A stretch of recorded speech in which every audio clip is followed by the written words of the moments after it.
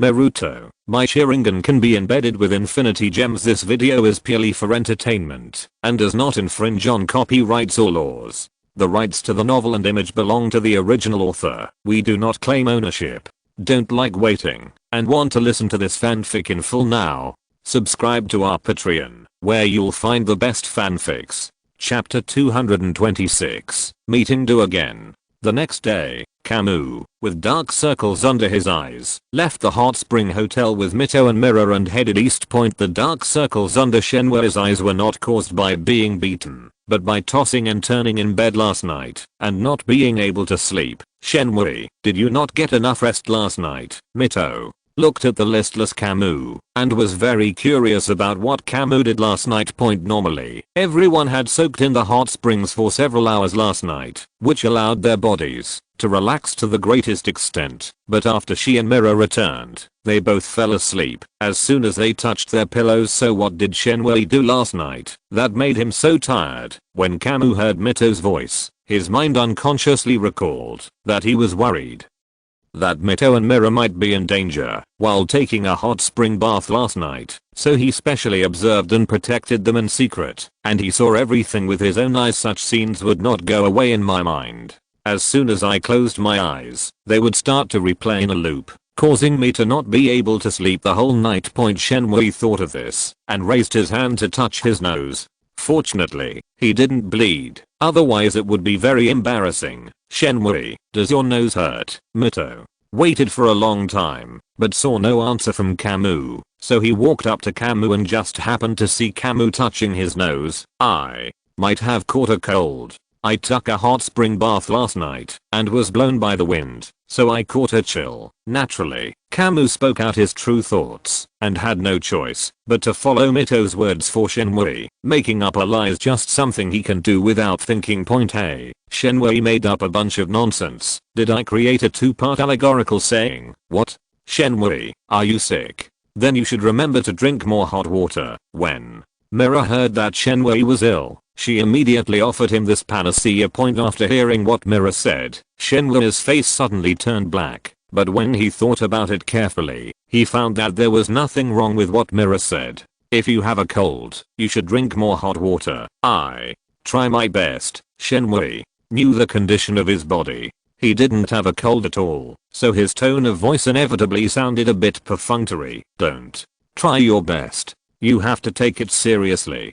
Don't take the cold lightly. What if, seeing that Shenwei did not take his cold seriously, Mera tried to persuade Shenwei earnestly, hoping that Shenwei would actively cooperate with the treatment so that he could recover soon. Stop it. Don't say anything more. I will listen to you and drink more hot water. Shenwei covered Mera's mouth to prevent her from talking more and more outrageous things and eventually destroying herself. Shenwei and his group of 3 walked to the beach together, ready to set off for their next destination. So far, I have defeated 7 gyms and collected 7 badges. Now I only need 1 more badge to qualify for the Quartz Conference, so we will challenge the last gym next, the Crimson Gym in Crimson City. Shenwei stood on the beach with surging emotions. He lined up the badges he had collected. After counting them, he felt a sense of pride in his heart, and then he clarified their next goal. If I had known that challenging a gym would be so much fun, I should have challenged the gym with you. Mera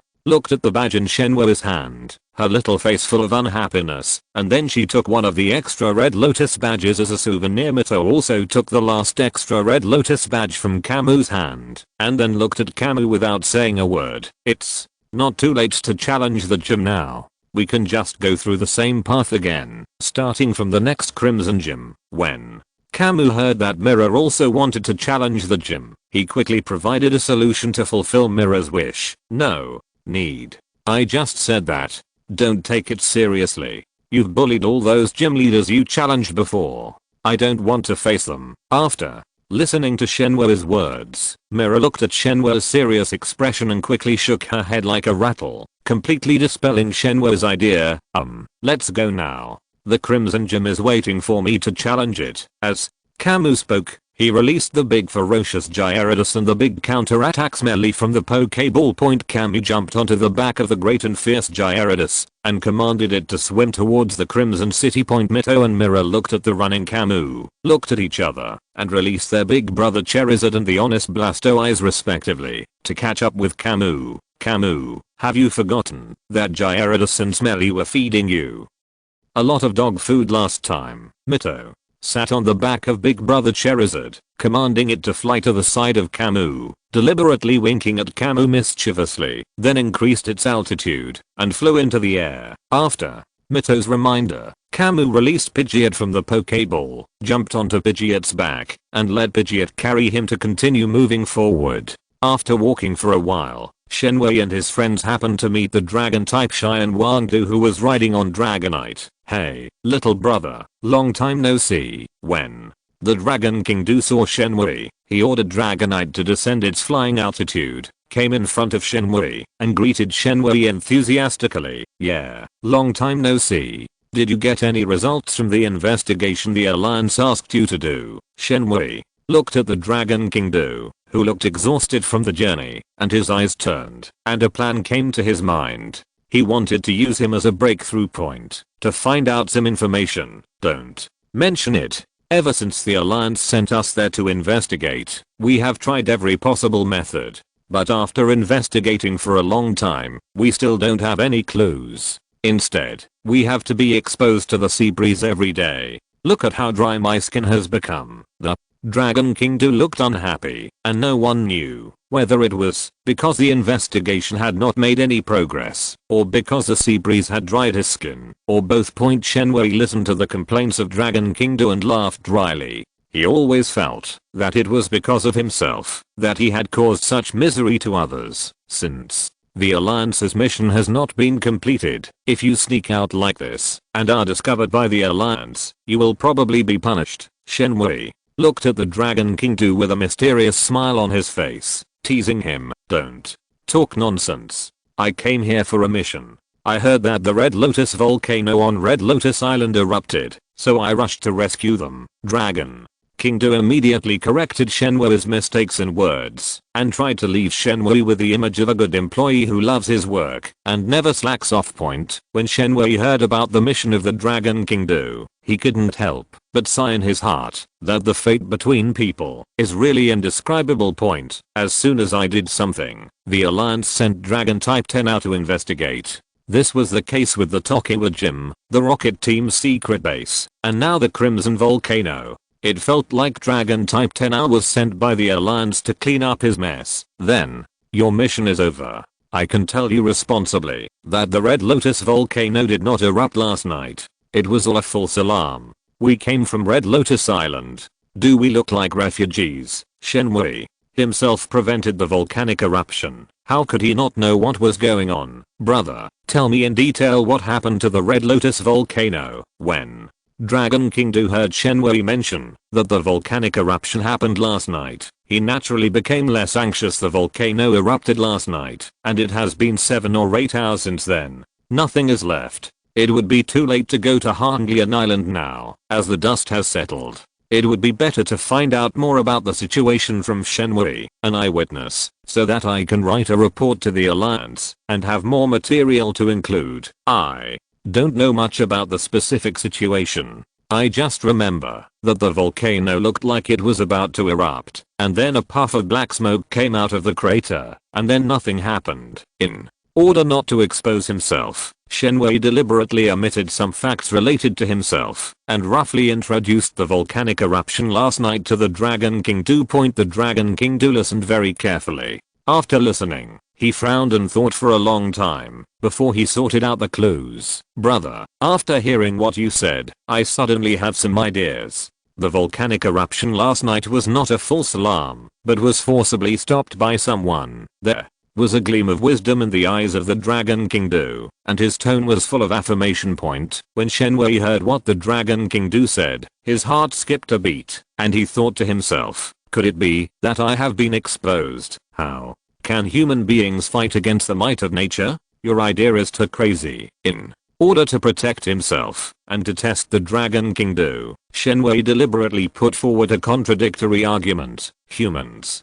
may not be able to fight against the might of nature with their own strength, but don't forget that humans also have elves. Humans commanded the elves to prevent a volcanic eruption. There are many legends handed down from ancient times to the present. The Dragon King do glanced at Shenwei, as if to say, you are still young, you have experienced too little, and your understanding of this world is not enough. Hahaha. Mera listened to the Dragon King do's guess, and laughed out loud inadvertently. It's okay, you guys chat about your things, we are just telling jokes here. Mito quickly stepped forward to smooth things over and help Mera resolve the issue. The Dragon King do smiled and didn't take it seriously. Shenwei listened to the guess of Dragon King do and secretly breathed a sigh of relief. As long as he was not exposed, it would be fine. Wait, there's far more to it than that. I can also attribute the death of the Red Lotus Gym Master entirely to the volcanic eruption.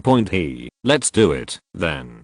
On Hanglian Island, the only person who has the ability to stop the volcanic eruption seems to be the master of Hanglian Gym. We went to challenge Hanglian Gym before the volcanic eruption. I wonder how the master is doing now? Chapter 227. 1 Nothing gained. Shenwei pretended to be very familiar with the museum owner Zaibo and called him dear. Intentionally or unintentionally, he led the topic to the owner of the museum, Zaibo. Anyway, the owner of the museum, Zaibo, was already dead, so he could say whatever he wanted. His words seemed to express regret, but in fact they were hinting at the fact that the museum owner, Zaibo, was already dead, and he excluded these people from his group.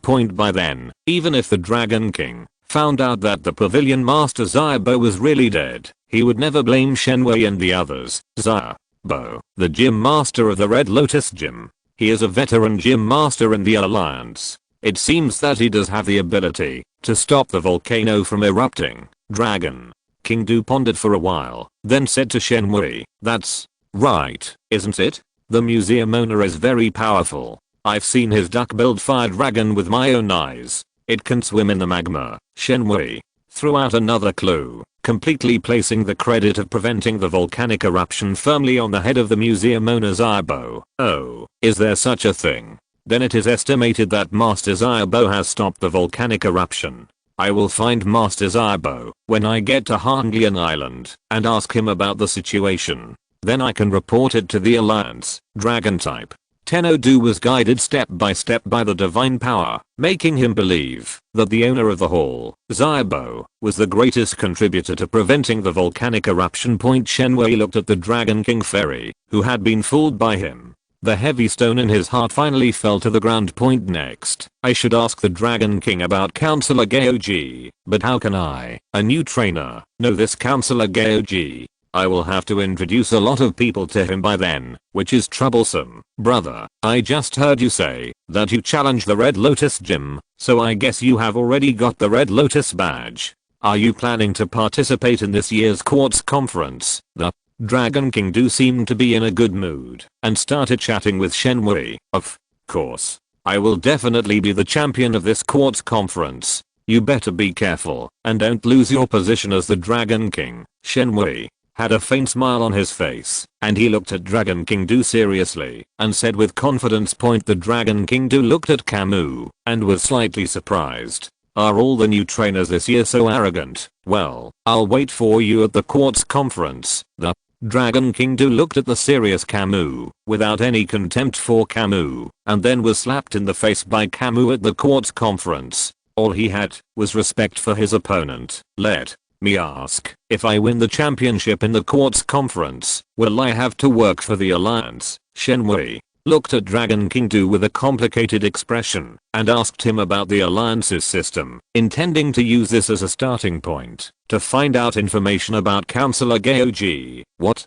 are you thinking? Whether or not to work for the Alliance is entirely voluntary. Of course, if you are willing to work for the Alliance will regularly provide you with some resources needed to cultivate elves, like me. Although I'm the Dragon King, you know what? It is a waste of resources to cultivate my dragon elves to the later stage. I simply can't afford it, so I have to work for the Alliance just to earn money to feed these elves. The Dragon King Do explained the alliance's system clearly to Shenwei, so that Shenwei had a general understanding. Finally, he told Shenwei the reasons why he worked for the alliance. Shenwei listened carefully as Dragon King Do introduced the alliance's system to him, but as he listened, it began to sound like Dragon King Do was crying, poor our powerful tycoon, who has them all as his cheat, has never lacked anything, so naturally he cannot understand the troubles of the poor. In fact, in the Pokemon world, there are many people like the Dragon King Do who choose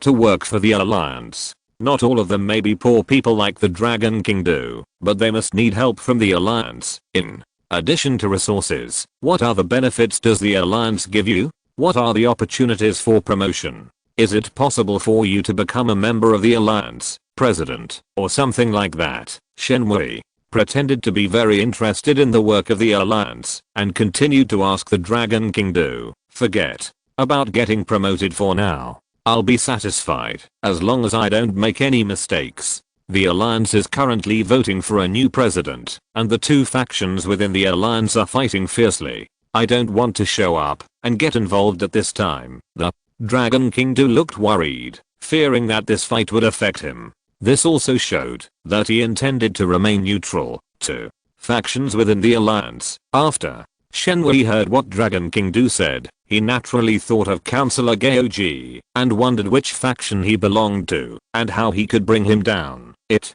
sounds incredible, doesn't it? Before I started working for the alliance, I thought the alliance was a monolithic entity. Later, I realized that I was too naive. Dragon King Do showed a bitter smile. It was obvious that the fight between the two factions and the attempts to win him over had exhausted him both physically and mentally. So, of these two factions, which one has a greater chance of being elected as the new president of the alliance? Shenwei continued to ask. If we talk about the one with a greater possibility, it should be Councillor Ishihara, who is supported by the old chairman. However, Councillor Takasuke on the other side has no intention of giving up.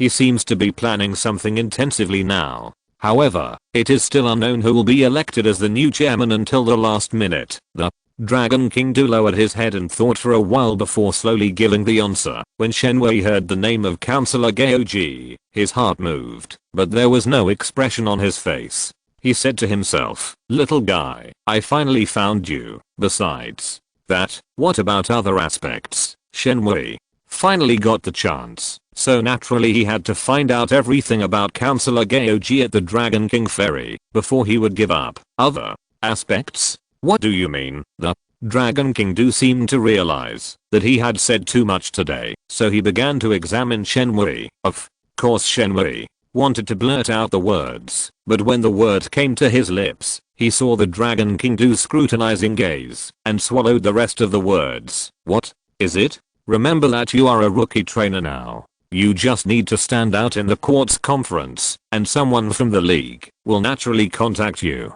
Don't think about these crooked ways every day. The Dragon King Do's face darkened, thinking that Shenwei was planning to use tricks to become a member of the alliance, so he sternly educated Shenwei, hoping that Shenwei could get on the right track. Yes, I remember. You are at the quartz conference. Wait for me to defeat you. Shenwei humbly accepted the teachings of Dragon King Do without a trace of impatience on his face. Shenwei knew that Dragon King Do said this for his own good point. If Shenwei wanted to repay the Dragon King Do, the best way would be to defeat him fairly at the quartz conference. Of course, this was also what the Dragon King Do wanted to see. It was now impossible to obtain information about Counselor Takasuke from the Dragon King Ferry, so Shenwei started talking about other things. This Pokemon isn't from the Kanto region, is it? The Dragon type Tenno looked at the ugly fish and couldn't remember its name for a moment, but he was very sure that this was not a Pokemon from the Kanto region. This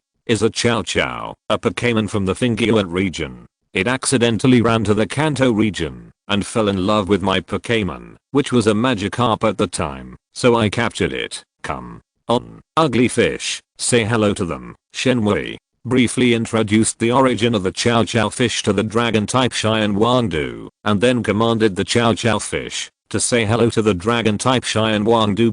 Ugly Fish stared at Kamui, then looked at the dragon type Tenno, then launched a water gun trick at Kamui, splashing water all over Kamui's face, then hid behind the big and ferocious Gyarados. Shenwei wiped off the water stains on his face and secretly made a note of the ugly fish in his little notebook, intending to settle accounts with it when he had the chance in the future. Shenwei chatted with Dragon King Du for a few more words, and Dragon King Du said goodbye to Shenwei and the others on the grounds of work, then rode on Dragonite and flew towards the direction of Red Lotus Island. Shenwei, can't you find someone else? Mito looked at the receding figure of the Dragon King, his eyes filled with sympathy and pity. You can't blame me for this. He came to me on his own initiative. I didn't go looking for him. Kamui looked at Mito with an innocent face, saying extremely shameless words as he defended himself. Just be a bad guy. Let's see how you will face others when the truth comes out. As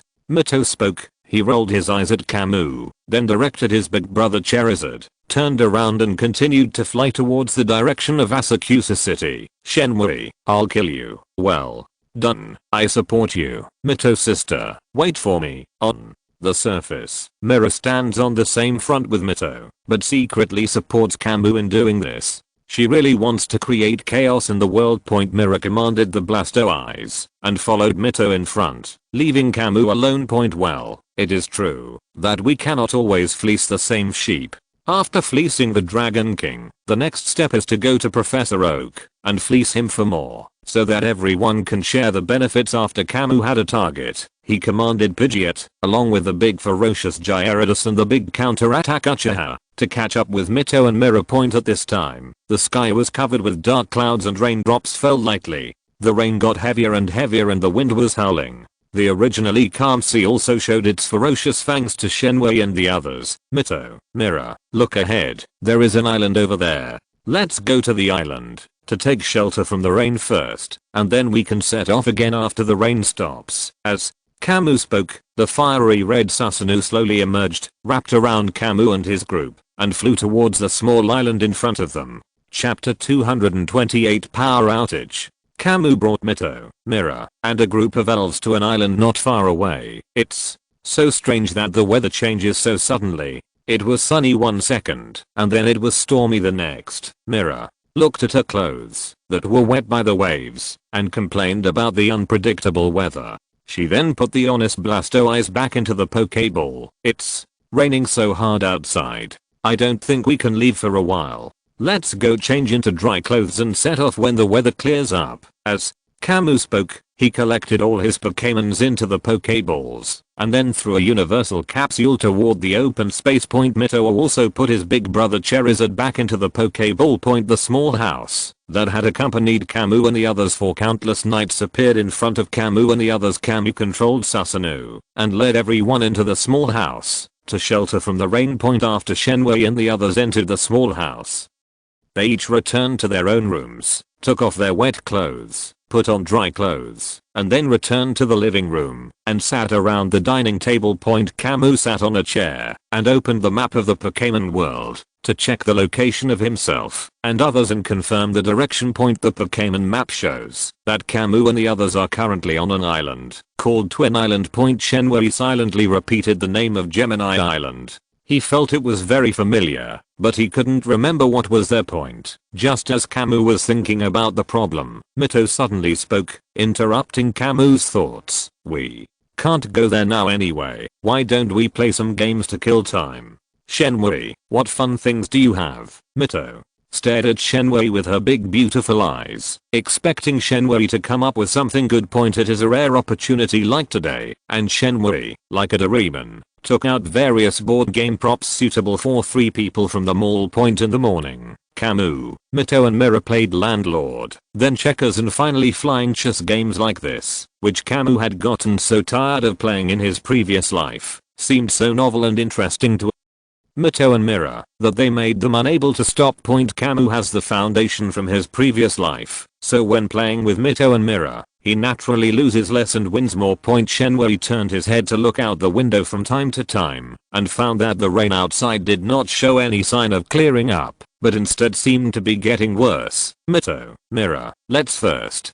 Kamui originally planned to let Mito and Mera take a break and continue the game after they finished lunch point, but at this moment, the power suddenly went out in the small house. Hey, Shenmue, why is there a power outage in the house? The sudden darkness did not make Mera scream, and everything was the same as usual. It can't be a normal power outage. The electricity in this room will never go out, even if it is consumed for 10 or 20 years. It must be caused by other reasons. Shenmue calmly analyzed the cause, then stood up and walked to the power switch to check the parameters on the electric meter, intending to use the method of elimination to eliminate the cause of the fault point. Kamui first rolled a Rasengan in his hand to serve as a lighting tool, then turned on the power and moved the Rasengan closer to the electric meter. Shenmue looked at the parameters on the electric meter and his eyes widened suddenly.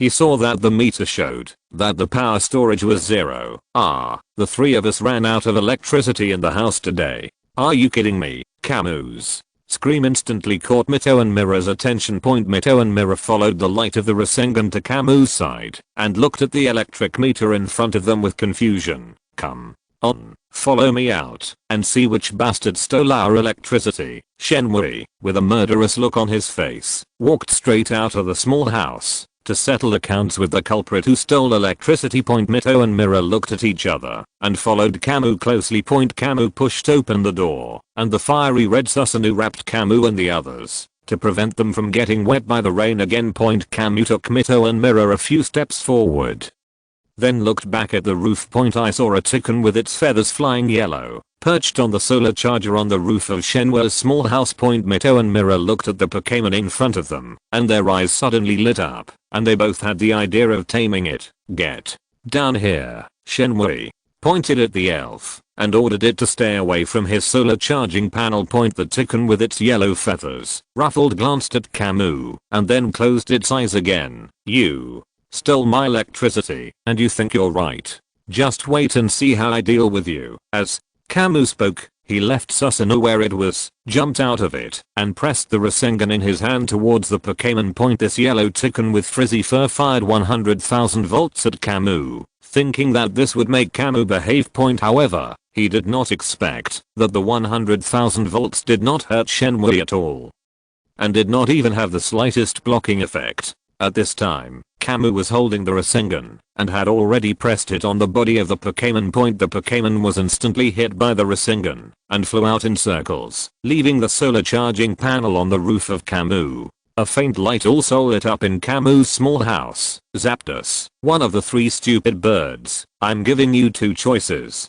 One is to pay for our electricity and the other is to be my elf. You choose. Kamui stood on the roof, looking down at the lightning bad with a determined expression on his face. After all, Zapdos is a divine beast, and divine beasts are all proud. How could it possibly recognize its master just because of a few words from Kamui? The lightning bird chirped and launched another 100,000 volt attack at Kamui. Why don't you just be my elf? I feel so bad for you if you have to go through this kind of formality. Go ahead, Pidgeot. Here's your chance to achieve your little goal. Kamui looked at the stubborn Zapdos, sighed, and then released Pidgeot from among the Pokemon. As soon as Pidgeot showed up, he couldn't help but shrink his neck when he saw that his next opponent was Zapdos. Zapdos couldn't help feeling a little proud when he saw Pidgeot's frightened expression. Kamui saw Pidgeot's fear and also understood that if he was afraid before the battle, he had already lost half the battle. The most urgent task was to make Pidgeot regain his confidence and believe that he could definitely defeat Zapdos. Pidgeot, just pretend that you are facing a yellow chicken with its hair blown up.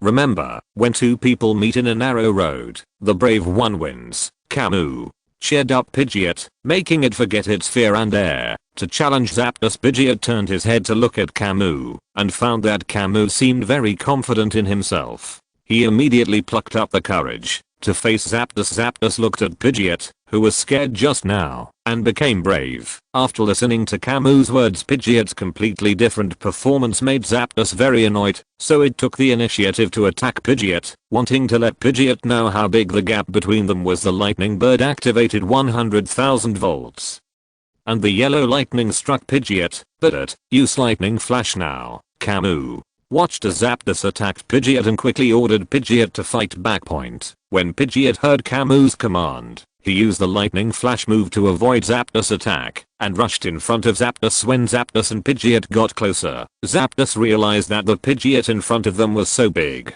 It was much bigger than any Pidgeot he had seen before. While Zapdos was thinking about these things, Pidgeot's large body hit Zapdos, almost knocking it to death. The collision with Pidgeot made the two elves' heads bust. Zapdos steadied its body in the air, and when it looked at Pidgeot again, its eyes became very solemn, and it was obvious that it regarded Pidgeot as an equal opponent. After Betrayal knocked the lightning bird away, he couldn't believe that he had become so strong. At the same time, he was full of confidence in the next battle with the lightning bird. Pidgeot, continue using lightning flash. From the previous battle, Kamui realized that Zapdos' physique was not as good as Pidgeot's. In that case, he would continue to play to its strengths and avoid its weaknesses. When Pidgeot heard Kamui's order, he looked at the Zapdos opposite him with a malicious smile on his face and used the lightning flash move again. If you can't match your opponent in terms of physical fitness, then just change your fighting style. But Zapdos doesn't have to use his small body to withstand Pidgeot's attacks. I don't know if it's because of the dignity of the Zapdos as a divine beast, or because of its character of going to the mountain of tigers, even though it knows there are tigers there. But this is quite consistent with the nickname given to it by Shenmue, the three stupid birds. Zapdos also used lightning flash and flew towards Pidgeot. Pidgeot and Zapdos used the move lightning flash to fight each other in the sky. Pidgeot and Zapdos collided repeatedly, causing Zapdos to be knocked unconscious and flying precariously in the sky as if it could fall from the sky at any time. Zapdos shook his head to keep himself awake, then used lightning flash again. Pidgeot has always had the upper hand in the battle with Zapdos, so he is naturally not afraid of Zapdos. He then uses lightning flash. Pidgeot and Zapdos collided again, but this time the situation was different from usual. In the previous collision, although Pidgeot had the upper hand, Zapdos still retained the strength to fight. This time, Pidgeot collided with Zapdos, and Pidgeot directly knocked Zapdos away. Zapdos was knocked away and fell directly to the ground, looking weak. Well done, Pidgeot. Come on, step on this stupid bird's neck and I'll take a picture of you. Shenmue took out a camera from the universal capsule and directed Pidgeot to pose, ready to record Pidgeot's heroic moment. As for the Zapdos that was stepped on by Pidgeot, no matter how it struggled and resisted, trying to escape this tragic fate, all these thoughts were shattered when Pidgeot's powerful feet stepped on it. Chapter 229. 3 Silly Bird. Pidgeot, give me a proud look and a mighty and domineering posture. Kamui directed Pidgeot to pose, then he moved his finger and pressed the shutter. As soon as the flash went off, Pidgeot's heroic figure was recorded. Come on, come and see how good my photography skills are. Shenmue pulled out the photos he had just taken, then gathered everyone around him and asked them to make their comments, or rather, Shenmue was ready to accept praise. The mighty Susanoo moves along with Mito and Mera, acting as an umbrella. Mito and Mera came to Kamui to see what Kamui had come up with, and of course the protagonist Pidgeot was also indispensable. In this way, a group of people gathered around Kamui to look at the photos taken by Kamui, leaving the exhausted Zapdos alone, lying aside with no one paying attention to it. Mito and Mera looked at the photos in the camera and quickly pestered Kamui to teach them how to use the camera. Kamui told Mito and Mera what little knowledge he had about photography, then threw the cameras to them and let them explore on their own. Mito and Mera listened attentively just now, and as soon as they got the camera, they immediately fiddled with it very clearly. Perhaps this is a natural skill of girls at first. Kamui could still answer the questions about the camera asked by Mito and Mera. Later, as the questions asked by Mito and Mera became more and more profound, they touched upon Kamui's blind spots in knowledge. Kamui had to use the ownership of the Zapdos as an excuse to change the subject. As for confessing to Mito and Mera that he didn't know anything about cameras, that was absolutely impossible. Mito, Mera, have you two decided who will capture the Zapdos? Kamui looked at the Zapdos beside him, then looked at his own Pidgeot, and had no intention of taming Zapdos at all. I already have a powerful Pidgeot, which is enough. Why would I want to capture a useless Zapdos? What's more, it's a stupid bird. We have agreed that, since I don't have a Pokemon that can carry me flying, Sister Mito gave me this Zapdos. Mera held a blank Pokeball and walked happily to the side of Zapdos. Just as Mera was about to throw the Pokeball to capture the Zapdos, a fire and an ice bolt attacked alternately, targeting the Zapdos on the ground point. Although Zapdos has not been tamed by Mera yet, Kamui has recognized it as Mera's Pokemon. Now if some Pokemon wants to bully it, Kamui will be the first to refuse. Fire Punch. Kamui used his Fire Fist to block all the attacks directed at the Zapdos. After Shenwei blocked the attack, he looked up and saw that they were the remaining two of the three stupid birds. What? You like to beat the fallen bird, and I happen to like it too, so today I will catch you all in one fell swoop. But at Mega Evolution, Kamui made Pidgeot Mega Evolve, ready to let Pidgeot fight two at once and easily knock down those two stupid birds. Isn't the most important thing for a family to be together? Super Pidgeot, use High Speed Star. Kamui commands Super Pidgeot to attack Moltres and Articuno. Moltres and Articuno each flew to the side, avoiding Mega Pidgeot's attack. They did not regard Mega Pidgeot as an opponent at all and continued to fight with each other. Mera is no longer in a hurry to capture Zapdos. Instead, she focuses on the battle situation, hoping that Kamui can command Mega Pidgeot to defeat Moltres and Articuno. Among the three stupid birds, Articuno is the most handsome, and the other two are really not that good. Now that Mera has a better choice, why should she still suffer such a hardship? Kamui looked at Moltres and Articuno, who were only concerned with the fight between each other and didn't care about Pidgeot at all, and thought to himself, a stupid bird is just a stupid bird. There are only wrong names, not wrong nicknames. Shenwei's eyes rolled, and a plan came to his mind. Super Pidgeot, use Flash to help Articuno attack Moltres. As soon as Kamui gave the order, Super Pidgeot immediately attacked Moltres. Kamui plans to defeat Moltres and Articuno one by one, and then reap the benefits. He attacks Moltres first, because of the restraining effect of Fire attribute on Ice attribute. Even if Articuno defeats Moltres, it is not certain that Articuno will have much strength left. Moltres and Articuno are fighting each other with jets of flame and freeze beams, and Super Pidgeot uses Lightning Flash to attack Moltres from the side. Moltres was attacked by Mega Pidgeot and its moves were interrupted.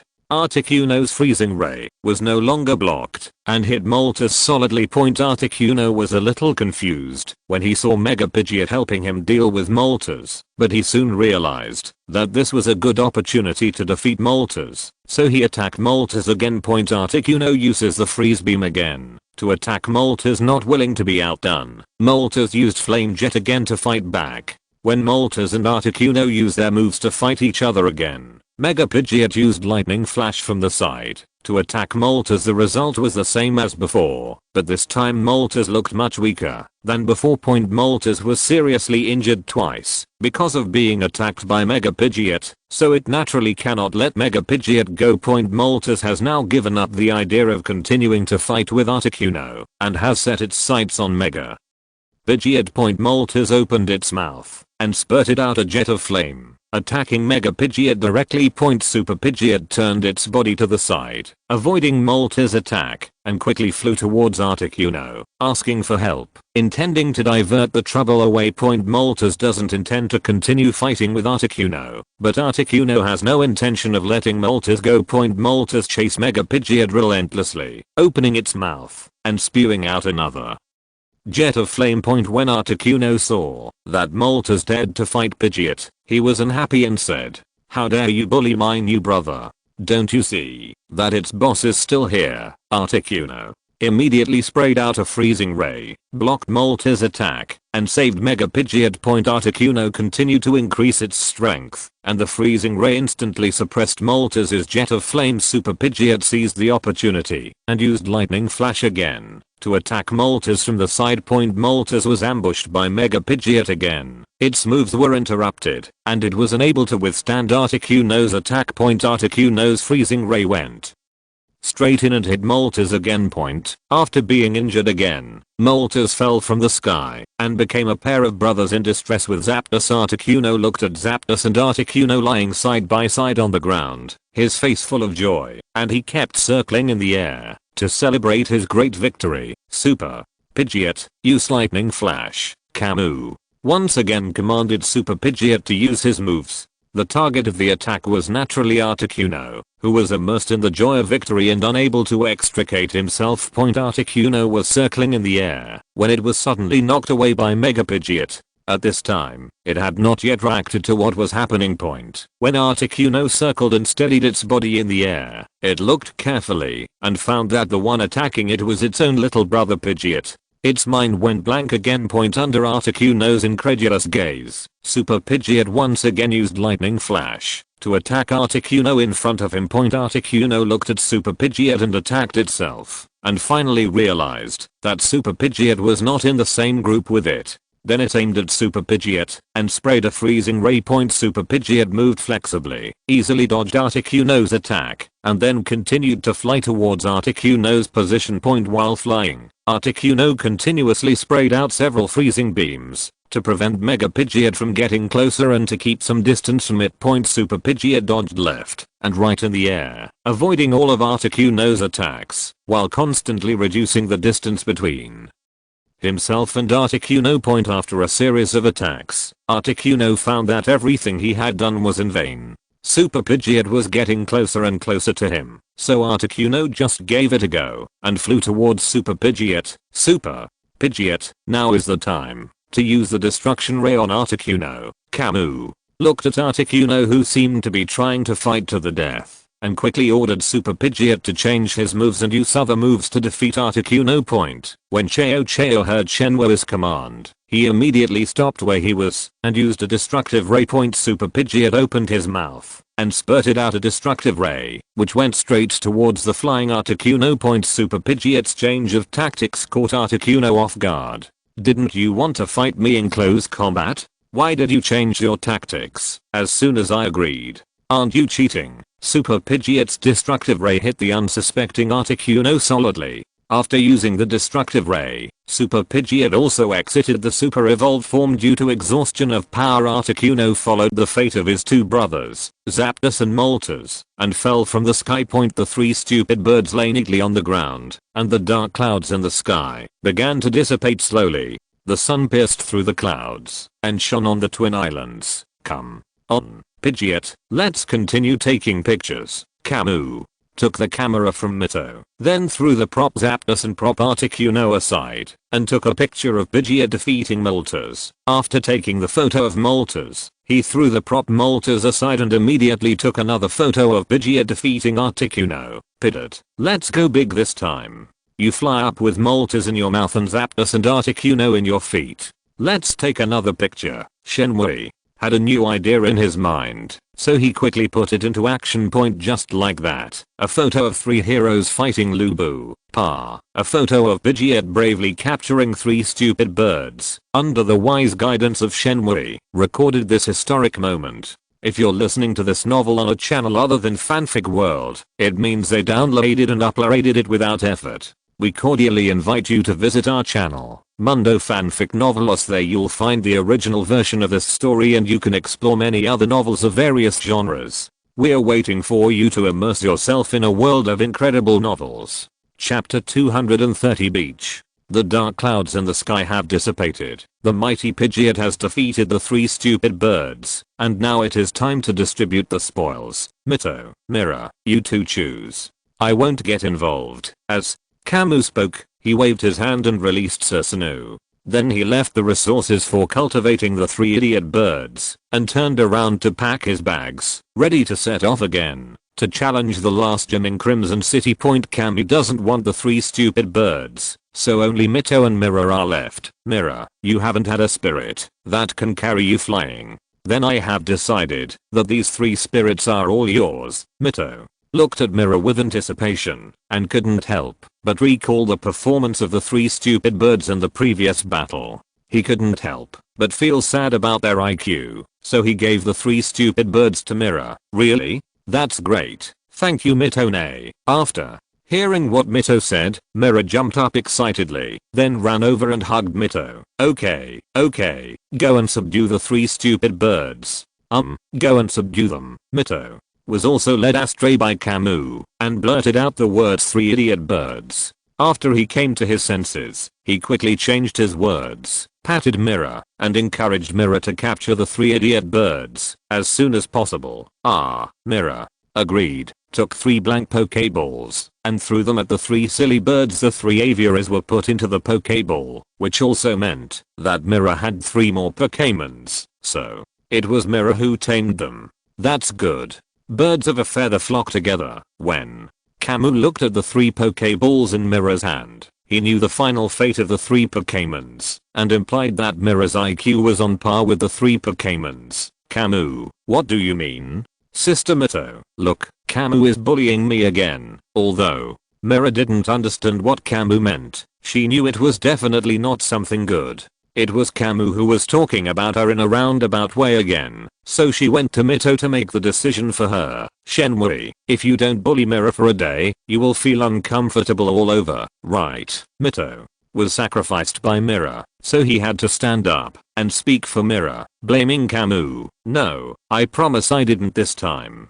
I was praising her, saying she was as noble and holy as a divine beast. How dare Kamui speak out his true feelings in front of Mito and Mera? Naturally, he had to go through a little bit of artistic processing to whitewash the situation. Really? You didn't lie to me? Mera was skeptical, but soon she forgot about the matter completely because of the joy of having conquered the 3 stupid birds. Of course not. I swear to God. Shenmue looked at Mera sincerely, and his face was as genuine as it could be. I was thinking in my heart, what does the conscience of heaven and earth have to do with me? It's not my conscience. Mera put the matter of Kamui behind her, released the 3 Pokemons in the Pokeball, and used the resources for breeding Pokemon on them.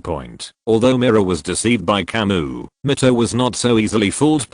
While Mera was feeding the 3 silly birds, Mito came close to Shenmue and stared at Shenmue with a pair of big Caroline eyes. Kamui sensed danger approaching, turned around, and met Mito's eyes. Mito, what do you want? Kamui felt a little scared by Mito's gaze, so he asked Mito what his intention was. Mito didn't say a word, just stared at Kamui, causing great psychological pressure on Kamui. Just when God was about to give up, he suddenly heard a scream in his ear. Mera's scream attracted the attention of Kamui and Mito, and also allowed Ru to be pardoned. Shenmue looked in the direction of the voice, and saw Mera sitting on the ground, with 3 stupid birds with fierce eyes flying and circling around her. Shenmue didn't have time to think. He flashed in front of Mera, raised his fist, and wanted to teach these 3 stupid birds a lesson, to let them know that birds under the eaves have to bow their heads. Shenmue, stop it, don't bully them. Seeing that Shenmue was about to shoot the bird, Mera quickly grabbed the corner of Shenmue's clothes to stop Shenmue's next move. Mera, what's going on? Shenmue was stopped by Mera, so he stopped and asked Mera what the misunderstanding was. Nothing, I just fell down. Mera stood up from the ground, not daring to look Shenmue in the eye, and then continued to feed energy cubes to the 3 stupid birds. Shenmue listened to Mera's answer and wondered in his heart. He couldn't understand how Mera, who was so old, could fall down for no reason. Shenmue looked at Mera with scrutiny, and Mera quickly turned her head away, not looking at Shenmue, which confirmed that Mera had something to hide. But seeing that Mera and the 3 silly birds get along very well, we can rule out the possibility that the 3 silly birds are disobedient. So what is the truth? This left Shenmue puzzled. In fact, the answer is very simple. Mito is maintaining the relationship between Mera and Kamui. At the same time, Mera is also maintaining the relationship between Mito and Kamui, ensuring that the 3 of them can always live happily every day in the future. Kamui couldn't understand the meaning of it, but Mito understood it clearly. Mito walked up to Mera, and the 2 of them started whispering to each other without anyone knowing. After a while, Mito and Mera put their hands around each other's waists and started playing around. Kamui watched Mito and Mera fighting, and he didn't know whether to persuade them or not. Just when Kamui was in a dilemma, Mito and Mera stopped fighting. Kamui, let's set off to Crimson City now and challenge the last gym. Mito straightened her clothes and suggested to Kamui. Okay,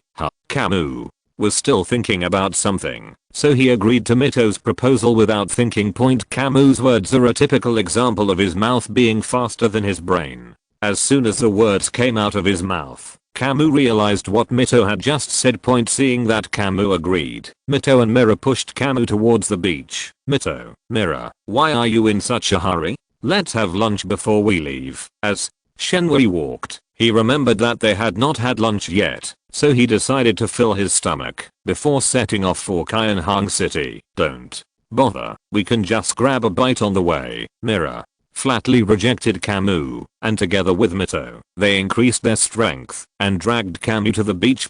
Judging from the current situation, no matter how stupid Kamui is, he knows that there must be a conspiracy waiting for him with Mito and Mera. Shenhui thought about it over and over again, but still couldn't figure out how he had offended the public. The waves beat against the shore and the beach was washed clean by the sea. Shenhui was looking at the endless sea and was about to sigh when he suddenly felt a strong force hitting his waist. Shenhui involuntarily moved forward and staggered a few steps. Just then a wave hit the shore. Shenhui lost his balance and fell into the sea, gulping down several mouthfuls of seawater. Kamui propped himself up, spit out the seawater in his mouth, turned over and stood up to look at Mito and Mera, only to see them looking at him and giggling. It turned out that it was Mito and Mera who kicked Kamui on the waist and kicked Kamui into the sea. I say, you two, how come you can even afford to eat? It turns out you were waiting for me here. Do you know what it means to walk into a trap? As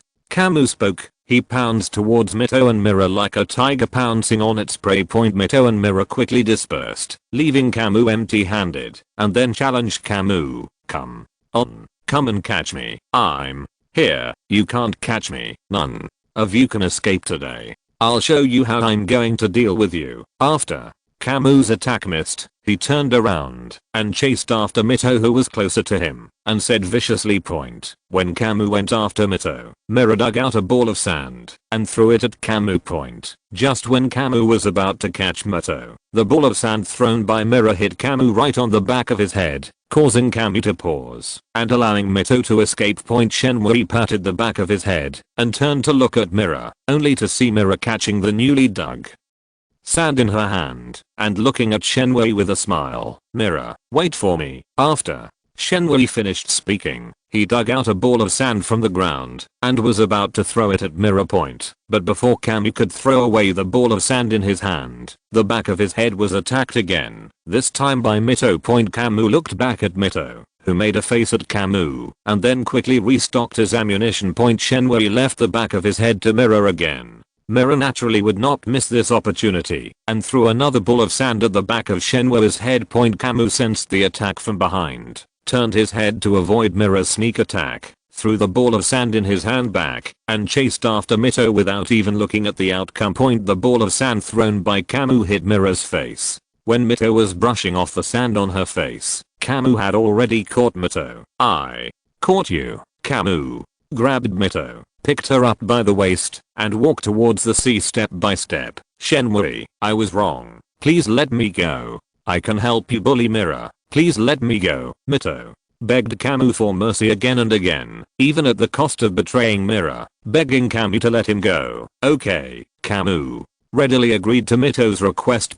Just when Mito thought she was safe, Kamui suddenly let go of Mito and threw her into the sea, then turned and ran away to seek revenge on Mera. Mito stood up and sat up, slapped the seawater angrily, and watched Kamui's receding back with gritted teeth. Mera, I advise you to give up resistance. Mito has already accepted the sanctions, and now it's your turn. Kamui ran towards Mera, threatening her as he ran. Mera wanted to resist, but was quickly caught by Kamui and thrown into the sea. Chapter 231 Boat. Mito and Mera faced Kamui alone, only to be thrown into the sea, so they formed an alliance to fight Kamui together. Shenhui, watch out. Mera scooped up the seawater and splashed it at Shenhui. The cool seawater hit Shenhui's body, causing his brain to short circuit for a moment, but it quickly returned to normal. Let me show you how powerful I am. Kamui showed no sign of weakness in the face of Mera's attack and kicked up seawater to fight back. Kamui's expected counterattack happened to injure Mito by mistake, resulting in Mito joining the battle. Shenhui, you are dead. Mito pretended to be angry, but his hands moved quickly Together with Mera, they defeated Kamui. Kamui, Mito and Mera have been attacking each other in the same way as ordinary people, and have not used any power beyond that of ordinary people. After fighting and making a fuss, Kamui, Mito and Mera lay quietly on the beach, enjoying the sea breeze, and basking in the Sunday. We had so much fun today. It would be great if every day could be like today. Mera rested her head on her arms, thinking about today and fantasizing about tomorrow, then turned to look at Shenhui, like, today, let the two of you join forces to bully me alone. Shenhui raised his eyebrows and deliberately killed the conversation. Mera was left speechless by Shenhui's words. I'm just bullying you, so what? Mito turned over and looked at Kamui, speaking plausibly, and helped Mera out of the predicament. Yes, we bullied you, so what? With Mito's support, Mera immediately became tough and helped Mito to denounce Kamui. That's right, it should be done. Shenhui's desire to survive erupted very timely. He knew that he had to admit defeat when it was time to do so, and never go against the two of them. Otherwise he would definitely suffer the consequences. Mito and Mera were very satisfied with Kamui's decisive act of admitting defeat, so they let Kamui go lightly. Shenhui took out the universal capsule and compared it with the actual product one by one according to the description on the box cover. Shenhui quickly discovered the cruise ship's universal capsule. The reason why it is called a cruise ship is because the ship in the universal capsule is larger than a yacht, but much smaller than a cruise ship, so it has to be named a cruise ship. Shenhui pressed the capsule of the cruise ship and threw it into the sea, and a cruise ship appeared in front of everyone. Is this a ship? A ship. Mito sat up and looked at the cruise ship in front of her, saying with some uncertainty, but there was one thing she was very clear about, that was that the ship in front of her was this. Mito has always lived in the Naruto world, and the boats she usually sees are all made of wood. This is the first time she has seen this kind of iron boat, and she was a little hesitant to recognize it for a moment. Mito, you are not mistaken. This is indeed a ship, and also our means of transportation to Asakusa City. Kamui answered Mito indirectly and explained to Mito and Mera the purpose of the ship. Shenhui, it turns out we actually have a boat. While Mera was speaking, she was already standing on the boat, touching this and looking at that, like a child who had come across a new toy. Come on, let's go check out our ship too. Kamui imitated the etiquette of a gentleman and invited Mito to board the ship with him to take a good look at the means of transportation that they would be using for some time to come. Mito put her hand on Kamui's hand, and Kamui took Mito on board their cruise ship. This cruise ship does not look too big, but the space inside is quite large. There is a main control room, 3 bedrooms, an open kitchen and dining room combination, and a toilet and bathroom combination in the cabin. The main control room is equipped with an automatic driving system and an automatic navigation system. You only need to set the destination when operating it. It is simple and convenient. After taking a tour on the cruise ship, Kamui felt deep admiration for Bulma's father, Dr. Briefs. This old man must be so afraid that his daughter Bulma would get lost. He is definitely a daughter slave. Shenhui looked at the rows of foolproof operation buttons in the main control room and easily set the route and destination. This also made Shenhui feel very depressed, because the scientific knowledge he learned in the Flash world was useless. The cruise ship started and sailed towards Kyanhang City. The scenery on both sides began to recede, and the noise of the engine was no longer heard. Kamui, Mito and Mera stood on the deck, feeling the sea breeze and the scent of the sea blue in their faces. Kamui released his Pokémons from the Pokéballs, letting them also experience the joy of having a ship. Mito and Mera also released the Pokémon from the Pokéballs, because they knew that every time Kamui released all the Pokémon, he would feed them energy cubes, without exception. Good afternoon everyone, we are about to start eating. As Shenhui spoke, he took out piles of energy cubes and placed them on the deck for the elves to enjoy. After Kamui finished doing all this, he pulled Mito and Mera into the cabin. The elves have already eaten, so it's time for the 3 of us to eat too. As soon as Shenhui finished speaking, the takeaway he ordered from the mall appeared in his hand. Shenhui and his friends were eating taquitos in the cabin, but they didn't know that a rebellion was about to break out outside. Big Brother Charizard distributed energy cubes equally to the elves as usual. The three new birds felt that Big Brother Charizard's distribution method was unreasonable. At the same time, some of them were dissatisfied with Big Brother Charizard's dominance over them, so the three bad started quarreling with Big Brother Charizard. The three idiot birds and the Big Brother Charizard started arguing and fighting. The other Pokémon wanted to go up to help, but were blocked by the Big Brother Charizard, who insisted that only one Pokémon should deal with the three stupid birds. Big Brother Charizard felt that he could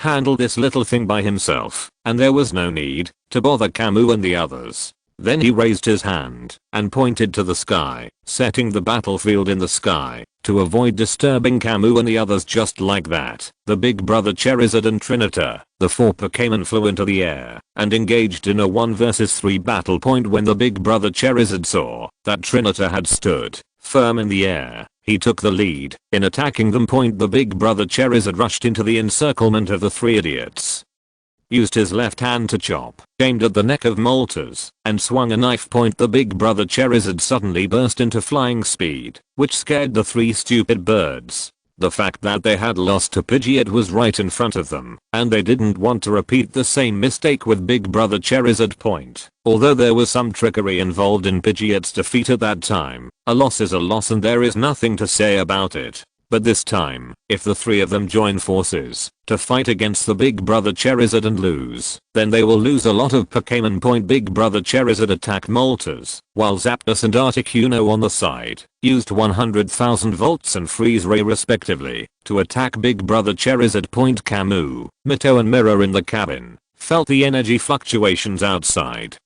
and hurriedly put down their bowls and chopsticks and walked out of the cabin. Meng, what happened just now? Why did they start fighting? Tell me, you guys are causing me so much trouble. The two questions that Kamui asked before were directed at Mewtwo, and the latter one directly expanded the attack range and fired a map cannon at the elves. The new elves don't obey management, so Big Brother is going to educate them and make them more obedient. Mewtwo looked up at Kamui and lightly summarized the matter in one sentence. As for the map cannon at the end, it was just nonsense. Oh, Kamui agreed and stood aside to watch the show.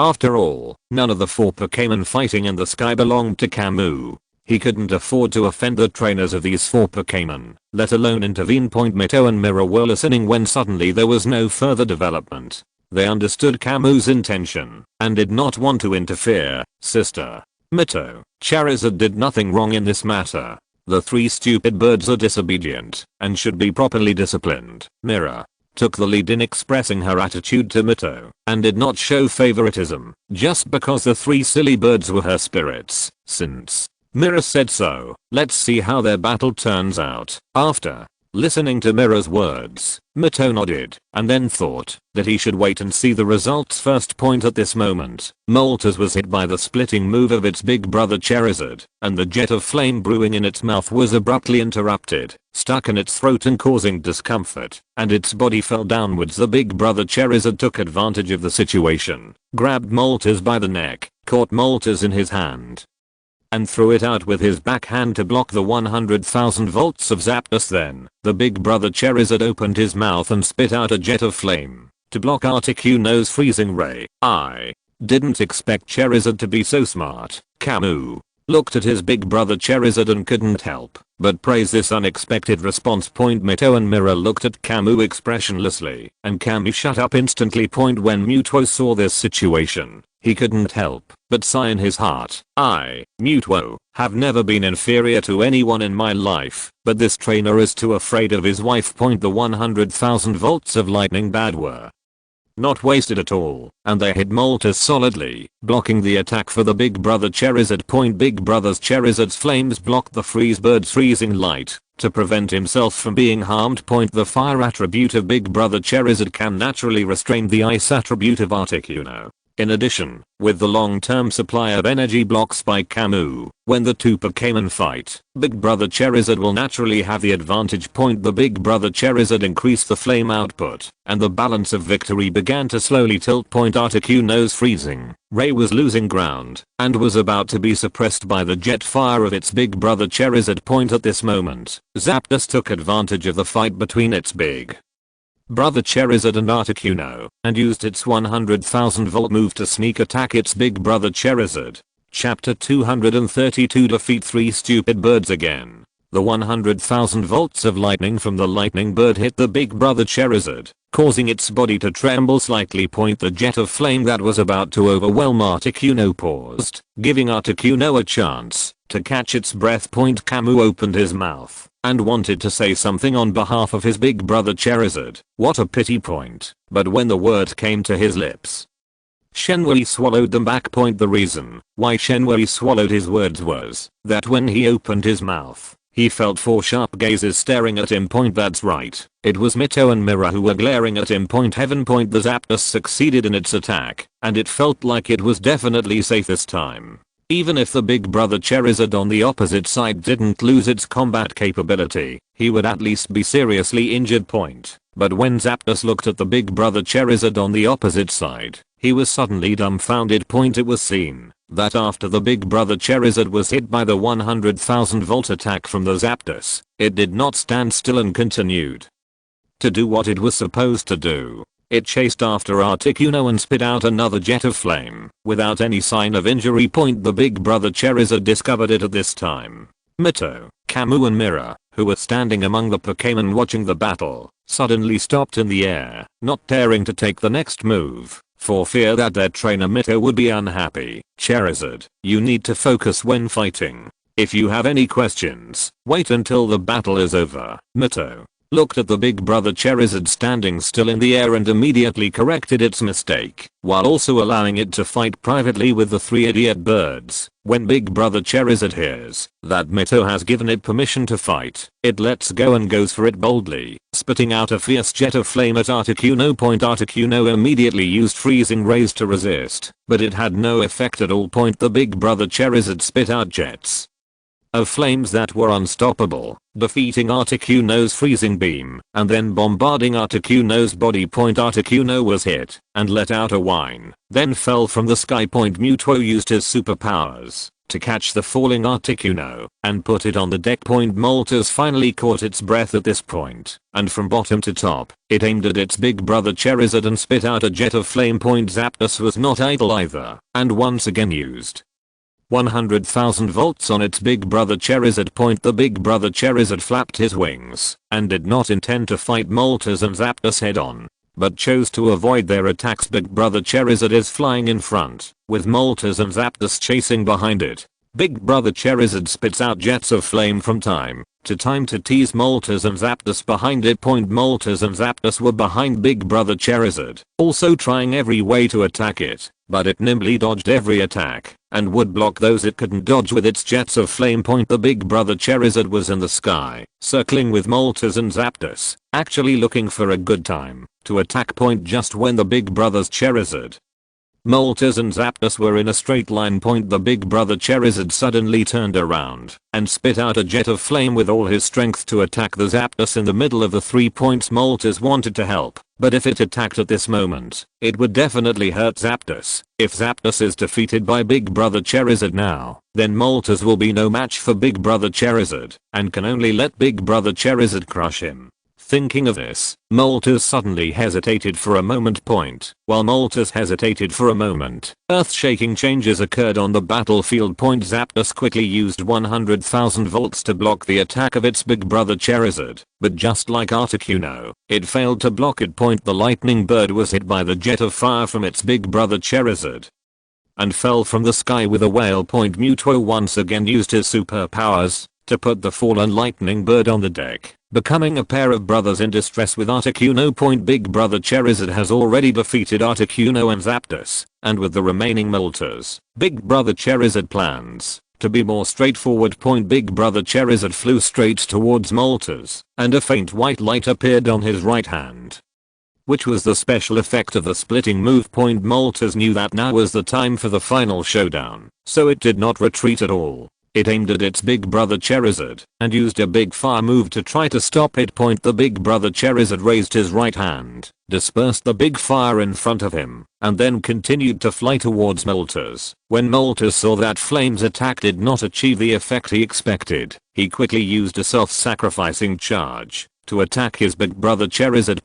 Big brother Charizard used the splitting move on his right hand with the force to disperse the large fire and chop down at the flying Moltres. The big brothers Charizard and Moltres shifted their bodies and stopped in the air. Big brother Charizard's body shook and his right hand trembled slightly. On the other side, Moltres' eyes started spinning in circles, and before it could even let out a wail, it fell from the sky. The big brother Charizard was quick and flew over, grabbed Moltres in his hand and brought it to the deck. Kamui looked at his big brother Charizard, caught Moltres in his hand, and kept shouting in his heart, "Hurry!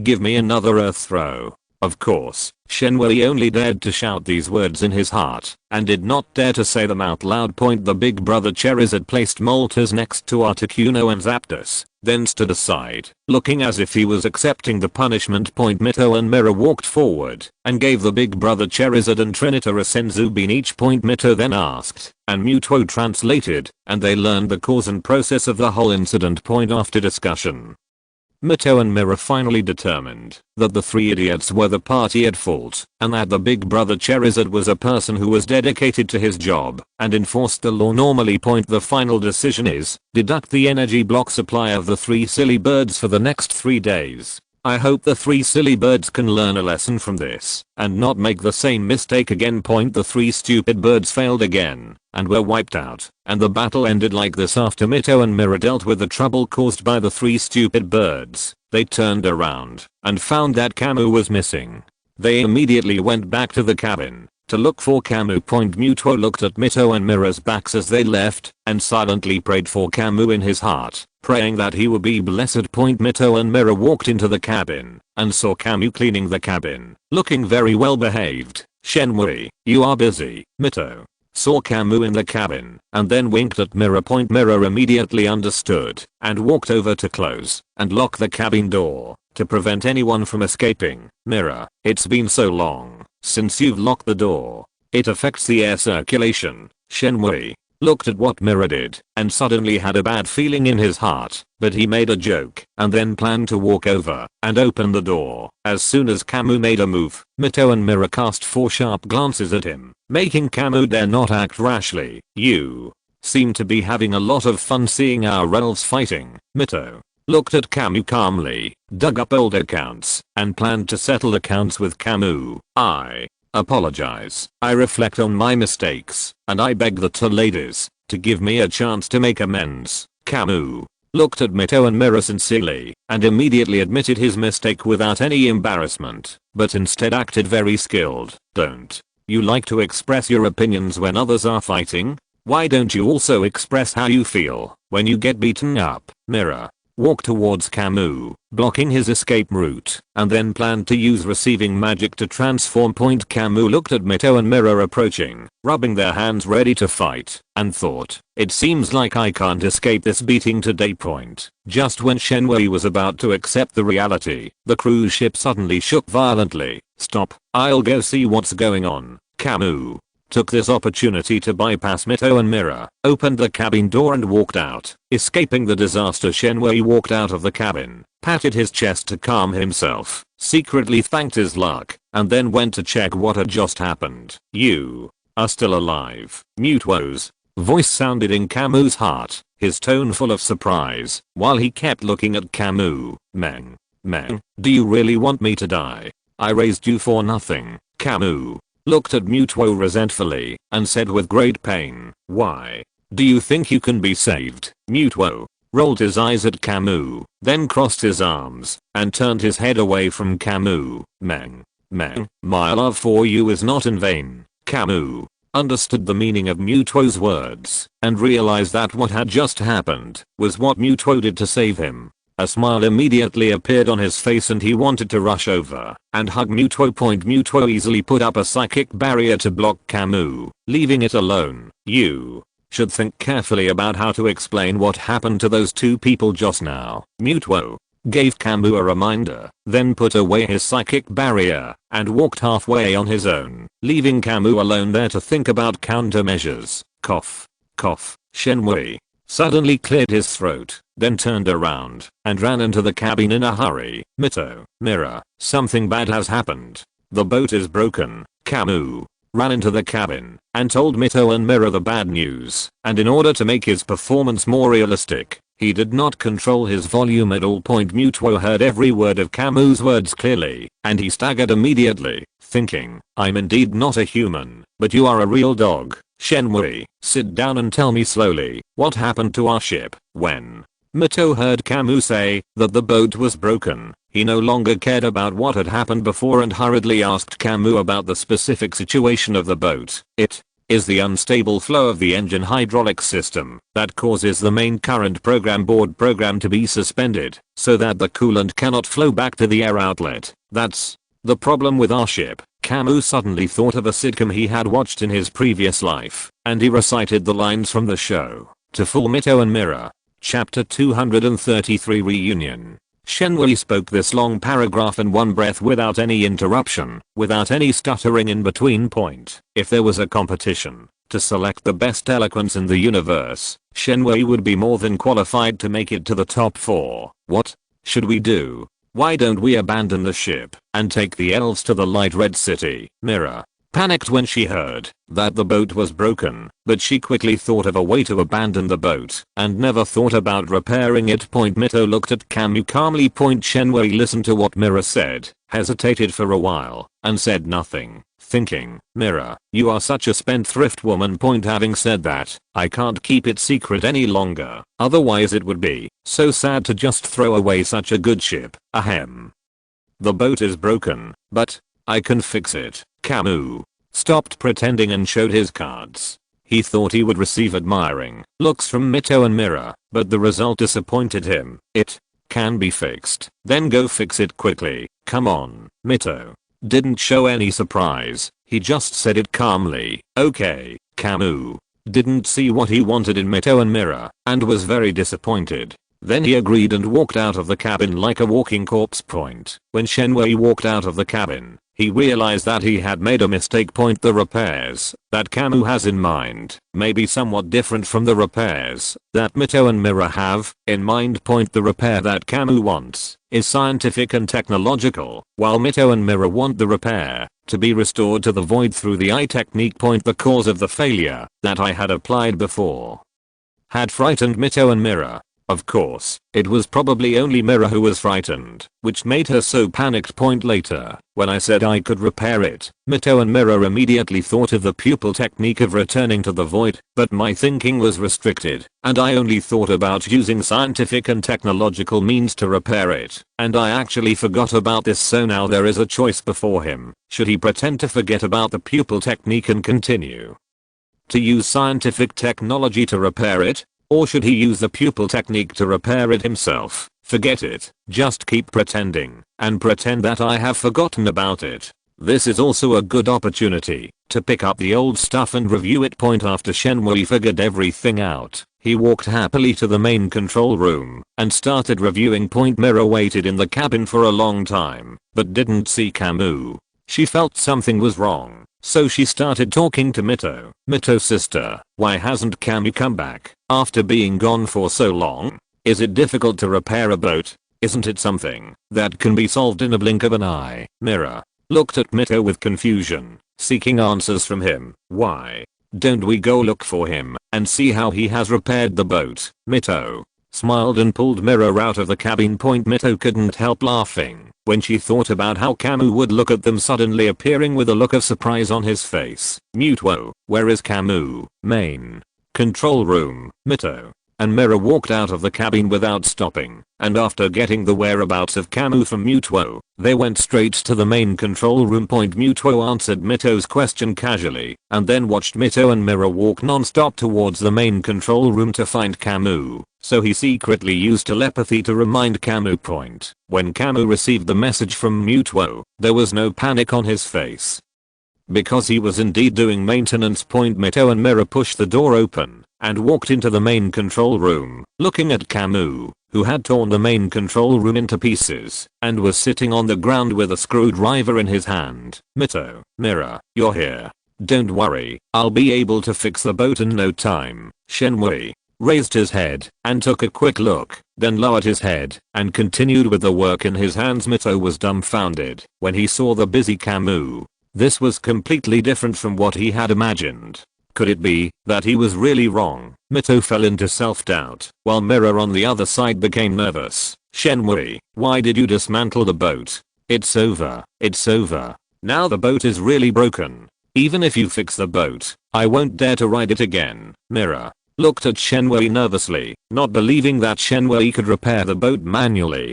She looked ready to abandon the boat and escape at any time. How can you repair the boat without disassembling it? And you can insult me, but not my eyes. Bah, my skills. Shenmue pointed a screwdriver at Mera, looking very angry, as if he could throw the screwdriver away at any time, making Mera look like a transparent hole. Shenmue's excitement was all pretended. His purpose was to use words to lure Mera into the trap he designed. Why doesn't it work? Can't it be fixed by closing and opening your eyes? Mera immediately gave an example, but she didn't know that her every word and action was calculated by Shenmue. Forehead Kamui was speechless by what Mera said, but he was very happy in his heart. Did you forget? No way. No way. Mera looked at Shenmue in surprise and deliberately provoked Shenmue.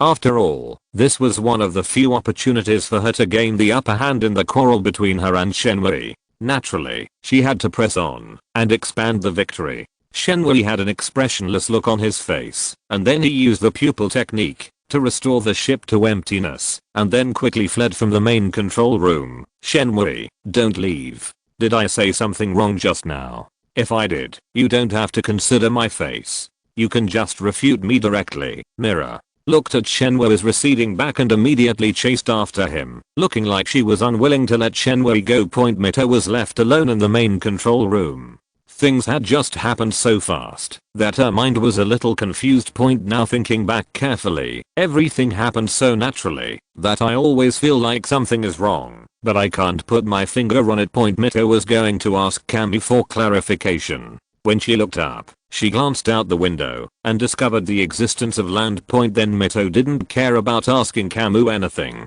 and shouted, Kamui, Mera, we're in Crimson City. On the other side, Kamui and Mera heard Mito's voice, stopped chasing, and looked into the distance. I saw that at the end of the horizon, there was no longer endless blue, but a yellow spot. It's really land.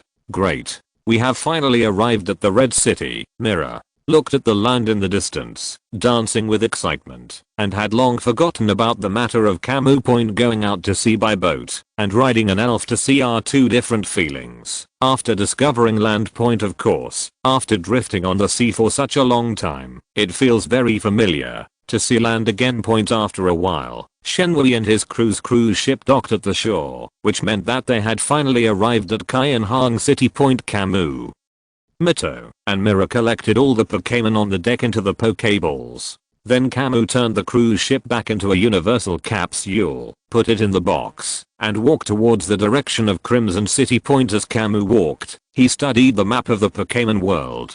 According to the map, there is a hunting area in Crimson City, which contains many rare Pokémon. So, should he take Mito and Mera to the hunting area to try his luck? With such questions in mind, Shenmue walked into the Kainhang City unknowingly. After Shenmue and his friends entered the light red city, they immediately found the location of the Pokémon Center and asked Miss Joy to treat their Pokémon soon. Miss Joy came back with the good news that all was well with the Pokémons and returned the Pokéballs to Kamui and the others. Shenmue secretly checked and made sure that the Pokéball had not been swapped. Then he put away the Pokéball and left the Poké Center. It's no wonder Shenmue is cautious. It's just that his previous bad experiences have made Shenmue a little afraid of ropes. After being bitten by a snake, it was considered lucky that time, as the opponent did not use the elf teleportation device to teleport Shenmue's elves away. Otherwise Shenmue would have to spend some effort to get his elves back. Kamui, Mito, and Mera had just walked out of the Pokémon Center when suddenly a man jumped out from the side and without saying a word, stretched out his dirty hands towards Mito and Mera. This man moved very quickly, but Shenmue was even faster than him. Kamui flashed and stood in front of Mito and Mera, then kicked them, and the man went back to where he came from. Zao. Gang, I told you not to rush up to a pretty girl. Now you're getting beaten. Girl turned her back to Shenwei and the others, helped the boy who was kicked out by Shenwei, and complained about his stubborn bad habits, hoping that he would learn his lesson from this. Zyuksha, is that you? Mito felt that the voice just now was very familiar, reminding her of Zyuksha whom she met in the Viridian Forest before, but she was not sure, so she asked tentatively, who's calling me? Ah, Mito, Mera, and Kamui. I didn't expect to run into you here. It's such a coincidence. Zyuksha heard someone calling her name behind her and quickly turned around to see her old friends. Yeah, it's been a long time since we parted in Viridian Forest. Mera's face was filled with joy of meeting old friends again, and she and Mito walked up to Zyuksha and started talking. Zyuksha, so you two know each other? Please introduce them to me. Zyugang looked at Mito and Mera, two beautiful girls, and felt jealous. He quickly asked Zyuksha to introduce them to him. Point after hearing what Zyugang said, Zyuksha slapped her forehead violently. It was obvious that she was defeated by Zyugang's old habit of being unable to walk when seeing a beautiful woman. Zyugang, just give up on this idea. This is Shenwei, their boyfriend, so don't even think about them anymore. In order to stop Zyugang from thinking about it, Zyuksha directly introduced Shenwei's identity. It turns out that her introduction worked surprisingly well. After listening to Zyuksha's introduction, Zyugang felt as if struck by lightning. He immediately burst into tears and squatted aside, drawing circles. Chapter 234 Light Red Gym. Where's Zyuksha? Isn't he with you? Kamui looked around but didn't see any sign of Satoshi. He couldn't help but worry that his intervention would ruin the original plot. He left early in the morning. He said he was going to challenge the Crimson Gym and give special training to the Pokémons. We couldn't find him, so we came to the Pokémon Center to wait for him. Misty answered Kamui's questions, explained why Ash was not there, and also introduced why they appeared in the Pokémon Center. Did Zyuksha work so hard in the original story? It seems not. If he had worked so hard earlier, he wouldn't have come to Crimson City. What motivated him? Actually, Zyuksha wasn't like this before. After he got the universal capsule, he would sleep in every day. But 2 days ago, he talked to Professor Oak and learned that Zyuksha had collected all the badges of the gyms in the Kanto region.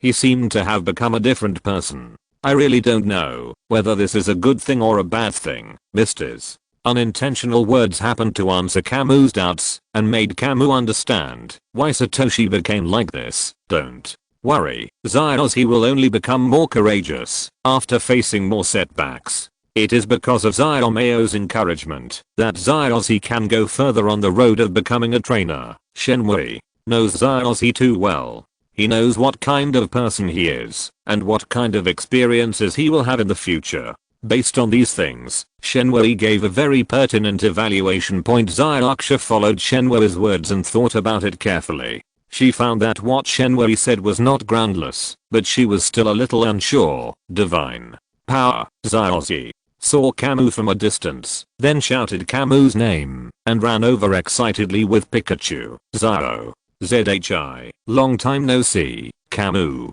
was very happy to see Zyuksha again and opened his arms as if he wanted to hug Zyuksha. Zyuksha ran to Kamui and saw Kamui opening his arms, wanting to hug him, so he also opened his arms. Just as Kamui and Zyuksha were about to hug each other, Kamui suddenly missed Zyuksha and hugged Pikachu on Zyuksha's shoulders. Zyuksha embraced loneliness, turned his head, and looked at Kamui, his eyes full of resentment. Pikachu. Long time no see, did you miss me? Kamui lifted Pikachu above his head and played a lifting game with it, which made Pikachu laugh non-stop. Shenwei, it's been such a long time since we last met, and you're still so bad-humored. Zyuksha looked at Kamui helplessly, not angry, and let Kamui play with Pikachu. Kamui ignored Ash and continued playing with Pikachu, pretending Ash didn't exist. Zyuksha, how many badges have you collected? After Kamui got tired of playing with Pikachu, he returned Pikachu to Zyuksha and then asked about Zyuksha's situation. I have collected 5 badges now. Next, I will challenge the Crimson Gym and get the Crimson Gym badge from the gym leader. Zyuksha answered Kamui without hesitation, and then showed full of fighting spirit, as if he was determined to get the light red badge point. So far, he has only collected 5 badges? No wonder he became a different person after hearing the news that Xiaomao had collected all the badges. That's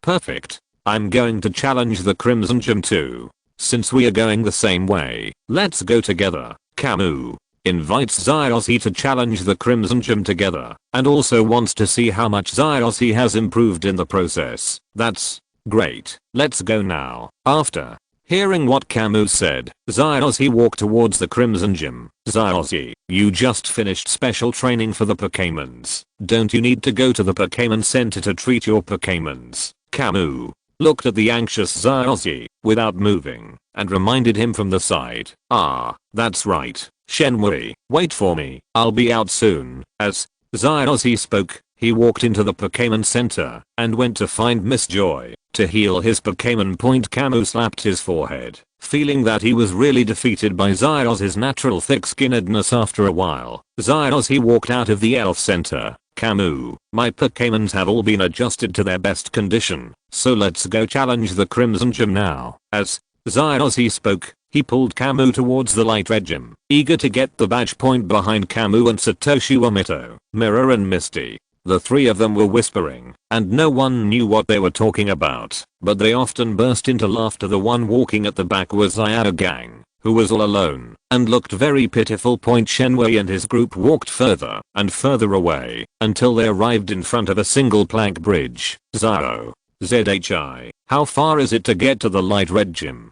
Could it be that your kid led me the wrong way? Kamui looked at the surroundings and didn't think there was a gym there at all, so he couldn't help but wonder if Satoshi was lost. I didn't lead you the wrong way. The Crimson Gym is right in front of us. As long as we cross the single plank bridge, we will be able to see the Crimson Gym. Facing Kamui's questioning, Xiaozi argued with some annoyance. Kamui secretly opened the map of the Pokémon world and discovered that the Crimson Gym was indeed right in front of him, which dispelled his doubts. Shenmue made sure that they were not taking the wrong path, so he walked across the single plank bridge steadily. Xiaozi followed Kamui and was the second one to walk onto the single plank bridge, but it was not as easy as Kamui. Xiaozi was halfway across the single plank bridge when he lost his balance and nearly fell off. Fortunately, he was quick-witted and used his hands and feet to hold onto the board under his feet, thus successfully crossing the bridge. Mito and Mira, who came next, naturally walked across the single plank bridge steadily, just like Kamui. Then there were Misty and Brock.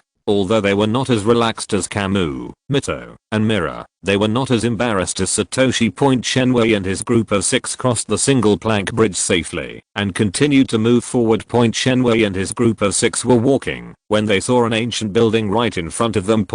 By comparing the map of the Pokémon world, Kamui found that the ancient building in front of them was the Crimson Gym they wanted to challenge. Is the owner of this Crimson Gym crazy? Is it necessary to build a gym in such a remote place? How much do you dislike trainers coming to challenge you? The arrival of Kamui and his group of 6 people was clearly seen by a furball on the tree. Shenmue pushed open the door and walked straight in. Shenmue, wait a minute, isn't it inappropriate for you to just barge in like this? Xiaozi called out to Kamui, feeling that Kamui's behavior of breaking into an empty house was not advisable. Right, is anyone here? If no one is here, I'll come in, Shenmue shouted, but seeing no one answered, he strode in. Except for Mito and Mira, who were very familiar with Kamui and even used to it, everyone else had twitching mouths with no other options. The others could only follow Shenmue inside. Shenmue led them into a room and found that there was no one in the room. He really planned to go to the next room to take a look. Suddenly, there was a sound of a mechanism, and Mira and Xiaoxia both disappeared from everyone's sight. When Kamui saw that Mira was missing, he immediately opened Kagera's mind eye to sense Mira's location. It turned out that Mira was only separated from him by a wall. It's interesting. This gym owner is really good at playing. He created an escape room in the Pokemon world. Shenwei admired it, but he still walked to the wall and kicked it with his violent aesthetics that he thought would never go out of style. The entire wall was shattered by Kamui's kick, revealing Mera and Zyuxia behind the wall. Zyuxia and Zyugang were shocked by the destructive power displayed by Kamui and stood still for a moment. So, are you all okay? Mito walked over to Mera and Misty and asked if they were hurt. I'm perfectly fine. I'm fine too. After Mera and Zyuxia answered Mito, they all looked around the place together. You should be more careful next time. Luckily this was just a simple mechanism. If it was a lethal trap, you would probably be dead. Kamui looked at Mera and Zyuxia and warned them both with a serious face. At the same time, Shenwei felt a little scared. If anything had happened to Mera just now, he would have razed this broken place to the ground. Just as Shenwei was growing angry, a ball of fur appeared in front of everyone. This is Zyuxia. Looked at the furry ball in front of him, took out the Pokemon encyclopedia, and listened to it introduce the information of the Pokemon in front of him. The artificial idiot in the Pokemon encyclopedia spoke in a pure mechanical voice, introducing the information about the fur ball. Mangekyō glanced at everyone, said something, then turned and left. It seems to be asking us to follow. Zyuxia guessed Mangekyō's purpose based on his behavior. Then, what are we waiting for? Why don't we hurry up and catch up? As Zyuxia spoke, he chased the fur ball inside, ignoring the danger that Kamui had warned him about. The others were worried that Zyuxia would be in danger if he was alone, so they had to follow him inside. Zyuxia was walking with the fur ball when he was suddenly struck by a lightning bolt, forcing him to stop. Zyuxia, didn't I tell you a long time ago that this place is full of traps? You rushed in so recklessly. Aren't you afraid of losing your life here? Kamui looked at Zyuxia with a serious face, hoping that Zyuxia would be more steady in doing things in the future. I get it. I promise I won't do it again. Zyuxia looked dejected, and it was obvious that Kamui's words had played some role. Zyuxia stood up and continued walking down the corridor. At the end of the corridor was a staircase, and Zyuxia walked up it without thinking, and everyone followed behind him. Mangekyō's figure appeared in front of everyone again. Stop, don't run. Zyuxia saw the fur ball chasing after him again, and then he crashed heavily into a transparent wall. Chapter 235, Pavilion Master Aju. Kamui looked at Zyuxia, who fell to the ground again, and felt the pain for him, as if he were in the same situation. If you don't listen to your elder brother, you will suffer the consequences. Kamui helped Zyuxia up from the ground, then reached out and touched the transparent wall in front of him. After Shenwei got the hang of it, he discovered that this transparent wall was not made of ordinary materials, but was created by the elves' moves. Shenwei raised his fist and hit the transparent wall with 3/10 of his strength. There was no damage on the surface of this transparent wall, it just moved back a certain distance as a whole. Shenwei saw the changes in the transparent wall and was about to give it another serious punch when there was suddenly a commotion behind Shenwei. Just now, Kamui helped Zyuxia up and studied the transparent wall. Zyugang also came over and studied it. There are too many traps here. Why don't we retreat outside? For the safety of everyone, Zyugang made a safe suggestion. Okay, Zyugang, I'll listen to you. Zyuxia had been tricked by traps and schemes many times, and he had been thinking of retreating. Now that Zyugang said this, Zyuxia immediately agreed. Zyuxia strode back.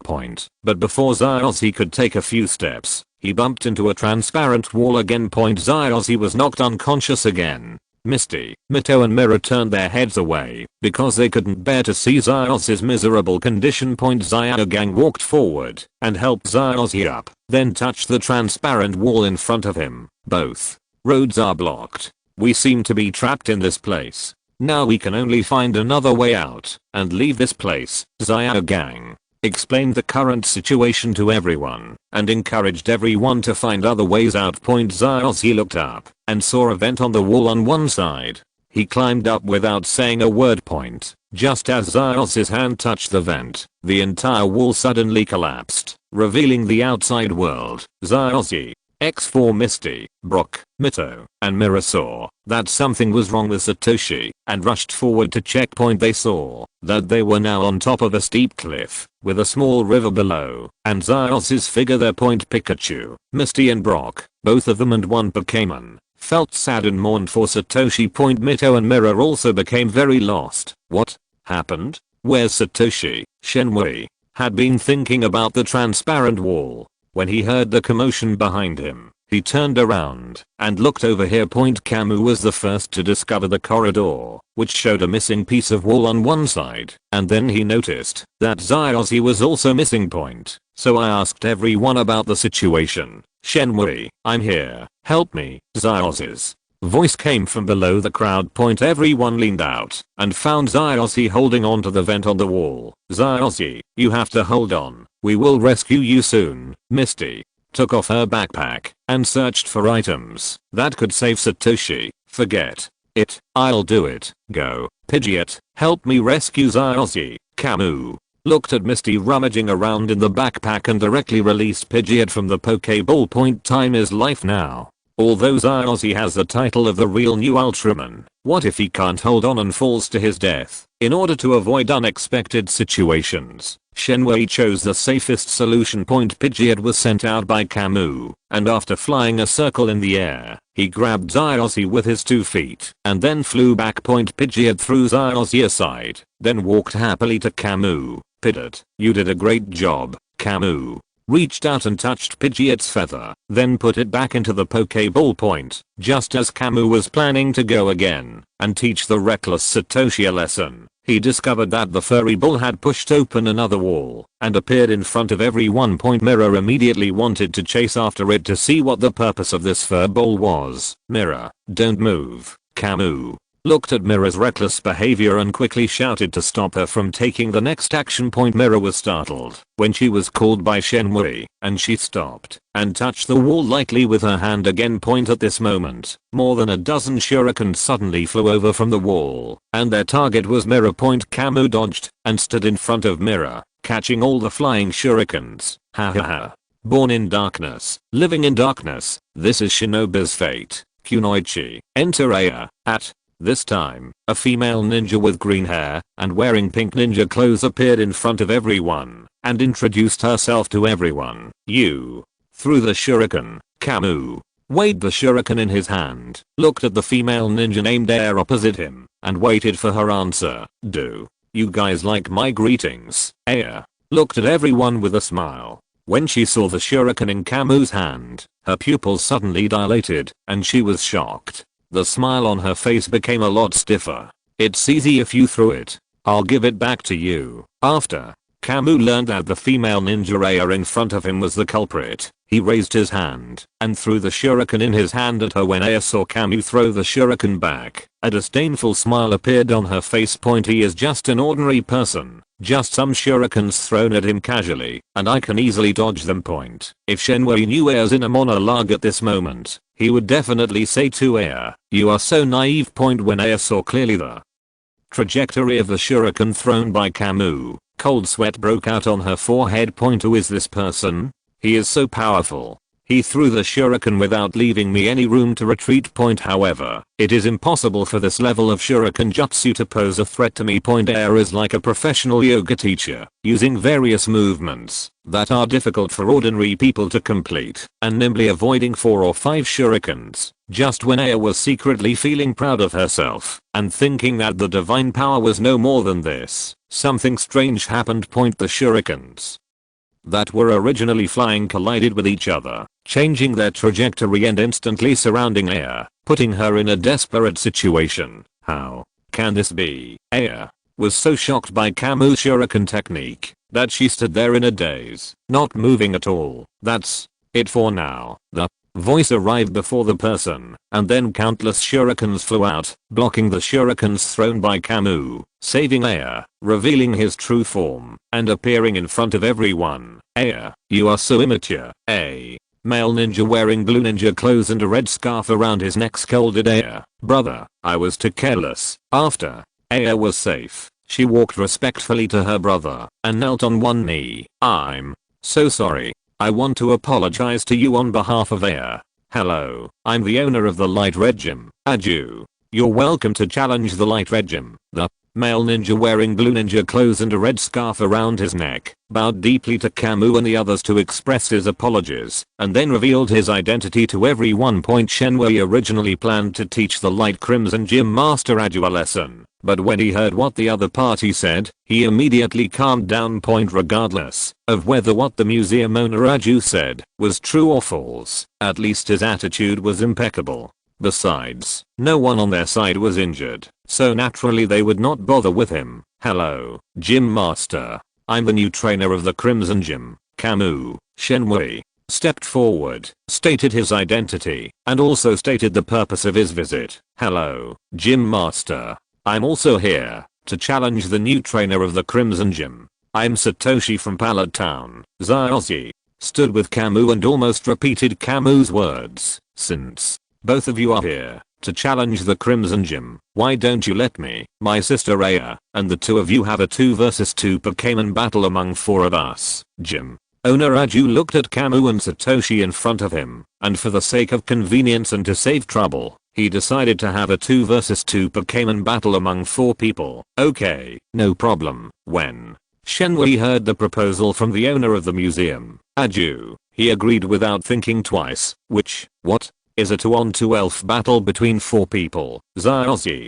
had never participated in this kind of battle before, and he didn't quite understand it for a moment. It means, Shenwei explained to Zaozi the rules of the 2 vs 2 competition among 4 people. Zaozi stared at Kamui in a daze, completely confused and not hearing anything. Forget it. I don't want to play the piano to Kentaro. You just need to keep an eye on the gym owner's sister's elf and command your own elf to beat her to death. Leave the rest to me. After talking for a long time, Kamui still couldn't make Zaozi understand the rules of the game, so he had to settle for the next best thing and assign tasks to Zaozi. It is good. Zaozi agreed, knew what he should do, and sent out his own Pokemon. Suddenly, a fire dinosaur appeared in front of everyone. After Charmeleon appeared on the field, the first thing it did was spray a jet of flame at Ash, burning him to ashes. Kamui saw Charmeleon's performance, then looked at the dusty and dirty Ash. The corners of his mouth twitched, and he suppressed the urge to pinch Ash's neck and ask him, "Are you kidding me, Aya? Send out the furball." The owner of the museum, Aju, also sent out a furball. Shenwei looked at the elves on the field and sighed deeply. He suddenly felt that this would be a 1 vs 3 battle. Others may not know about Ash's Charmeleon, but he knows this Charmeleon that evolves very quickly. It is the Splinter Cell in Ash's hand, the number 1 disobedient Pokemon. Chapter 236 Both Evolution. Shenwei secretly calculated the situation on the field and thought about which Pokemon would be most appropriate to send out. The Crimson Gym is a gym that focuses on poison attributes. So when challenging the Crimson Gym, the first thing to consider is the Pokemon's ability to resist poison. Among the large group of Pokemon in Kamui, the only Pokemon with relatively good poison resistance are Beedrill, Pteranodon, and Ghastly. But we also have to take into account that Ash's Charmeleon may suddenly turn against us during a battle, so we need to choose another Pokemon with outstanding fire resistance from among the 3 of them. In the end, only Pteranodon can take on this task. Of course, if Kamui has a ground type Pokemon, Kamui will definitely use an earthquake at the beginning to alert the opponent.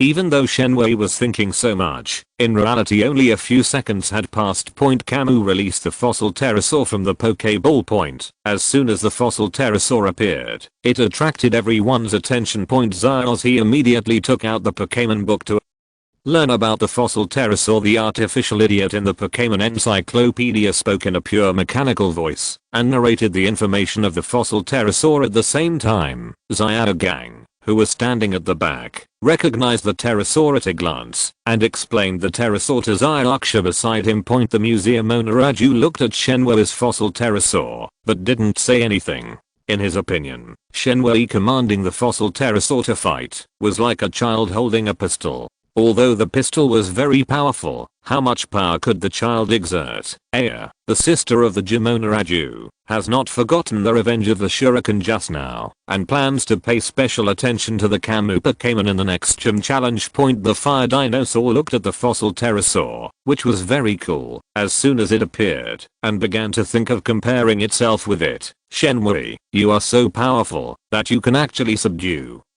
this kind of ancient elf that is almost extinct. After listening to the introduction of the Pokemon Encyclopedia, Zyozzy looked at Kamui with admiration. It's all luck, not worth mentioning. Shenmue said it lightly, but the pride on his face was not concealed at all. Normally, when Shenmue heard any compliments, he would just remain calm or show a faint smile on his face. There was an undisguised look of pride on his face today, and that was because the person who said it was different. Who is Zyozzy? He is the true new superhero and the master of reverse attributes. Most importantly, he is the protagonist in the Pokemon world.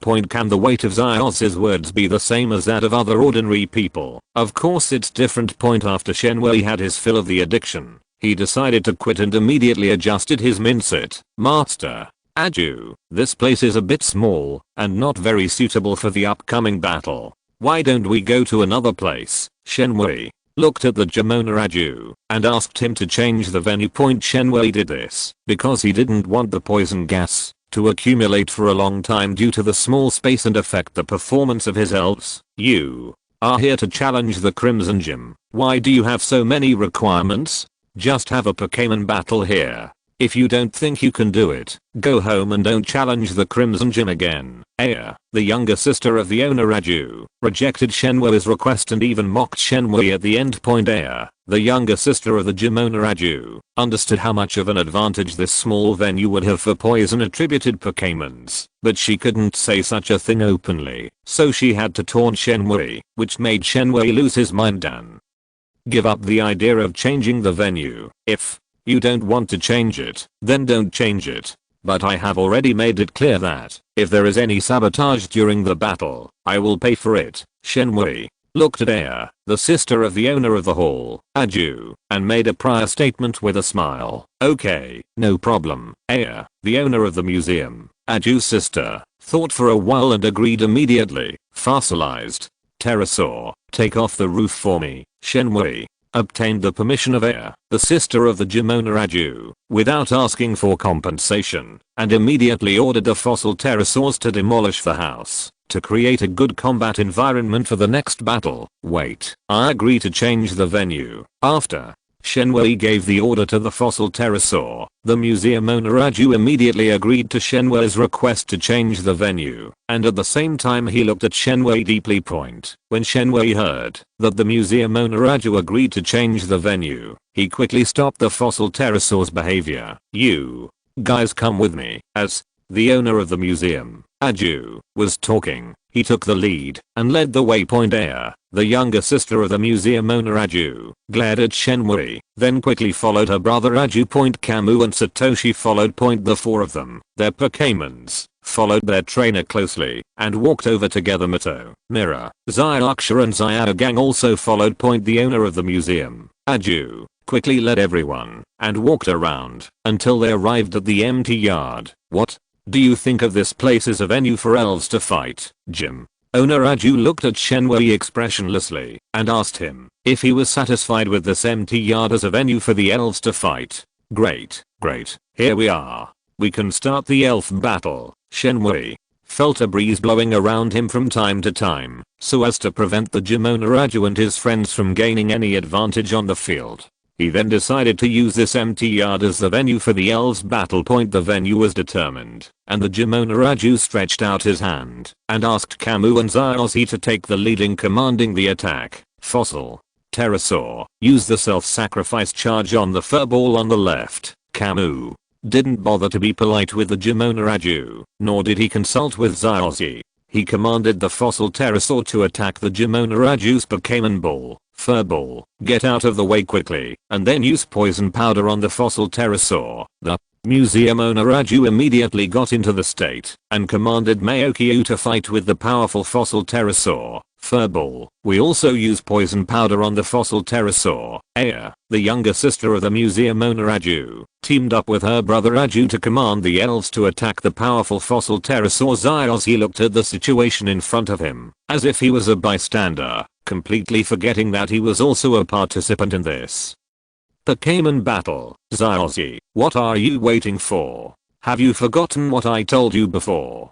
Command the Pokémons and fight. Kamui looked at Zyos, who was standing aside in a daze, and quickly reminded him to join the Pokémon battle. Oh, Charmeleon, use your flamethrower on the furball. After being reminded by Shenhui, Zyos remembered that he was not a spectator of this Pokémon battle, but a participant in it. He then immediately commanded Charmeleon to attack Furball Point. Just when Zyos was stunned, the fossil pterosaur self-sacrificing charge was dodged by the gym owner Aju's Furball Point. Then the Furball of the museum owner Aju used poison powder on the fossil pterosaur, and then the Furball of the museum owner Aju's sister Aya also used poison powder on the fossil pterosaur. The poisonous powders from the two Furballs mixed together and continued to spread in the air. At this time, the fire dinosaur spit out a jet of flame, deliberately aiming it away and actually hitting the fossil pterosaur. The fossil pterosaur stepped back, and the flame sprayed by the fire dinosaur happened to burn the poison powder used by the two Furballs completely. Zyos was so careless that he didn't notice Charmeleon's deliberate little trick at all, and just thought it was a mistake of Charmeleon. Shenhui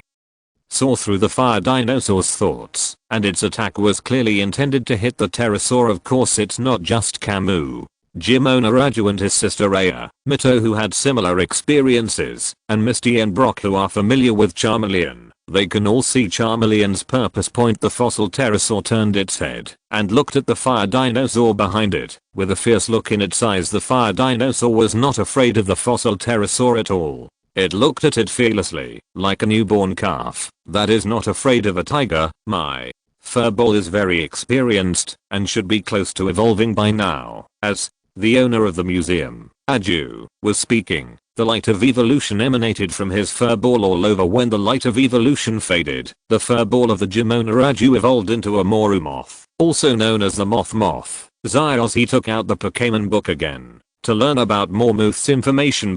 Listening to the mechanical sound in the Pokémon encyclopedia, Kamui wanted to snatch it from Satoshi, then throw it hard to the ground, step on it a few times, and finally crush it repeatedly. Shenhui really wanted to say to Zyos, get rid of you. Look at the situation. Is it time for you to study the Pokémon book? I really don't understand what you are thinking about every day. After Zyos learned about Momu's information, he put away the Pokémon encyclopedia. Just as Shenhui was about to command the fossil pterosaur to continue fighting, the fire dinosaur that was staring at the fossil pterosaur suddenly began to emit the light of evolution all over its body.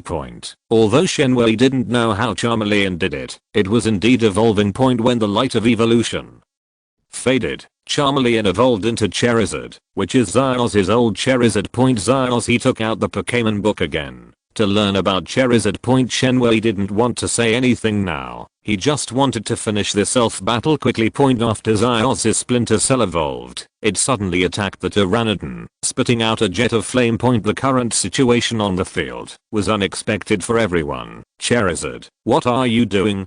Stop it, Zyos shouted quickly, trying to dissuade Leopeng from attacking the fossil pterosaur. Zyos' old flamer ignored Zyos' words and continued to do his own thing, using the jet of fire move with no reduction in power at all. Seeing that verbal persuasion had no effect, Zyos immediately set out to stop Charizard. Zyos, don't go over there. It's very dangerous to rashly intervene in the battle between Pokémons. And don't underestimate my fossil pterosaur. Fossil pterosaur used Destruction Ray. Kamui grabbed Zyos' shoulder and pulled him back, then commanded the pterosaur to attack Zyos' old spray. If you're listening to this novel on a channel other than Fanfic World, it means they downloaded and uploaded it without effort. We cordially invite you to visit our channel, Mundo Fanfic Novelos. There you'll find the original version of this story and you can explore many other novels of various genres. We're waiting for you to immerse yourself in a world of incredible novels.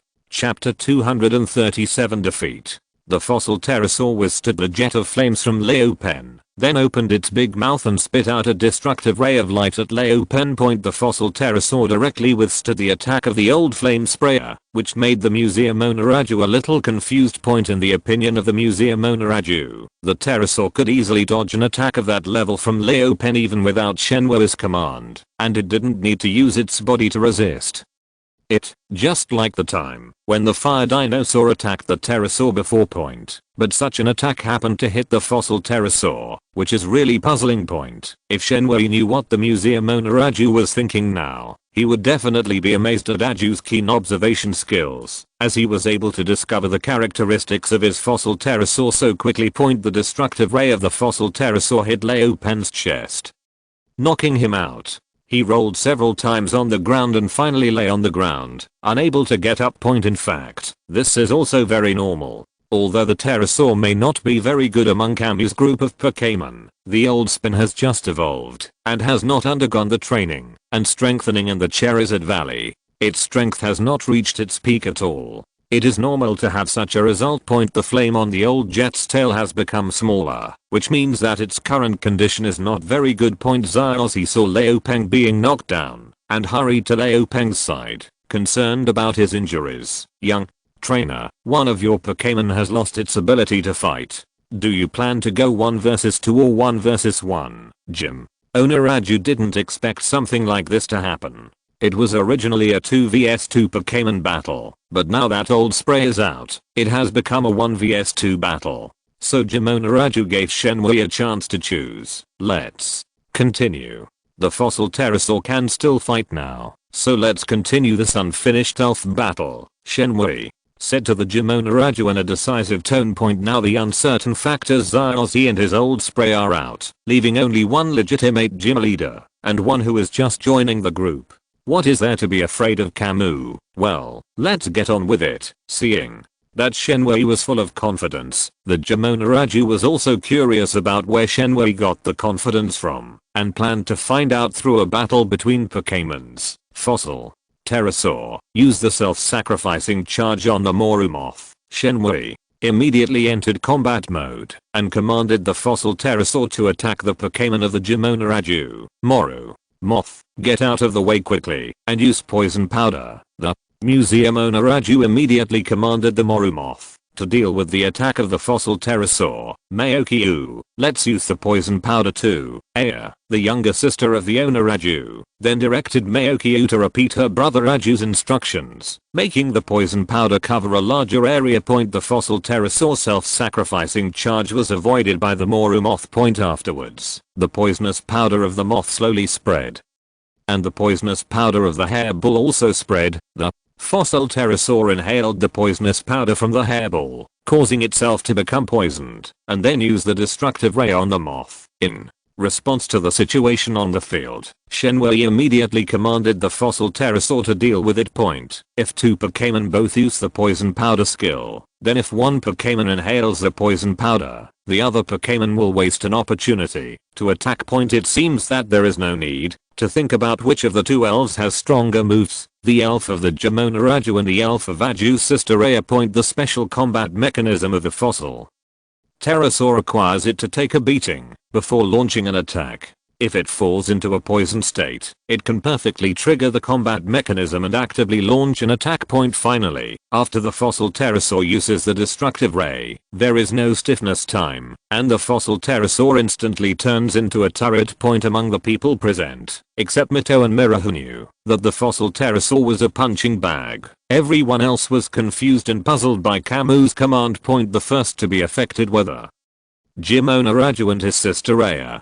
They were slightly stunned when they heard Shenhui's unexpected command. Why would Shenhui do this? Wouldn't it be very troublesome if the elves were poisoned? Xiaoxia couldn't understand why Kamui did this, so she looked at Xiaogang, Mito and Mira beside her, hoping that they could explain it to her. I also don't understand what Shenhui's purpose is in doing this. Xiaogang pondered for a moment, but couldn't understand Shenhua's behavior. Mito and Mera looked at each other, and neither of them told anyone about the fossil pterosaur at this moment. The fossil pterosaur obeyed Shenhua's command, inhaled the poison powder of the hairball, successfully put itself into a state of poisoning, and then sprayed a destructive ray at the Moru moth. Molu. Moth, get out of the way, quickly. The museum owner Aju woke up from his trance, but he had already lost the initiative. He had to quickly command the Moru moth to avoid the attack of the fossil pterosaur. Furball, use the reflective shield to block the attack of the fossil pterosaur. Aya, the younger sister of the museum owner Aju, commands Mangekyō to protect her brother Aju's moth and protect it from the damage caused by the destructive light.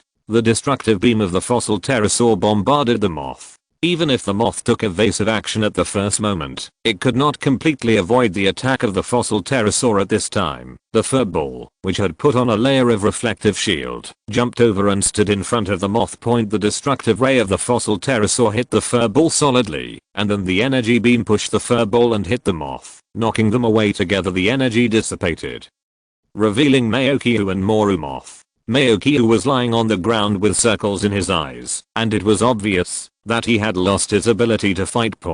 Although Mangekyō used a reflective shield to reduce damage to himself, the attack of the fossil pterosaur exceeded his tolerance and eventually made him lose his ability to fight. Fluffy, you've done a great job. Go back to your Pokeball and rest. Aya, the sister of Jimona Raju, put the furball that had lost its fighting ability back into the Pokeball and then left the battlefield. Aya, the sister of the Jimona Raju, handed over the battlefield to Shenhui and his brother Aju, and then stood aside watching the ensuing battle, waiting for the final result. Shenhui looked at the furball that had lost its ability to fight and the injured moth, and secretly sighed that it was a pity. In comparison, the situation of the moth was much better. It flapped its wings and flew up again.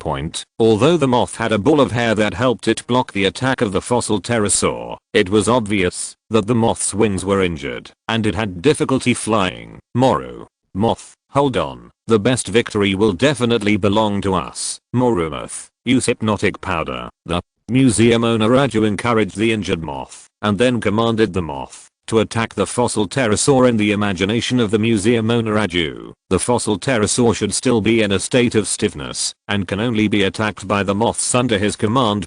At this moment, the body of the fossil pterosaur suddenly turned purple, and it was obvious that it was poisoned. Fossil pterosaur, use destruction ray. Kamui commanded the temporarily unrestricted pterosaur to use the destructive ray again to attack the moth of the Jimona Raju. The moth took the lead in launching hypnotic powder to attack the fossil pterosaur, trying to put the fossil pterosaur into a deep sleep. In front of everyone's surprised gaze, the fossil pterosaur used destructive rays on the moth. What? The museum owner Raju was shocked when he saw the fossil pterosaur in front of him attacking freely. Zio Gang, who was in the crowd, couldn't help but widen his eyes when he saw the fossil pterosaur that could move freely. The hypnotic powder of the Moru moth was still slowly spreading in the air, but the destructive light of the fossil pterosaur hit the Moru moth. The moth was knocked away again, but this time it couldn't fly again. The hypnotic powder of the Moru moth spread and was inhaled by the fossil pterosaur, causing the fossil pterosaur to fall into a deep sleep. The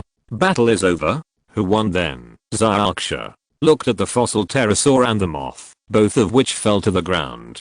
For a moment, it was difficult to tell whether the winner was Kamui or the Jimona Raju. Of course it's a draw. Their elves have lost their ability to fight, so it's naturally a draw. Aya, the younger sister of the museum owner Raju, defended her brother Raju. How can it be a draw? It was clearly the moth that was knocked down first, and then the pterosaur fell into a deep sleep. Mera disagreed with Aya's words and stood up to argue for Shenhui. At this time, the fossil pterosaur's body turned purple again, and the poisoning effect struck again. The fossil pterosaur suddenly woke up from its sleep and stood up from the ground. This made Mera and Aya, who were arguing fiercely, shut up. I lost. This is your proof for challenging the Crimson Gym. The Gym owner Raju admitted defeat and then handed the light red badge to Shenwei. Shenwei took the light red badge and pretended to put it into his pocket, but in fact he threw it into his personal space to accompany the other 7 badges. Young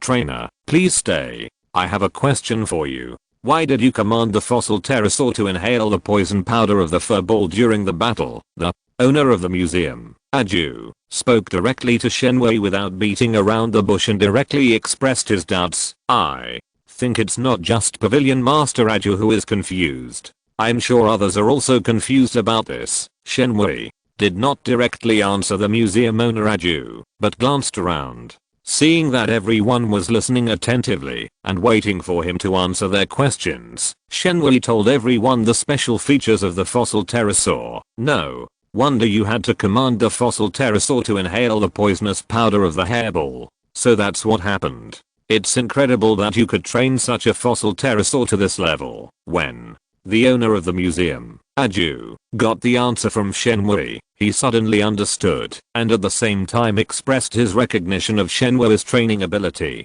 Chapter 238 Double Dragon Meeting. In fact, I didn't do anything. All this is the result of the fossil pterosaur's own efforts. Shenwei looked at the fossil pterosaur beside him and said something true that was rare. After listening to Kamu's words, Mito and Mera nodded seriously. No one knew better than them what Kamu had done along the way. But the rest of the people didn't believe what Shenwei said at all and just thought that Shenwei was being humble. Shenwei could tell at a glance that these people did not believe him, but Shenwei was not the kind of person who liked to be serious about everything, so he let their misunderstanding continue. Just like that, the large group of Kamu said goodbye to the gym owner Ajuan. His sister Aya left the Crimson Gym and headed towards the Pokémon Center in Crimson City. Shenwei, I have something to ask of you. Halfway through the journey, Zyozzy suddenly walked up to Kamu, looked at him seriously, and wanted Kamu to help him. You want me to help you train Leo Squirt? Kamu touched his chin and guessed why Zyozzy was looking for him. After thinking about it, he could only think that it was to train Leo Pen. Yeah, okay.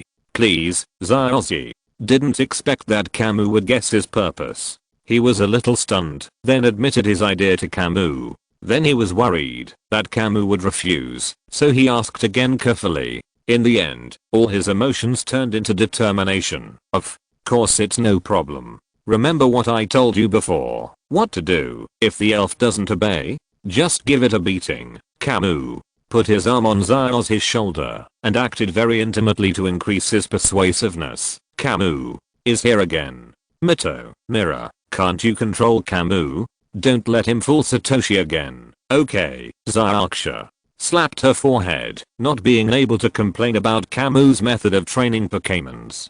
She then found Mito and Mera and complained to them. On the other side, Zyozzy released spray from the Pokéball. Kamu pulled Zyozzy to stand in front of Spray and started to reason with it. Old Spray, do you think that you have evolved and are now invincible? You no longer need a third-rate trainer like Zyozzy. As Kamu spoke, he released Mewtwo from the Pokéball, letting it act as a translator, and then watched Splinter's every move. Zyozzy saw Mewtwo and took out the Pokémon book again, but this time he was destined to be disappointed. Shenwei, what kind of elf is this? Why is there no information about it in the elf encyclopedia? Zyozzy asked Kamu stupidly, and Zyuksha and Zyadagang also pricked up their ears, waiting for Kamu's explanation. It's Mewtwo, the one and only Mewtwo in the world.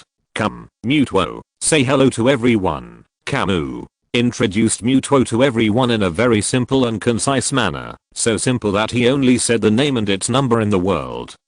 1. Hello, I'm Mewtwo. Mewtwo's voice echoed in everyone's mind, allowing everyone to hear it clearly. It's amazing. The spirit didn't say anything, but the voice just came out of it. Zyozzy looked at Mewtwo in surprise, unable to describe his complicated feelings at the moment. Zyozzy, that is the telepathy of the elves. It is an ability that only divine beasts possess. Zyadagang taught Zyozzy about telepathy, so that Zyozzy could understand what kind of Pokémon Mewtwo standing in front of him was. Mewtwo is a divine beast. After Listening to Zyagang's introduction, Zyraksha covered her mouth in surprise, looked at Muto in surprise, and asked Mito and Mera with her eyes. Zyros he realized it later, and opened his mouth wide, then stared at Muto carefully, afraid of missing the opportunity to see the legendary beast. Muto is not a mythical beast, but its strength is much stronger than that of a mythical beast. Okay, let's not talk about Muto anymore. Let's get back to business. Liu Peng, answer my question first.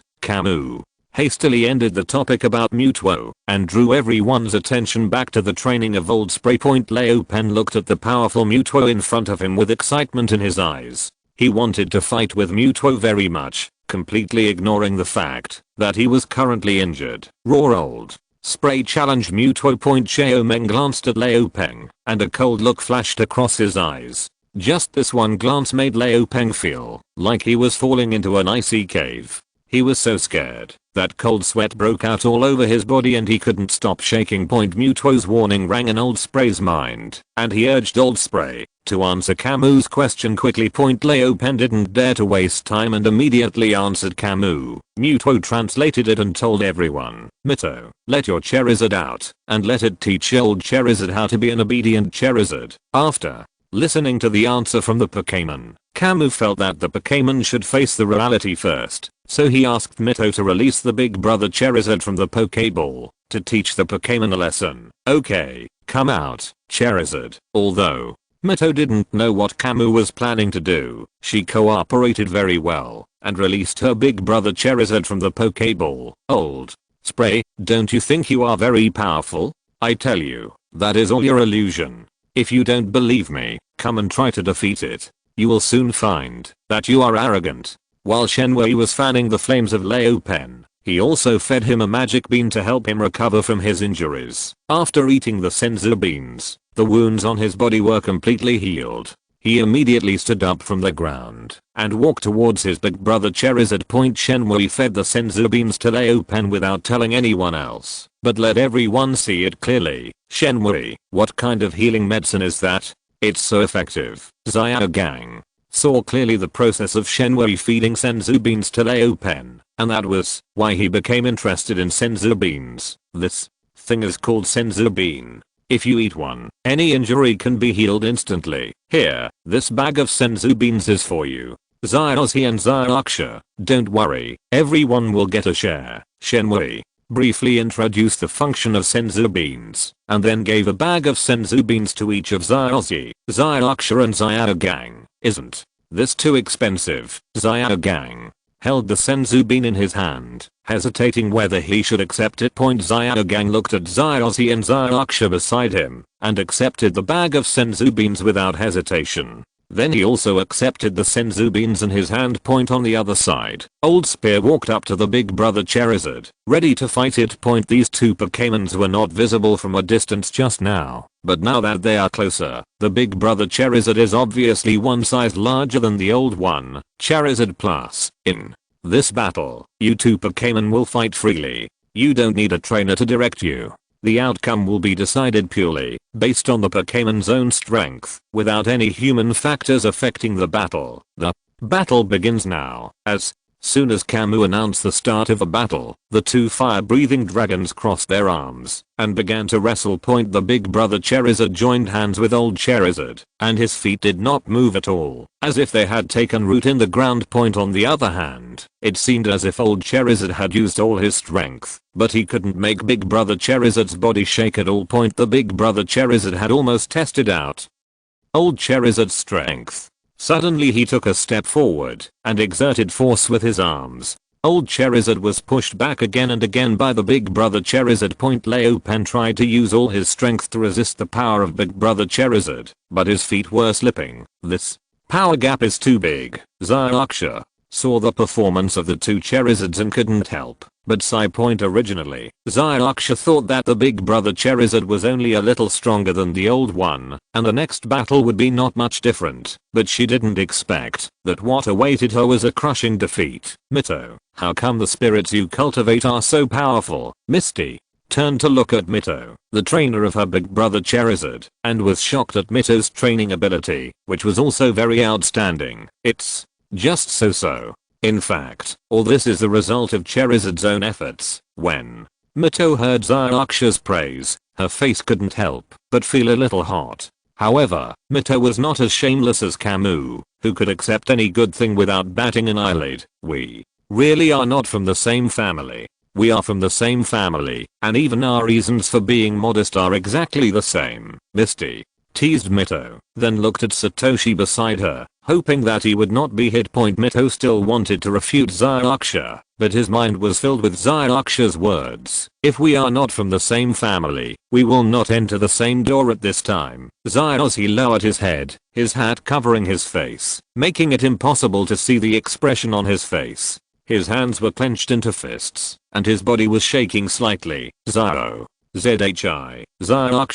was just about to comfort the devastated Zyaoxa, but before she could finish her words, she was interrupted by Zyaoxa's sudden action. Charizard, come on. Zyaoxa cheered for his boss and encouraged him, and he didn't look like he was deeply hurt at all. Zyaoxa looked at Zyaoxa and thought, I was so confused that I actually thought that Zyaoxa would be defeated by others on the field. The big brother Charizard threw him over his shoulder and used Charizard's power to throw him out. Leo Peng adjusted himself in the air and landed smoothly. Big brother Charizard hooked his finger, signaling to old Charizard that he could continue attacking. The old Charizard knew that he was not as strong as his big brother Charizard, so he changed his attack method and opened his mouth and sprayed out a jet of flame at his big brother Charizard. Facing the attack from old Charizard, big brother Charizard raised his right hand high and chopped it downwards fiercely. Using the splitting technique, the big brother Charizard chopped it down, and the flame-breathing dragon was instantly split in half from the middle. Immediately afterwards, the big brother Charizard also used the flame jet move on old Charizard. The jet flame of big brother Charizard is not comparable to that of old Charizard. No matter from which aspect, it is far better than old Charizard's jet flame. At first, Leo Pen also wanted to learn from his big brother Charizard and split the jet of flames with his hands, but when the jet of flames from his big brother Charizard attacked, Leo Pen immediately gave up the idea and hurriedly used the jet of flames to resist. Chapter 239 Meow. The two jets of flame met in the air, and the jet of flame from the big brother Charizard defeated the jet of flame from the old brother Charizard with ease. Then, the flames from big brother Charizard's jets came straight to old Charizard's eyes, and the next second old Charizard was blasted flying backwards. This time, Leo Peng failed to adjust his body in the air. After flying backwards, he fell to the ground, and took a long time to get up. Whether in strength or the use of moves, Charizard is no match for his big brother Charizard. Then there will be no suspense in this battle between the Charizards, but Zyaoxa and Leo Peng don't think so. Zyaoxa continued to cheer for Tyrannosaurus, and Tyrannosaurus did not give up. No matter how many times he fell, he would get up and attack his big brother Charizard again. Zyaoxa, don't let Charizard continue to show off. It is no match for Mito's Charizard. Misty couldn't bear to see Ash's Charizard continue to be beaten by its big brother Charizard, so she persuaded Ash to put the old Charizard back into the Pokeball. I can feel Charizard's fighting spirit and its desire for victory. I will not replace Charizard at this time. Zyaoxa looked at Zyaoxa and said seriously. Misty wanted to say something else, trying to persuade Satoshi to change his mind, but Kamui suddenly interrupted. Zyaoxa, don't you think that the indomitable look of the old man on the field is very similar to Zyaoxa? Kamui's reminder instantly pulled Misty into the journey she had taken with Satoshi. During this journey, Zyaoxa saw how Zyaoxa grew step by step and overcame various difficulties to get to where he is today. When Zyaoxa took these and went to watch the battle on the field, she suddenly found that Zyaoxa's shadow overlapped with Leo Peng. I understand. Zyaoxa seemed to understand Zyaoxa's thoughts and stopped trying to persuade Zyaoxa to take back his gun. The old Charizard on the field, after being beaten bloody by his big brother Charizard, finally fell to the ground in exhaustion and pain. Charizard. The moment Leo Pen fell down, Zyaoxa ran to Leo Pen, asked about his well-being, and started chatting with him about every little thing between them. When Kamui saw it, he exclaimed, wow, isn't this Naruto's mouth-to-mouth technique? How come Satoshi can do it too? Is this the protagonist's standard skill? Too frightening point. When Shenwei was daydreaming, suddenly a huge net covered them and trapped them all. Hahaha then. A devilish laugh came. Who is there? Shenwei looked towards the source of the sound and saw a huge mechanical meow driving towards them, and then 3 figures slowly rose up from the mechanical meow. Since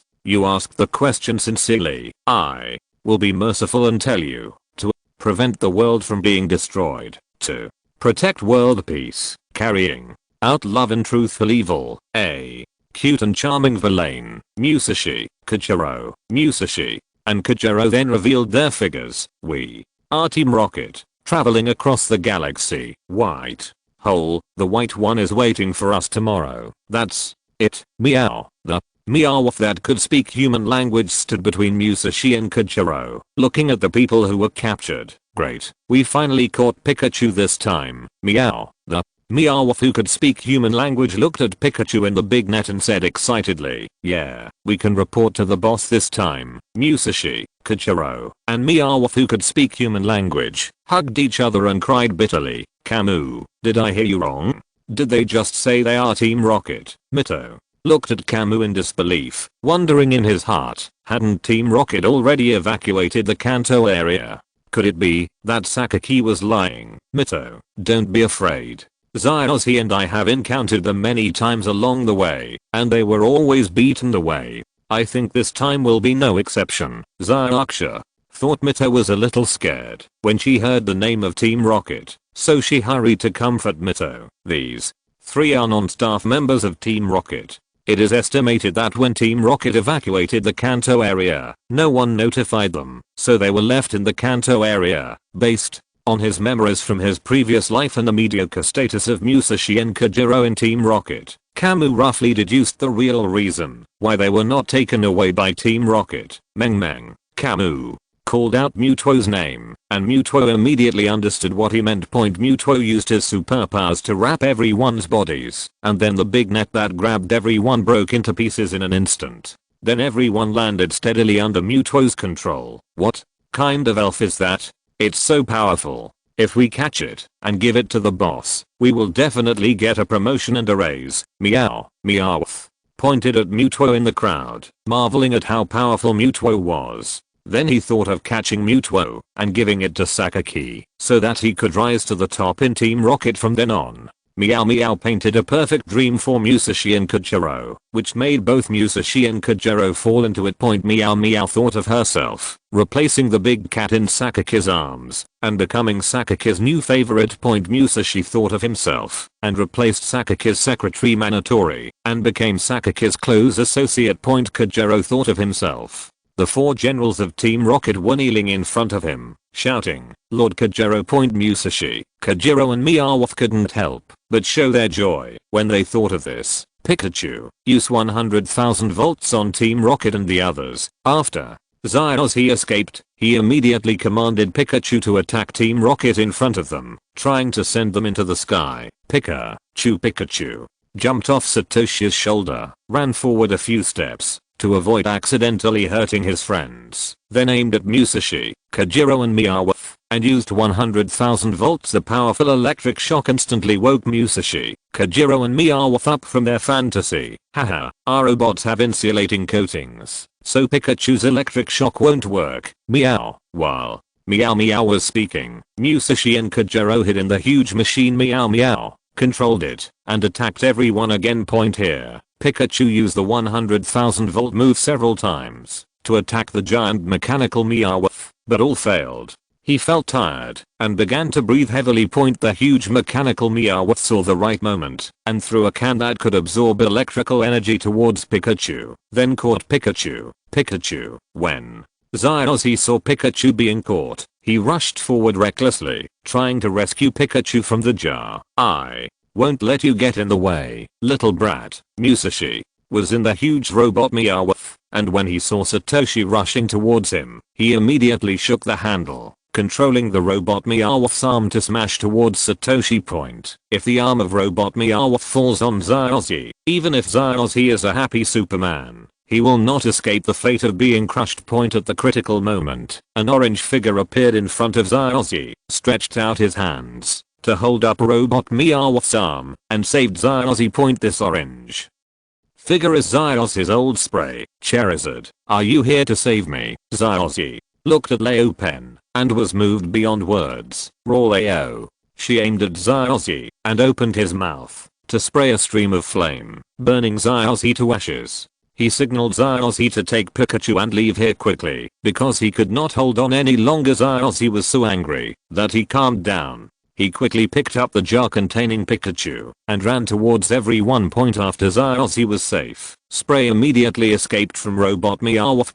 Robot Meowth's arm slammed hard onto the ground, raising clouds of dust. Charizard, Zyozzy had just rescued Pikachu from the jar when there was a loud bang and dust flying everywhere, which made Zyozzy very worried about Pikachu's safety. Roared. Pentium roared, as if to report his safety to Zyozzy, then soared into the sky from the dust, flapped its wings and flew high, then surrounded the huge mechanical Meowth and began to spray flames wildly. Charizard wants to fight me. Meow. As Meow Meow spoke, he pressed a button on the console. A small hole appeared on the palms of Robot Meowth's hands, and then flames and water spurted out of the small holes. Let me show you how powerful I am. Meow. Meow. Meow controlled the hands of the robot Meow Meow and chased Leopen relentlessly. Leopen relied on his flexible maneuverability to dodge the attacks of Robot Meowth one by one. Just when Leopen was about to engage in a fight with Robot Meow Meow, Robot Meow Meow suddenly stopped. What's going on? Why isn't the Robot Meow Meow moving? Meow Meow, explain it to me. Musashi was enjoying the show, but he didn't expect the Robot Meowth to suddenly stop moving. So Musashi immediately questioned Meowth, because the budget is insufficient. I only filled up 1/10 of the fuel. Meow. In response to Musashi's questioning, Meow Meow explained to Musashi and Kojiro, what? The budget is not enough. You obviously used it to buy food, am I right? Musashi doesn't believe Meowth's explanation and suspects that Meowth has embezzled the budget for manufacturing machine Meowth. As Musashi said this, he grabbed Meow Meow, pinched Meow Meow's face with both hands, kneaded Meow Meow's face into various shapes, and then shook Meow Meow violently up and down. As Musashi shook, all sorts of miscellaneous items fell out of Meow Meow's body. When Musashi took out all the money from Meow Meow, he didn't find that Meow Meow had a penny on him. I told you a long time ago that it's because of insufficient budget.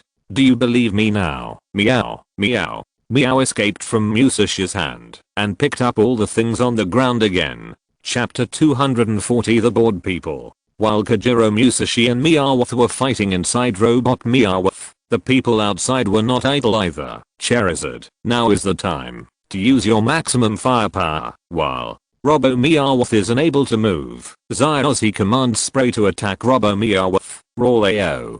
Pen agreed, aimed at the belly of Robot Meow Meow, and used all his strength to spray flames. Kojiro, Musashi and Meowth felt Robot Meowth shake inside its body, and then they immediately became flustered. What happened outside? Musashi was confused and immediately asked Kojiro and Meowth. It's the little devil's fire-breathing dragon. It's attacking our machine. Meow. Meow. Meowth answered Musashi, and then planned to abandon Robot Meowth and escape outside. Coincidentally, Musashi and Kojiro had the same idea, and as a result, the three of them were stuck at the exit and no one could get out. I was here first. Meow. Meowth holds down Musashi and Kojiro, vying for a chance to escape from Robot Meowth. Get out of the way. Musashi held down Kojiro and Meowth with his backhand and pushed hard to get himself out. Musashi, you should lose weight. Kojiro suffered the most. He was attacked from both sides by Musashi and Meowth and was bullied to the point where he had no power to fight back. Outside. The flames from Leopen's jet melted the insulating coating on the belly of the robot Meow. The insulating coating fell off the body of the robot like mud. Pikachu, now is the time. Aim for the area without insulation coating and use 100,000 volts. Zyozzy commanded Pikachu to attack Robot Meowth again. Pikachu. jumped from Zaozi to the ground, ran forward a few steps, and then used 100,000 volts on robot Meowth. There was a loud bang. The mechanical Meowth exploded, and Musashi, Kichiro, and Meowth were once again sent into the sky by Satoshi. What? A disgusting feeling. X3 Kamui put his hands on the pergola and looked at Musashi, Kajiro and Meow Meow, who were blown into the sky, and silently wished them a safe journey. Zaozi solved the troubles of the rocket trio. It was a daily operation, and was nothing new to Zaozi. During this process, what made Zaozi happiest was that Leopen finally listened to Zaozi. Congratulations, Zaozi, your Charizard finally listens to you as a trainer. Zaoksha walked up to Zaozi, congratulated him, and was happy for him. Zaozi is the type of person who can't help but be praised. Once someone praises him, his tail will definitely fly up to the sky. Of course, I'm the future Pokemon Master, as expected. Zaozi raised his tail. Zaoksha immediately rolled her eyes at Zaozi. Old Spray was even more disrespectful, and blew a jet of flame at Zaozi, burning him to ashes once again. Zaozi, since you can now command Laotian, I have something for you. As Kamui spoke, he took a set of Charizard's Mega Evolution Stone and Evolution Keystone in his hand, and then gave them to Satoshi and Charizard respectively. Shenmue, what is this? It looks like the marbles we played with as children. Zaozi fiddled with the evolution keystone in his hand, then looked at it towards the sun, but still couldn't figure out what it was used for. Did Zaozi also play marbles when he was a kid? This is similar to me. I still remember that I was very good at playing marbles back then. I accidentally got off topic. Zaozi, this is a good thing, but I won't tell you what it is used for. Just figure it out on your own. This is just a small test for you. Of course, if you really can't figure it out, you can ask Professor Oak. Kamui deliberately kept the secret and concealed the functions of the Mega Evolution Stone and the Evolution Keystone from Zaozi. Kamui also hopes that Ash can discover the uses of the Mega Evolution Stone and the Evolution Keystone by himself. After all, Zaozi is the protagonist. If his journey was too smooth, it would be worthy of the protagonist's rough fate. What? Why is that? Zaozi looked bitter and resentful, and studied the evolution keystone in his hand to see what it was used for. Shenmue looked at Zaozi's bitter face, and felt secretly proud in his heart. Who told you to release this? And that when I was little, and made me cry? Now it's finally time for you to pay back your debt. Shenmue, you just smiled so sinisterly. Zaozi seemed to have sensed something when he looked at Kamui, and happened to see a smile that appeared inadvertently on Kamui's face. No, you saw it wrong. Shenmue immediately stopped smiling, kept an expressionless face, and refused to admit it. But I clearly saw it. Zaozi is a stubborn person who sticks to his own opinion.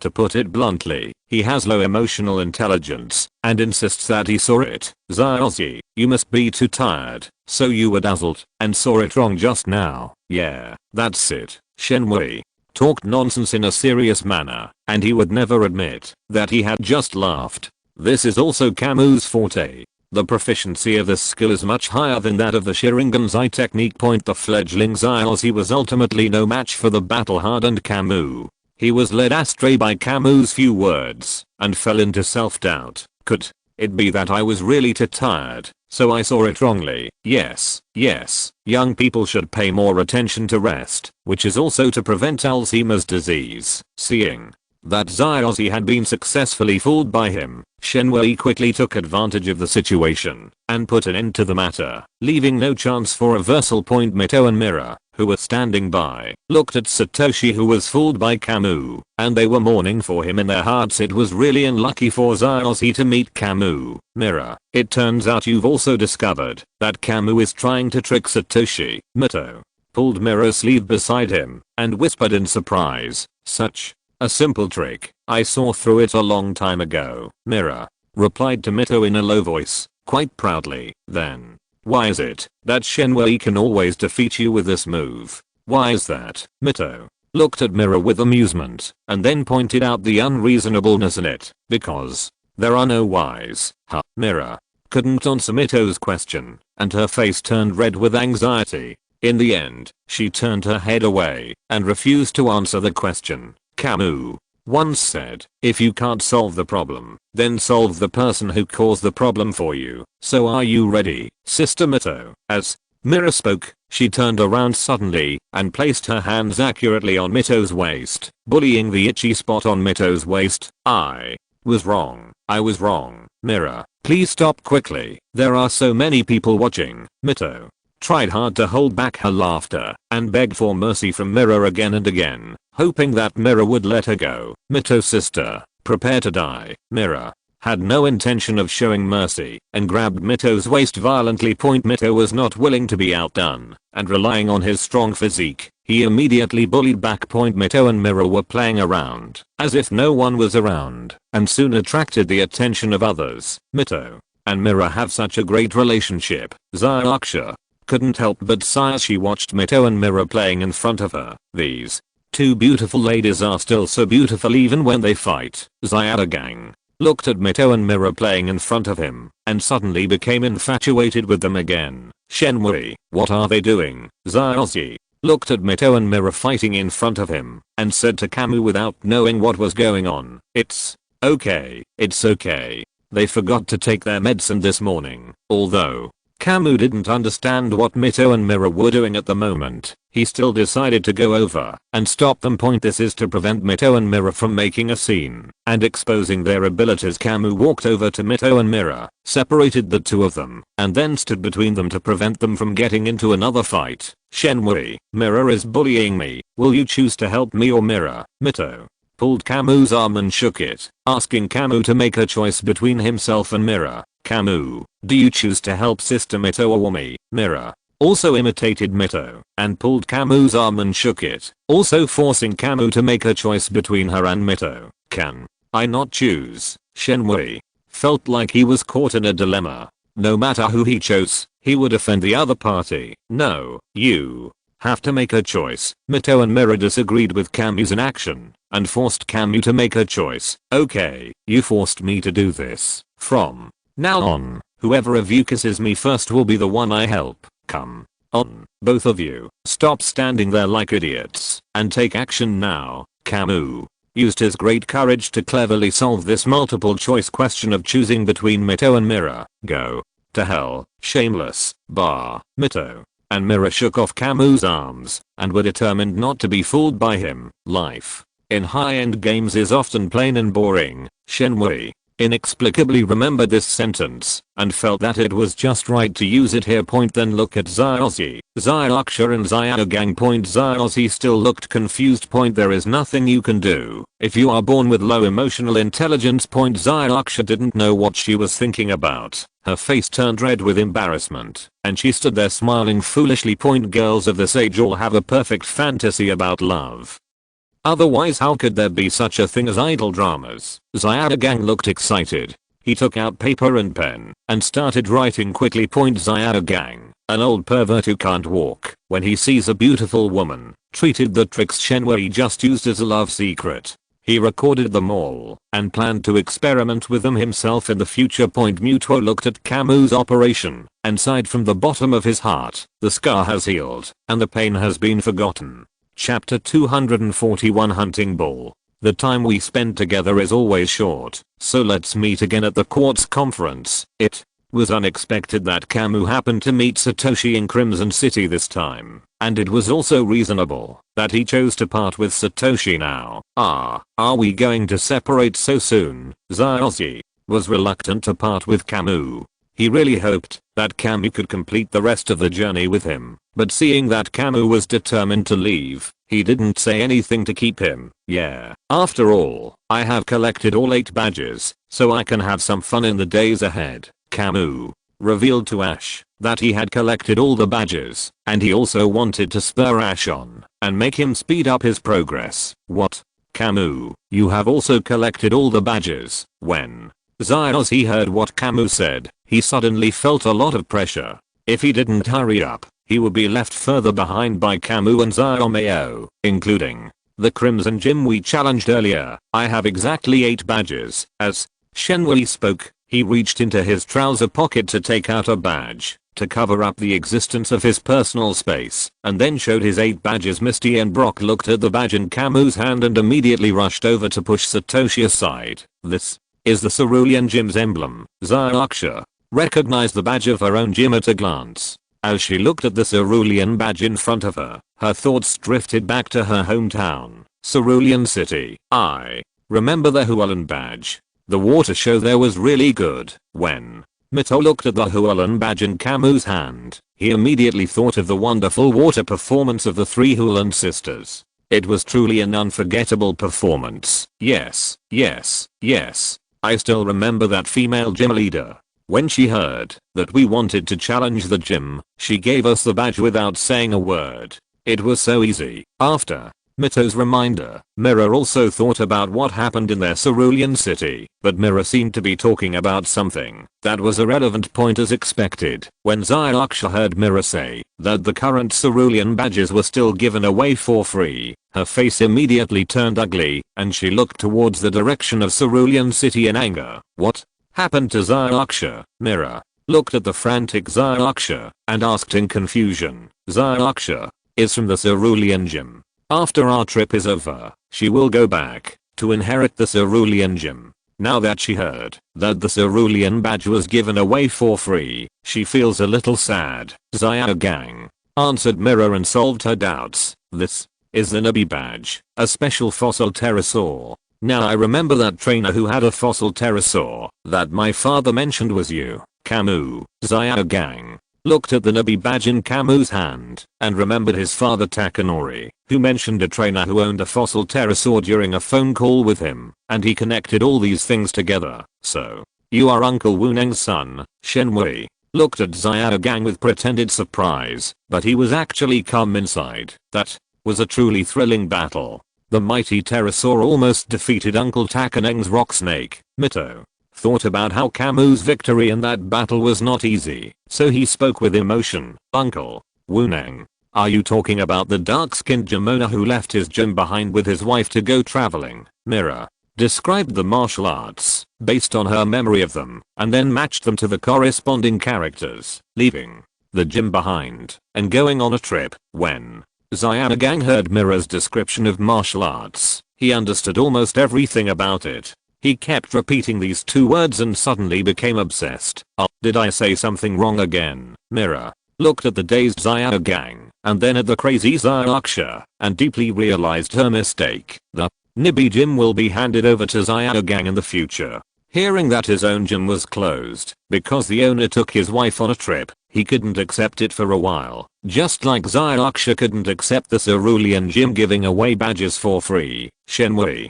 explained to Mera the interests involved and made Mera understand where she had done wrong. Zyrazi, we are leaving now. I'm afraid if we stay any longer, you might become autistic.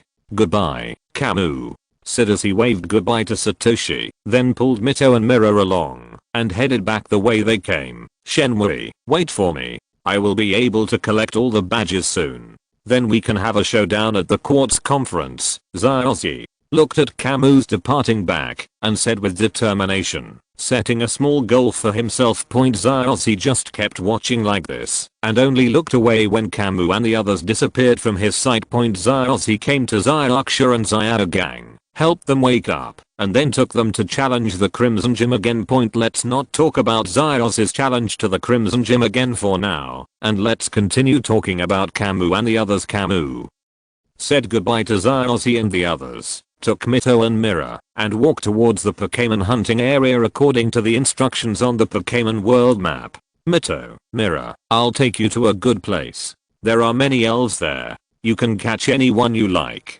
Kamu did not explain in detail the existence of the elf hunting area, but only introduced its function to Mito and Mera. But even so, Mito and Mera's eyes lit up after hearing it, and they looked very happy and eager. Where is it?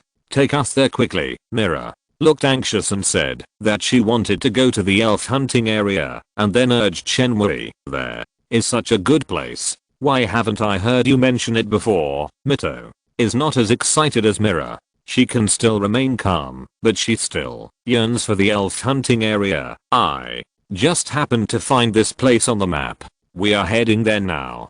Don't worry, we will be there soon. While Kamui was dealing with Mito and Mera verbally, his pace did not slow down at all. After a while, Kamui brought Mito and Mera and arrived at the elf hunting area. After a few turns, Kamui paid out of his own pocket to obtain the qualification to enter the Pokemon hunting area, symbolically handed over his Pokemon and other personal belongings, and then walked into the Pokemon hunting area with Mito and Mera, as well as 60 hunting balls. The so-called symbolic nature of the matter was just handing over a small portion of the items. In fact, most of the items were transferred to Shenhua's personal space to deal with the inspection point. As soon as Kamui, Mito and Mera entered the elf hunting area, they could see all kinds of elves everywhere, gathering in groups of 3 or 2. When these elves saw Shenhua and the others appear here, they didn't feel any fear at all. They continued to do their own thing and didn't care at all about Shenhua and the others being around them. Kamui, the elves here don't seem to be afraid of us.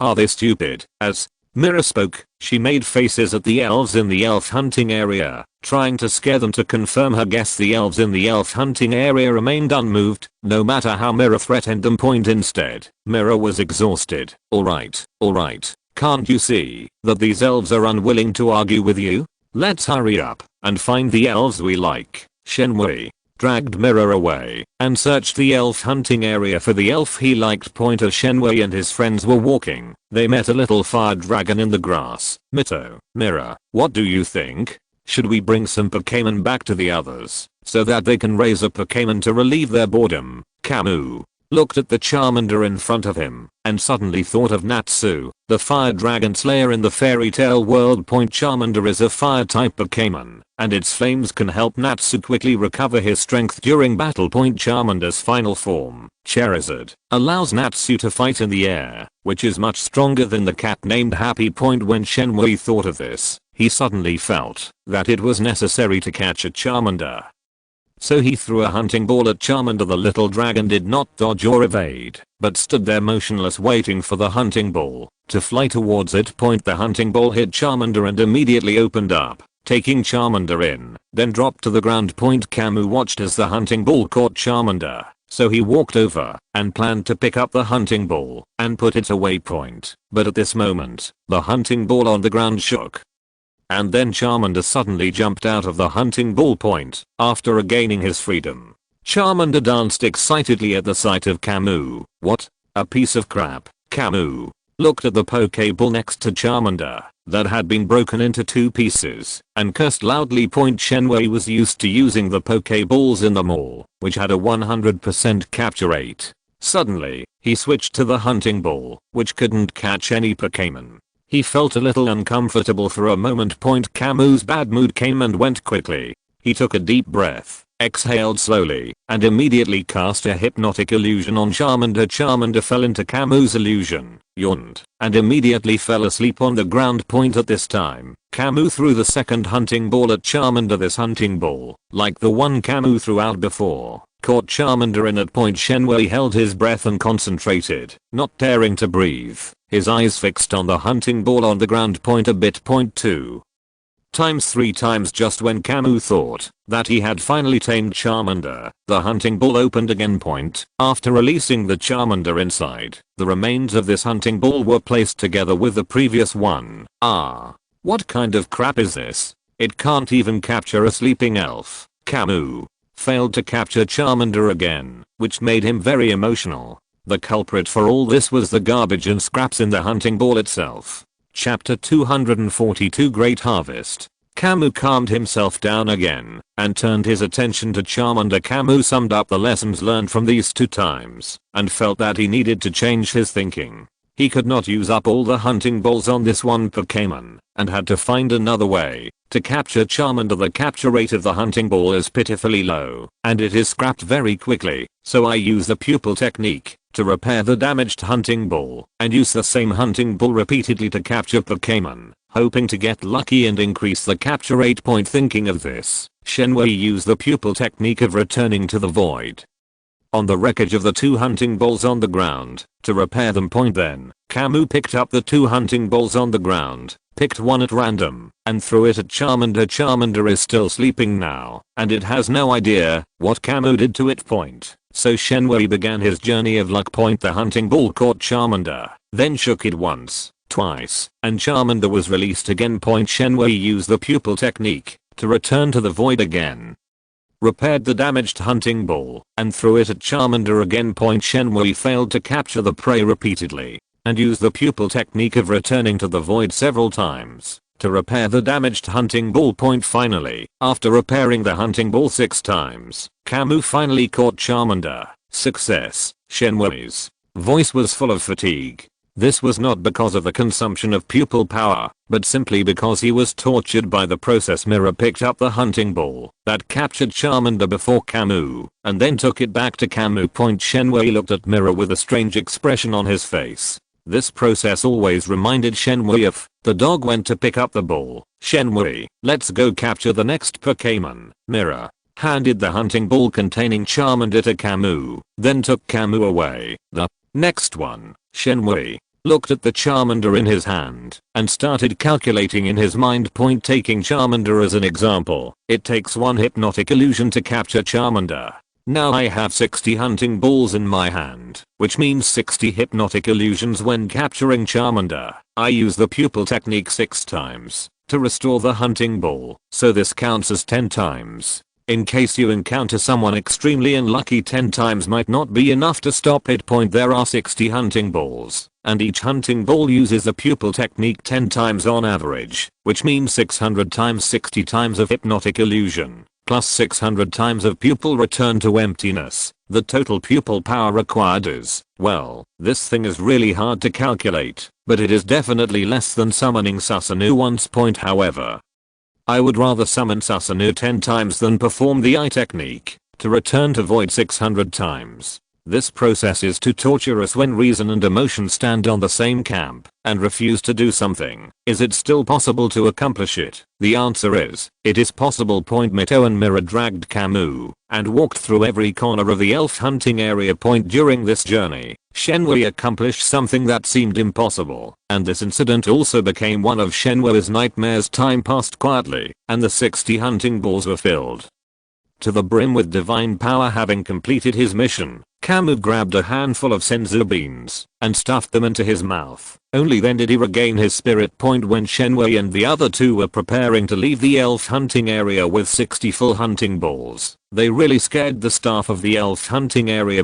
These people have been working in the elf hunting area for so many years, and they have never seen anyone fill all the hunting balls without wasting a single one. When the staff members of the elf hunting area saw Shenwei and his companions today, they were immediately stunned by their beauty. Sir, madam, these are your personal belongings. Please check them. Elves are good friends of us humans, so please treat your elves well. Sir and madam, the staff in the elf hunting area are warm and conscientious in their service, making people feel like they are in the spring breeze. Don't worry, I will treat them well. After Shenwei checked his personal belongings and confirmed that there were no problems, he spoke to the staff of the elf hunting area in a friendly voice. After Mito and Mera confirmed that there was no problem with their personal belongings, they left with Kamui. What a great harvest. Mera cheered happily, and then handed all 20 hunting balls in her hand to Shenwei, asking Shenwei to keep them. Mito followed Mera's example and handed all the hunting balls in his hand to Kamui. Shenwei put all the hunting balls and his personal belongings into his personal space. There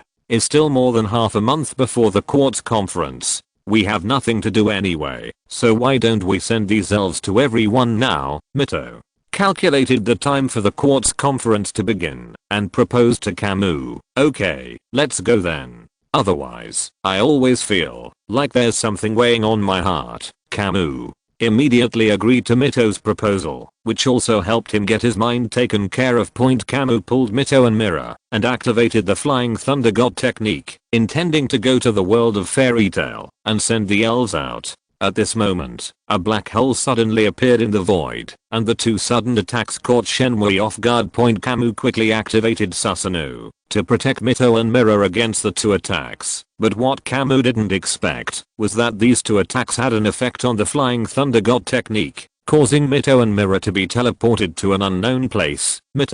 Mera, while Shenwei was extremely worried, he also wanted to kill the guy who launched a sneak attack in the black hole. The two attacks in the black hole are an energy beam and an energy light blade. Kamui Susanoo was hit by the energy beam, pushing it far away. Then the energy blade came and cut Kamui Susanoo, posing a threat to Kamui. Shenwei immediately activated his pupil technique, absorbing the energy blade and dissolving the attack. Who is the sneak attack? Kamui summoned the complete form of Susanoo, swung the Fang Shinhuaji in his hand, and slashed at the black hole in front of him. The Fang Shinhuaji slashed and flew towards the black hole. Human, the power of time and space is not something you can control. A voice was heard from the black hole, and then 3 elves walked out. The elf in the middle opened the energy shield and blocked Shenwei's attack. Arceus, Dialga, Palkia, Shenwei looked at the 3 elves in front of him and called out their names accurately. Human, since you know us, just surrender and stop struggling. As long as you hand over the power of time and space, we can let you live. Arceus's majestic voice resounded in Shenwei's heart, making people want to surrender. God of creation, God of time, and God of space, why are you 3 pretending to be so high and mighty? Kamui controlled Susanoo and rushed forward wielding the Fang Shinhuaji. Mito and Mera are missing, which makes Kamui lose his mind. Kamui dare not think about what accidents might happen to Mito and Mera suddenly in a strange world. The culprits behind all this were the 3 big-tailed wolves in front of him. How could Shenwei not be angry? Burning the mountains and boiling the sea. Kamui used the flame fruit again to awaken its power. This was the first time Kamui used its power after solving its sequely. Give me back Mito and Mera. Kamui controlled the blazing Susanoo and slashed at Arceus with a halberd, intending to split it in half. Arceus used the energy shield again to block Shenwei's attack. He thought he could block it easily, but he didn't expect the energy shield to be shattered by Shenwei. If he hadn't dodged quickly, he would have been injured by Shenwei. How dare a mere human being disrespect God? There was suppressed anger in Arceus' voice, and then white light came out of his body, as if he was accumulating power, before unleashing his ultimate move. Kamui didn't have the habit of waiting for others to accumulate strength, and then passively taking a beating, so he took advantage of this opportunity to attack Arceus without any moral principles. Dialga and Palkia on the side immediately stepped forward to stop Kamui, and prevented Kamui from attacking. Arceus Shenwei has not forgotten the attack just now, which was launched by these 2 things. Since they have come to his door on their own initiative, he will not be polite. Shenwei swung his Fang Shinhuaji and chopped down the 2 elves, which were the same size as Susanoo's palm, and became Shenwei's sandbags. Although Dialga and Palkia are the gods of time and space, their abilities have no effect on Kamui. After beating up the 2 Pokémons, Kamui threw out the Pokéball and collected them. Kamui knows that in the Pokémon world, once these gods die, there will be a disaster in the Pokémon world, so Kamui can only lock them up and imprison them in the Pokéball for eternity. It's your turn next. Kamui dealt with Dialga and Palkia, then turned his attention to Arceus. At this time, Arceus was still standing there, accumulating strength. Shenwei went forward and struck with his halberd without saying a word. Just when Arceus was about to be hit, a black hole opened up in the void and blocked the mighty attack for Arceus. Giratina, if you want to stop me too, then you can stay. Kamui swung his halberd again to attack Giratina, and then threw the Pokéball. When Giratina was resisting Kamui's attack, he was caught by Kamui's Pokéball. But this was just the beginning. Countless black holes opened up in the void one after another, and another large group of elves walked out of them. Everyone, whether Shenwei knew them or not, appeared before Shenwei. Shenwei looked at the elves in front of him, and suspected that Arceus was so angry that he lost his mind. You called these elves here, are you sure you don't want them to deliver food? Kamui rushed directly into the enemy camp, and, relying on the defensive power of Susanoo, ignored the attacks of these elves.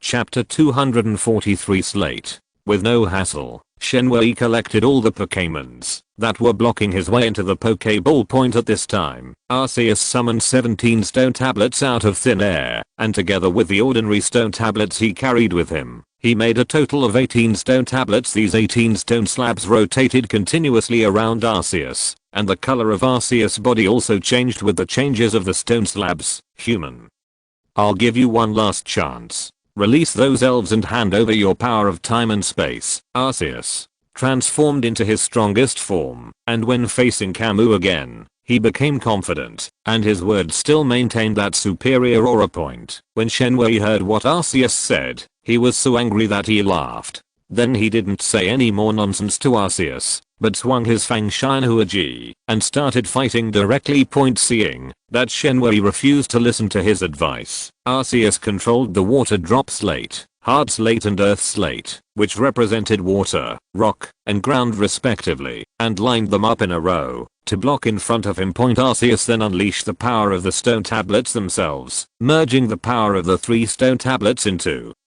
1, transforming it into a beam of energy, and struck towards Shenwei.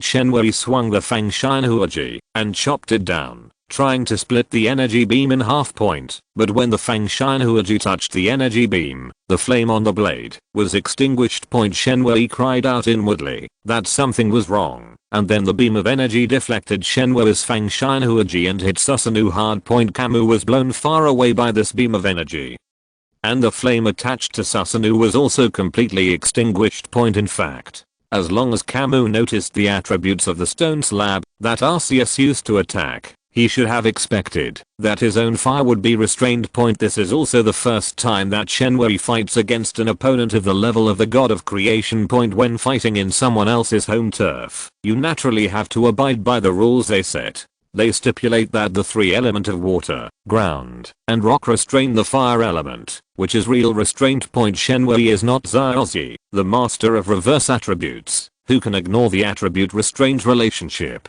Naturally, he has no chance of turning the tide against the odds. Kamui was knocked away, and Arceus immediately chased after him and threw the water drop slab, hard slab and earth slab, which represented water, rock, and ground respectively, at Kamui. Shenwei had no time to dodge, so he had to use his pupil technique to transfer the 3 stone slabs into the Shenwei space. A vortex of time and space opened up in front of Shenwei. Arceus will not let Kamui have his way. There was a flash of white light on Arceus' body, and the vortex of time and space suddenly closed, as if it had never appeared. The 3 stone slabs hit the powerful Susanoo, instantly creating cracks in it. Arceus frowned upon seeing this, and thought to himself, the power of ghosts. Arceus then pulled out the monster slate and the evil-faced slate, representing ghosts and evil respectively, from the stone tablets beside him, and smashed them at Kamui. The 2 stone slabs easily penetrated Susanoo's defense and attacked Kamui's body. Shenwei immediately spat out a mouthful of blood. In front of Arceus,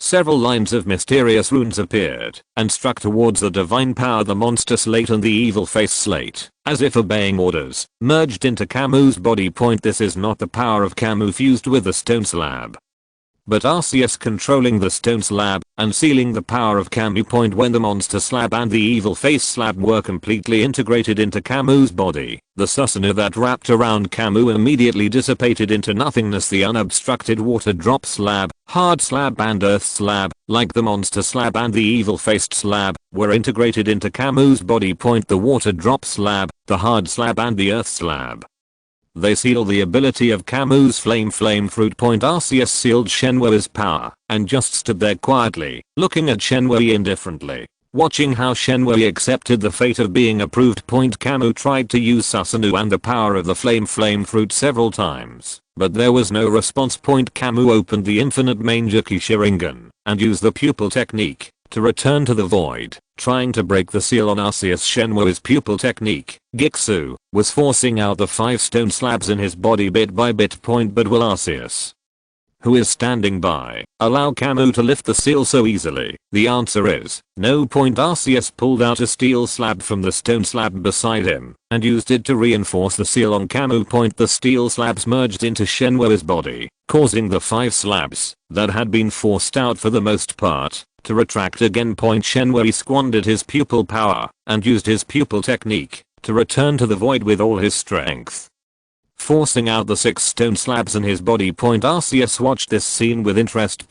Whenever Shenwei was about to succeed, a stone slab would be thrown over to strengthen the seal on Shenwei. Soon, all 17 stone slabs, except the ordinary stone slabs, were thrown out by Arceus to seal the power of divine might. Kamui's infinite Mangekyō Sharingan was also sealed to the level of 3 Megatama. Although he could still use the eye technique to return to the void, its power was far less powerful than when it had the infinite Mangekyō Sharingan. Human, that's enough. Arceus threw out the last ordinary slate and sealed Kamui's only remaining 3 Megatama Sharingan. Shenwei now is no different from an ordinary person. Arceus is now in a similar situation to Kamui. His strength has been greatly reduced. He is at most a powerful elf, not as powerful as when he first appeared. Shenwei's title has been banned again, but it's a pity that the word Daolo doesn't appear after the title. Arceus, you have used all your strength to seal me. How much strength do you have left? Although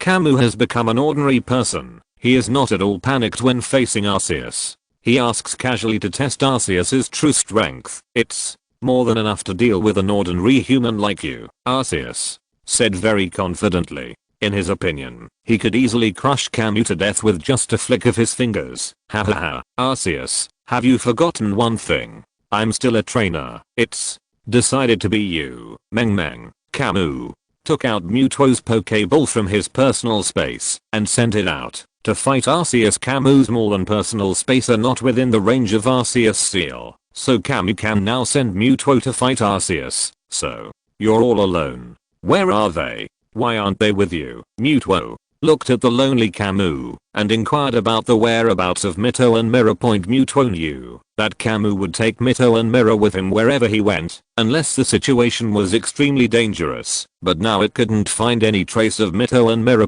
This couldn't help but make Meng feel curious, and at the same time, he also had an ominous premonition in his heart. It's hard for them to explain it in a short while. Let's deal with the enemy in front of us first. Be careful, the enemy is the god of creation. Kamui's voice suddenly became lonely, and he avoided Mewtwo's question. Okay, I see. Mewtwo sees that Kamui doesn't want to answer, and vaguely suspects that something might have happened to Mito and Mera, so he focuses on the enemy in front of him. This is for you. Take it. Kamui took out 2 Pokeballs and threw one of them to Mewtwo to distract Arceus' attention and at the same time increase Mewtwo's chances of winning. Mewtwo took the Pokeball thrown by Kamui and turned to look at Arceus. He could clearly feel a vague sense of oppression coming from Arceus. This was the first time that Mewtwo had felt such oppression from a Pokemon since its birth point. Although Arceus has lost most of his strength now, a lean camel is still bigger than a horse, so it is not surprising that he feels this way to Mewtwo. You are also an elf, right? Why do you want to help humans?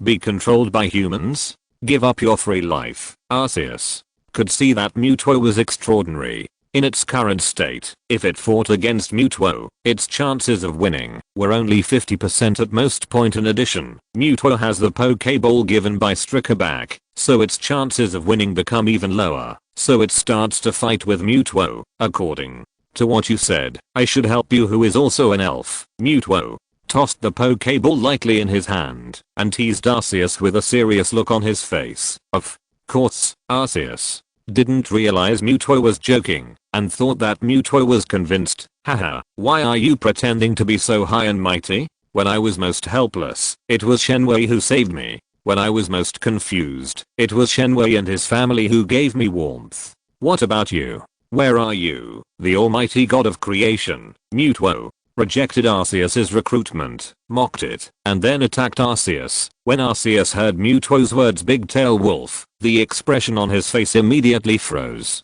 He knew without hearing what was said next that Mewtwo would not submit to him. You are just a pathetic artificial elf. Turn to ashes. Arceus saw through Mewtwo's tricks and immediately started fighting with Mewtwo. Mewtwo immediately used the power of Mega Evolution to evolve itself into Muto Y. To fight Arceus, Muto Y's powerful psychic attack suppressed Arceus. In fact, this is not entirely due to Muto's own power. Another part of the reason is that Arceus has to be wary of the Pokeballs in the hands of Muto and Kamui, and may attack him secretly. Muto Y looked at Arceus, who was fighting timidly, and immediately let go, constantly consuming Arceus' remaining strength point. Just when Arceus was about to fight back, "Go ahead, Pokeball." The Kamui on the side shouted loudly, trying to show his presence and intimidate Arceus, forcing Arceus to continue to take the beating. The battle made Arceus so frustrated that he wanted to vomit blood, but he had no choice but to follow the script given by Kamui.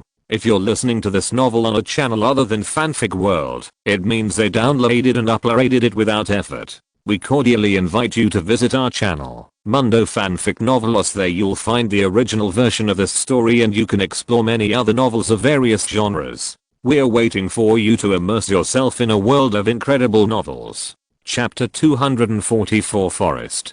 Muto held the Pokeball containing Arceus in his hand and came to Kamui. "What are you going to do with it?" Muto handed Arceus in his hand to Kamui, worried that Kamui might do something irrational in anger. "Imprison it here forever. After all, it is a creator god. It will be very troublesome if it dies." Kamui held the Pokeball in his hand, thought about the creatures in the Pokemon world, and temporarily gave up the idea of killing Arceus. This is certainly not because Kamui is too saintly, but now that Mito and Mera are missing, Kamui does not want to commit more sins, so the punishment will fall on Mito and Mera. That's all. Point. If anything happened to Mito and Mera, Kamui would cut that alpaca into pieces without hesitation. "It's up to you to decide." After hearing Kamui's answer, Muto secretly breathed a sigh of relief. Although it was Kamui's Pokemon, it didn't want to watch the Pokemon world being destroyed like this. "What are you going to do next?" Muto looked at Kamui, whose power was sealed, and asked about Kamui's next plan. Actually, Muto just wanted to tell Kamui if there was anything it could help with, but it was just too embarrassed to say it directly. "Of course I'm going to find Mito and Mera. Don't worry, I'm just an ordinary person now. Ordinary characters are no match for me. Even if I can't do it, don't I still have this group of elves?" As a matter of course, Kamui told Muto his next plan and told him not to underestimate him. Of course, Shenwei didn't do that either. He thought that he could solve all the problems now. When it was time to send the elves into battle, Shenwei would not act arrogantly. "Shenwei, don't be stubborn. When you encounter problems, you can always ask me to help you anytime and anywhere." Muto was worried about Kamui. He found it hard to accept the fact that he suddenly became an ordinary person from a strong man, and thus did some irrational things, so he volunteered in front of Kamui. "I'll definitely be bothering you in the future." Kamui smiled at Muto freely, waved at it, and then put it into the Pokeball. After recovering Muto's Kamui, he took out the book Coordinates of All Worlds. Thinking of Mito and Mera, he flipped through the book page by page from the beginning point, and when Shenwei turned to the page of Dalo and Fights Breaks Fear, he saw yellow spots flashing on the two coordinates. Shenwei was sure that he did not see these two yellow spots when he turned this page last time. Could it be that Mito and Mera, the people I'm looking for, are in these two worlds respectively? With a desperate attitude, Kamui decided to go to these two worlds to find the whereabouts of Mito and Mera. It would be best if you can find it, but if you can't, just think of it as eliminating two wrong options for yourself. What nonsense are you talking about? I will definitely find them both. Shenwei took out a flying thunder god Kunai, wavering between the choice of going to the Dalo and Dalo worlds. To be fair, Dalo's world is more dangerous than Dapo's world. Of course, this is because Dalo's world includes the God Realm, the Star Forest, the Killing City, the Far North, etc. In contrast, although Dapo's world is also very chaotic, the source of chaos is humans, and divine power can fool them, so there is really nothing to fear. So Shenwei decided to go to the world of Dalo first, believing that with his foresight, he would be able to protect the yellow dot that was stranded in the world of Dalo. Thinking of this, Shenwei touched the flying thunder god Kunai to the coordinates of the Daoluo world, and then Shenwei came to the world of Daoluo continent. Shenwei was still wondering how he was teleported here, when he saw 3 words suddenly appear on the coordinates of a world. You're welcome. Shenwei immediately understood that it must be the big guy named Leo Wei who helped him a little, so that he was teleported here. Thank you, Shenwei said very solemnly to the coordinates of a realms. Then, Shenwei looked around. Shenwei looked up and saw nothing but trees all around him. Judging from the thickness of the trees, they must be hundreds or thousands of years old. I can't be so unlucky to be teleported to the Stardao Great Forest. This is really what I fear. Shenwei opened the map of the heavens and confirmed his location. What a coincidence that I'm still in the Star Forest. Fortunately, he was on the outskirts of the Stardao Great Forest. As long as he was a little careful, he could reach the human territory. Kamui looked for the location of the yellow dot again and found that the yellow dot was gone and replaced by a name called Mito. Shenwei looked at the name and was immediately overjoyed. He raised his hand and wanted to touch the familiar name. Of course, the divine power could not be touched, so his hand passed through the map of the heavens. After Kamui's hand passed through the map of the heavens, he clenched his fist tightly, wishing he could fly to Mito's side immediately. Of course, this idea only flashed in Shenwei's mind for a moment before being rejected by Shenwei. Not to mention whether he could fly to Mito. Even if he did, the elf carrying him would definitely attract the attention of others. The man is innocent, unless he is in possession of a treasure. I'm still an ordinary person now, and I might be killed by someone if things go wrong. Therefore, to be on the safe side, you'd better go there on foot. If you're lucky, you might meet some caravan that's taking advantage of you and give you a free ride. Shenwei followed the instructions on the Daoluo world map and walked carefully towards the direction of the human town. Shenwei suddenly heard someone humming a tune and walking towards him. So Shenwei immediately found a secluded place nearby and hid himself. Shenwei hid for a while and then saw a little girl in pink clothes walking towards him. Shenwei was wondering whether the little girl in pink in front of him was Xiao. The little girl in pink clothes suddenly stopped and looked towards where Shenwei was hiding. Who's hiding there?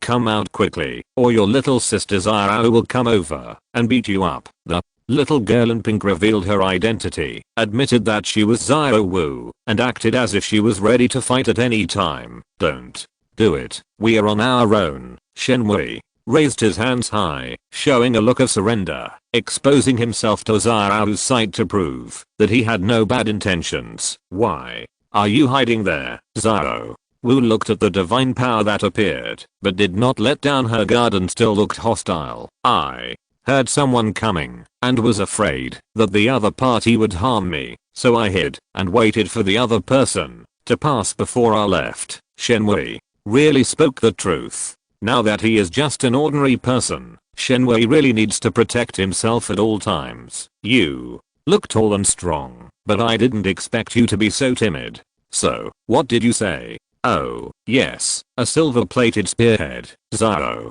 Wu looked at the divine power in front of her with a hint of contempt in her eyes. Yes, I'm just a weakling.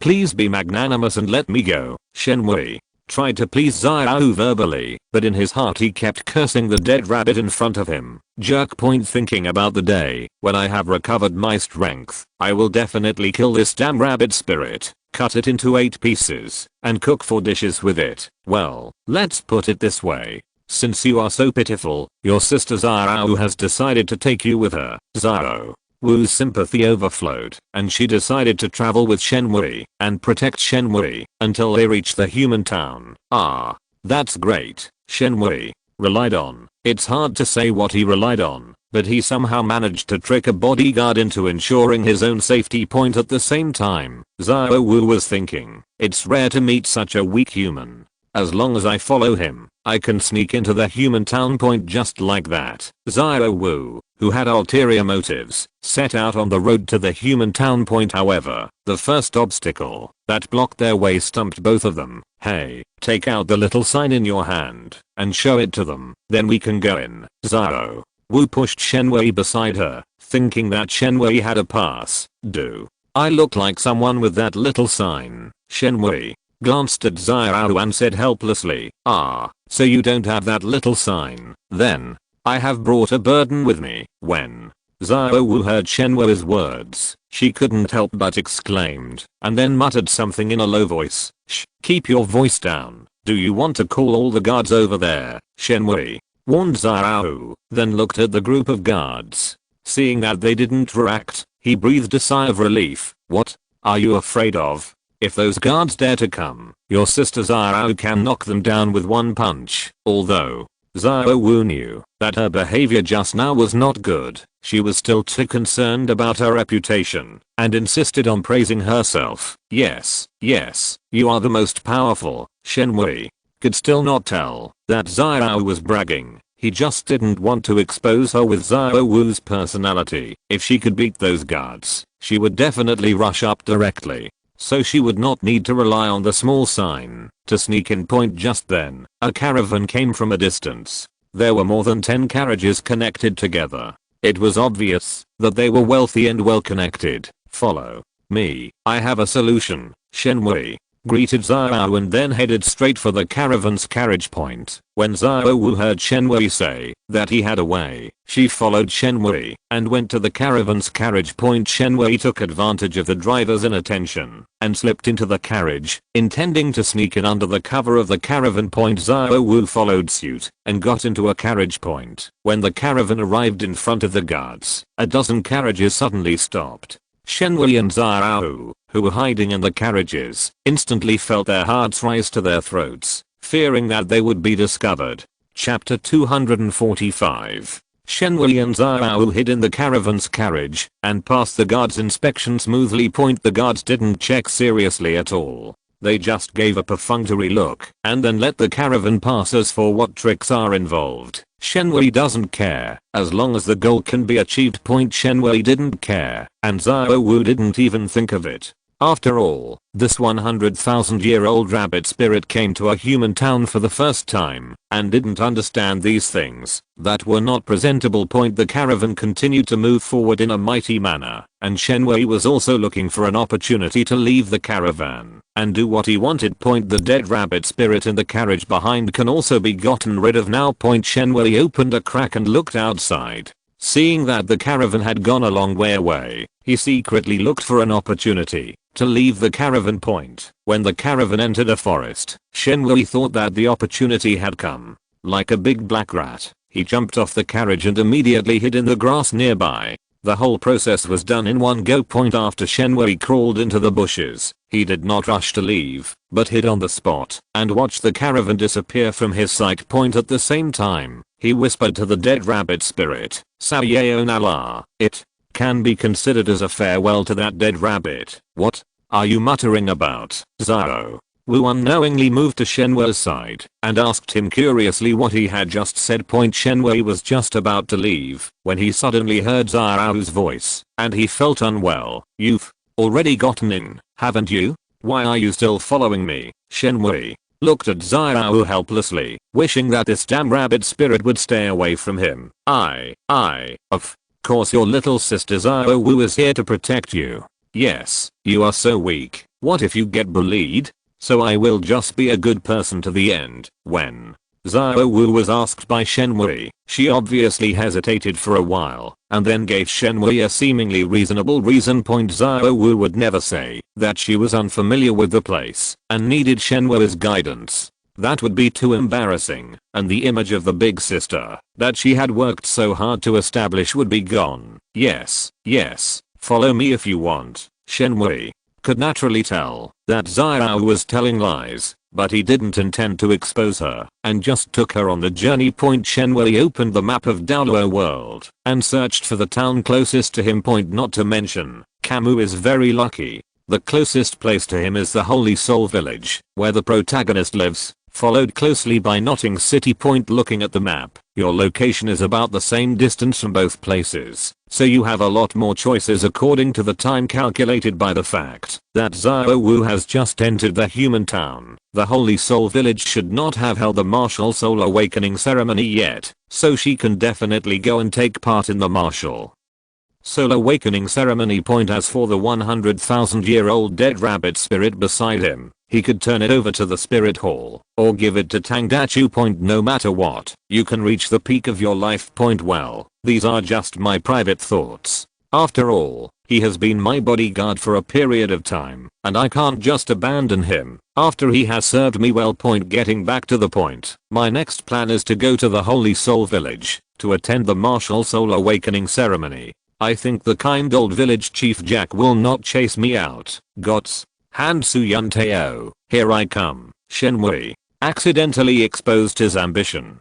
Fortunately, Zhao was a careless person, otherwise Shenwei would have to waste his breath and start fooling people again. Who is Su Yunteo? Zhao Wu asked in confusion when she heard Shenwei muttering the name, Initiator. After Shenwei finished speaking, he stopped talking and walked straight towards the Holy Soul Village. Zhao Wu wanted to ask more questions, but Shenwei walked so fast and hurriedly that he didn't give Zhao Wu any chance to ask any questions. Shenwei hurried all the way, and finally before noon, he and Zhao Wu arrived at the Holy Soul Village. Hurry up and inform the children and the village to gather. Master Su Yunteo from the Spirit Hall is here to guide the children in awakening their spirits. A skinny old man mobilized the villagers in a loud voice, asking them not to miss this opportunity. While he walked slowly towards the village blacksmith shop. Shenwei listened to the old man's words and felt secretly happy. Hey, it's better to arrive at the right time than to arrive early. I'll definitely get in on the soul awakening ceremony. Zhao Wu, judging from your age, it should be almost time for your martial spirit to awaken. Do you want to go with me? Shenwei had already decided that Zhao would not go with him, so he pretended to invite her. My martial spirit has already awakened. If you want to go, just go by yourself. Don't worry about me. Zhao Wu rejected Shenwei's proposal, and she didn't know whether this martial soul awakening ceremony would allow her to reveal her identity as a 100,000-year soul beast. However, Shenwei was too lazy to explore these things. The awakening is over, so I'll go by myself. After Shenwei finished speaking, he caught up with the skinny old man in front and started discussing things with him. Grandpa, I also want to awaken my martial soul. Can I participate in the martial soul awakening ceremony with the children in your village? Shenwei immediately explained his purpose to the skinny old man, hoping that he would agree to his request. Child, you look like you are more than 6 years old, right? Why are you awakening your martial spirit only now? The skinny old man looked at the already overaged Shenwei and asked curiously, Grandpa, I'm a child who loves martial spirits. Since I was a child, I have been working tirelessly to become a great spirit master. When I grow up, Shenwei started his deception again. In his story, he was a poor man who was eager to make progress, but had nowhere to go. It is stories like Shenwei's that can most touch the little people in life. Good boy, you've had a hard time on this journey. I'm old Jack, the village chief of Holy Soul Village. If you don't mind, you can call me Grandpa Jack from now on. You will go with everyone else to participate in the martial soul awakening ceremony in a while. This skinny old man revealed his identity and said that he was old Jack, the village chief of Holy Soul Village. He expressed sympathy for Shenwei's experience and agreed to Shenwei's request. Okay, Grandpa Jack, Shenwei called out in a very sweet voice, trying to leave a good impression on the old village chief. Besides, he's just Grandpa Jack, not Captain Jack, so there's nothing wrong with calling him that as long as the benefits are in place. Not to mention Grandpa Jack and Captain Jack, even Ultraman Jack can be called Kamui. What? A good boy, walking with Grandpa to persuade a drunkard in a blacksmith shop. Village Chief Old Jack touched Shenwei's head and then brought Shenwei to Tangdachu's blacksmith shop. Grandpa Jack, before the village chief, Old Jack, arrived, a little boy came out to greet him. It's Zayazan. Why don't you go to participate in the martial spirit awakening ceremony? Is it because your father doesn't want you to go? Tell Grandpa Jack and he will make the decision for you. Village Chief Old Jack looked at Tangsan, who came out with a amiable and approachable look, like a typical grandfather. That's not the case. I don't want to participate in the martial spirit awakening ceremony myself. Tang San's insincere words made the village chief, Old Jack, feel even more distressed for the sensible child in front of him. At the same time, he was also filled with anger towards the drunk Tangdachu in the blacksmith shop. Tang, heyo, come out here, village. Chief Old Jack roared, called out to Tangdachu, and walked up to Tangdachu with his arms and sleeves rolled up, intending to argue with him. Hello, my name is Shenmue. Shenmue stretched out his hand to express his goodwill to Tang-san. Hello, my name is Tang-san. Tang-san also stretched out his hand and clasped Shenmue's hand tightly. After shaking it lightly, he wanted to go back into the house to stop the fight point, but Shenmue had no intention of letting Tang-san go. Tang-san, do you know what a spirit master is and what the spirit master's world is like? The topic raised by Shenmue easily attracted Tang-san's attention. Well, you know what? Tang-san looked at Shenmue, ready to listen to Shenmue's understanding of them for his own reference. I've heard others mention it. It's said that it's a world where the strong prey on the weak and only the fittest survive. Once you step into that world, you'll be followed by endless killing. Shenmue pretended to be still frightened, patted his chest lightly, and then secretly looked at Tang-san in front of him. Tang-san listened to Shenmue's description, and was unknowingly drawn into it by Shenmue. His face was expressionless, and no one knew what he was thinking about. His eyes suddenly became sharp, and there was a faint murderous aura between his brows. If an ordinary person with the same divine power can sense this murderous aura, then Tangdachu can naturally do the same. At the moment when Tang-san showed murderous intent, Tangdachu suddenly walked out of the house. It looked like he was forced into a desperate situation by the village chief, Old Jack, but in fact he just came to see his son. I agree. Zio-san's participation in the martial spirit awakening ceremony will just put an end to his thoughts and make him willingly return home to forge iron with me. The sound of Tangdachu was like a loud bell, which woke up Tang-san beside him. He glanced at Shenmue secretly, and after confirming that Shenmue was just an ordinary person, he stopped. Tang, heyo, you are willing to stay in this small village and work as a blacksmith for the rest of your life, but what about Zio-san? Do you want Zio-san to work as a blacksmith for the rest of her life like you? Zio-san has become a respected soul master. What's wrong with that? I'm too lazy to talk to you. Zio-san will go with your grandpa Jack. Your father has already agreed to it. Village Chief Old Jack scolded Tangdachu again, then pulled Tang-san out to participate in the spirit awakening ceremony. Shenmue followed behind Village Chief Old Jack and Tang-san in silence, trying his best to keep a low profile. Tangdachu looked at Tang-san's receding back, sighed deeply, turned back to the blacksmith shop, and continued to drink to drown his sorrows. Chapter 246 Martial Spirit Awakening. Shenmue followed the village chief, Old Jack, to a wooden house in the village. This wooden house can be called the Spirit Hall's branch in Holy Soul Village, or the Spirit Hall's temporary office. In front of the wooden house, there was a circle of villagers from the Holy Soul Village. Among them were parents who were performing the martial soul awakening ceremony, and there were also villagers who were there just to watch the fun. When the village chief Old Jack arrived, they consciously made way for him to lead Tang-san and Shenmue in. From this, it can be seen that village chief Old Jack has great prestige in the Holy Soul Village, and is very respected. Shenmue lowered his head, and followed village chief Old Jack into the cabin, trying his best to keep a low profile.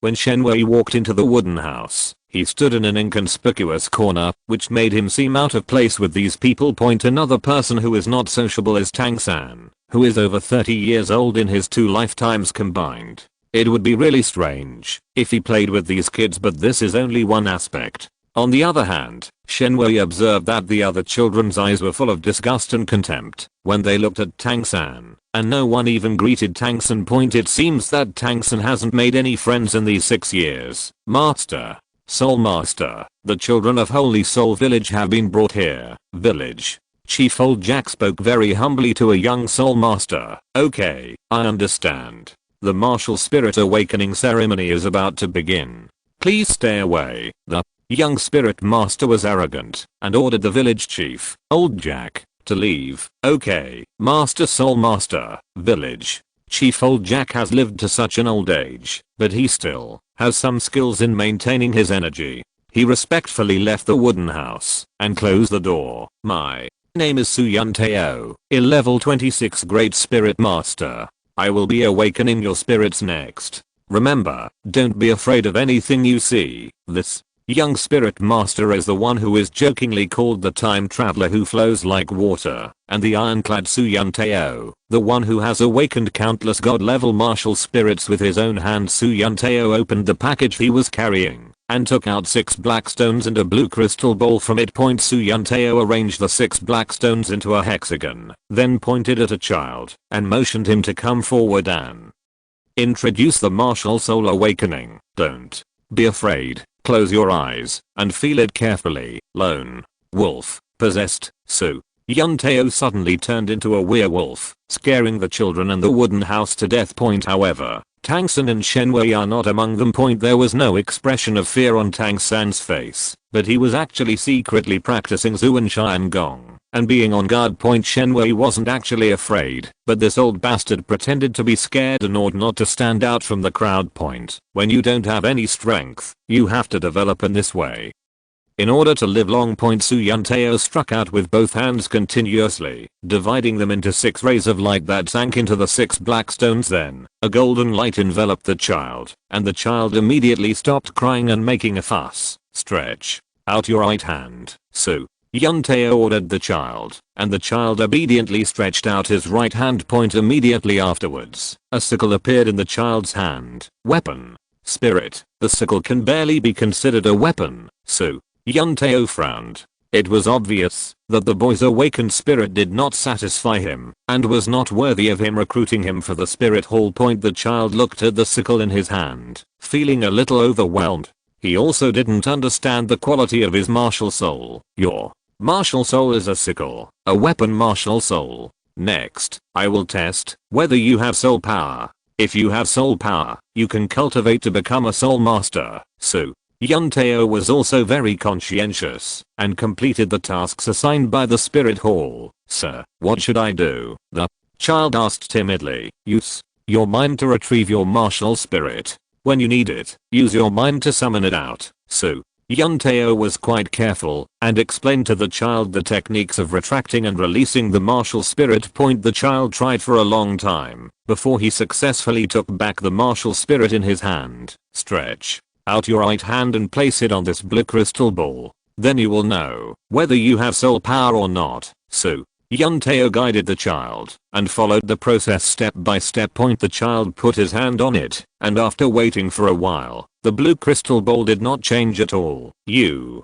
don't have soul power, so you can't be a soul master. Stand aside for now. Suyunteo looked at the child, sighed with regret, and continued his work. Shenwei watched the entire process of the martial soul awakening and wondered in his heart, what kind of martial soul would he awaken in the end? I hope it's not the same blue silver grass as Tang-san's. Otherwise, when I return to the Naruto world, I will be laughed at to death by the 3 brothers of Daishin Impact. It seems that it is quite good for Wuhan to awaken the Sharingan. All the other predecessors who have awakened the Sharingan are doing well in the world of Daoluo. However, if I really awakened the Sharingan, I always felt like I was at a disadvantage. I already have the Sharingan, and turning it into a martial spirit is a waste of opportunity. The best would be a powerful martial spirit that is beyond one's ability.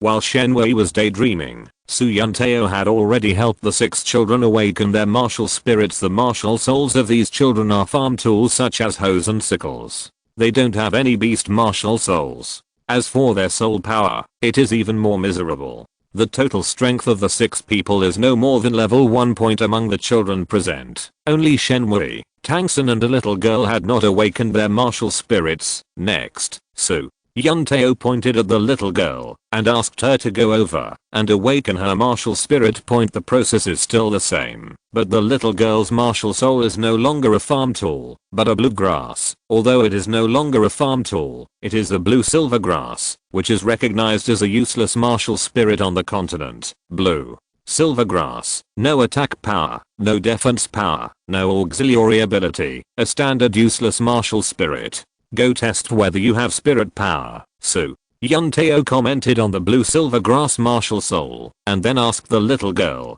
to test her soul power step by step. The test results were just as Suyunteo had expected. This little girl was also a child without soul power. Now only Shenwei and Tangsen are left, and they haven't awakened their martial spirits. Su Yunteo decided to take a break before continuing with the work of awakening his martial soul. Su Yunteo sat there with his eyes closed, resting and recovering his soul power. The kids then focused their attention on Shenwei and Tangsen. Shenwei is much older and taller than them, so they naturally don't dare to provoke him. They were very familiar with Tangsen, the kid who grew up with them. He had a father who was drunk all day long at home, and other than that, he was useless. Naturally, he became their priority target of attack. Tangsen, what are you doing here? Are you the son of a stinky blacksmith, qualified to be a spirit master? Don't waste the time of the spirit master here. The child who awakened the sickle spirit took the lead in finding Tangsen, intending to make Tangsen retreat. Shenwei listened to the child's words and watched the show from the side. After all, it was none of his business, so he just kept out of it. Of course I'm here to awaken my martial soul. As for whether I can become a spirit master, that is not something you can decide. Or do you think you have surpassed Master Su Yunteo in awakening your martial soul? Tang-san retorted with a few words, leaving the child who had awakened the sickle spirit speechless. Either child who awakened the sickle spirit was so embarrassed that he was ready to show Tangsen how powerful he was. After all, he had a weapon in his hand, while Tangsen was unarmed. Don't do it. The Soul Master is still there. You have to leave a good impression on him. This kid has the protection of Village Chief Jack. If he really starts fighting, he will be in big trouble when he gets home. The child who awakened the Ho spirit quickly stopped the child who awakened the sickle spirit and told him not to be impulsive. Upon hearing this, the child who had awakened the sickle spirit could only glare at Tangsen hatefully, then turned around and led his men to find Shenwei. You are not from a holy soul village. Who asked you to participate in the martial soul awakening ceremony? The child who awakened the sickle spirit was rejected by Tangsen, and he came to cause trouble for Shenwei again with his remaining anger. He was the one who asked me to come. If you don't agree, go find him. Shenwei raised his chin and pointed at Tangsen, who was standing beside him. Shenwei saw clearly everything that had just happened. Anyway, the relationship between them was not that good, so Shenwei didn't mind magnifying it a little bit. When Tangsen heard Shenwei's words, he turned to look at Shenwei and secretly exclaimed in his heart, smart. However, Tangsen still felt uncomfortable with Shenwei's approach of shifting the blame to others. Don't think he can protect you. The child who awakened the sickle martial spirit left after saying something. If we were to say who the child who awakened the sickle spirit hated the most at this moment, it would undoubtedly be Tangsen, who had failed him twice. Su Yunteo heard every word of this little episode in the wooden house, but he did not say anything to stop it. Instead, he let the situation develop. The final result made Su Yunteo feel more appreciative of Shenwei and Tangsen. Admired Tangsen's dignity and Shenwei's sophistication and slickness. Next, Su Yunteo pointed at Tangsen, signaling Tangsen to step forward and begin to awaken his martial spirit. The result is the same as Tangsen in the original work, with blue silver grass martial soul and innate full soul power. Finally, it's Shenwei's turn. Shenwei closed his eyes, sensing his martial soul that was about to awaken, and he sensed his sealed powers. Shenwei tried to communicate with them, but there was no response. Shenwei's consciousness continued to move inside until he saw a golden armor, Emperor's armor, combined. Chapter 247, Runaway. Through the martial soul awakening ceremony, Shenwei stimulated the Emperor armor hidden in his body and manifested it in the form of martial soul. In other words, in the future, if Shenwei wants to summon the Emperor armor, he doesn't need the Emperor belt at all. He just needs to change his mind and the armor can be combined. There will never be a situation where the summoner is killed before summoning the armor. Shenwei's martial soul is not just the Emperor armor. His martial soul is called Six Paths, but this Six Paths has nothing to do with the Six Paths Sage, but refers to the Six Paths of Reincarnation. After all, his Sharingan didn't seem to have evolved into the Rinnegan at all. Of course, with the 6 paths of the ancient world, who would need that pair of broken samsara eyes, as the embodiment of the heavenly Deo in the armor world. The Emperor armor naturally occupies the heavenly Deo within it. Kamui Susanoo occupied the hungry ghost realm, but now the power of Susanoo was sealed by Arceus stone tablet, so Kamui could not use its power for the time being. As for the other 4, they are now vacant, and need to be filled by Shenwei himself. Shenwei has already thought about this. He decided to pack up all the ultimate armors in the armor world and take them away. For example, the Shura armor. The name sounds like it has something to do with the 6 paths of Shenwei.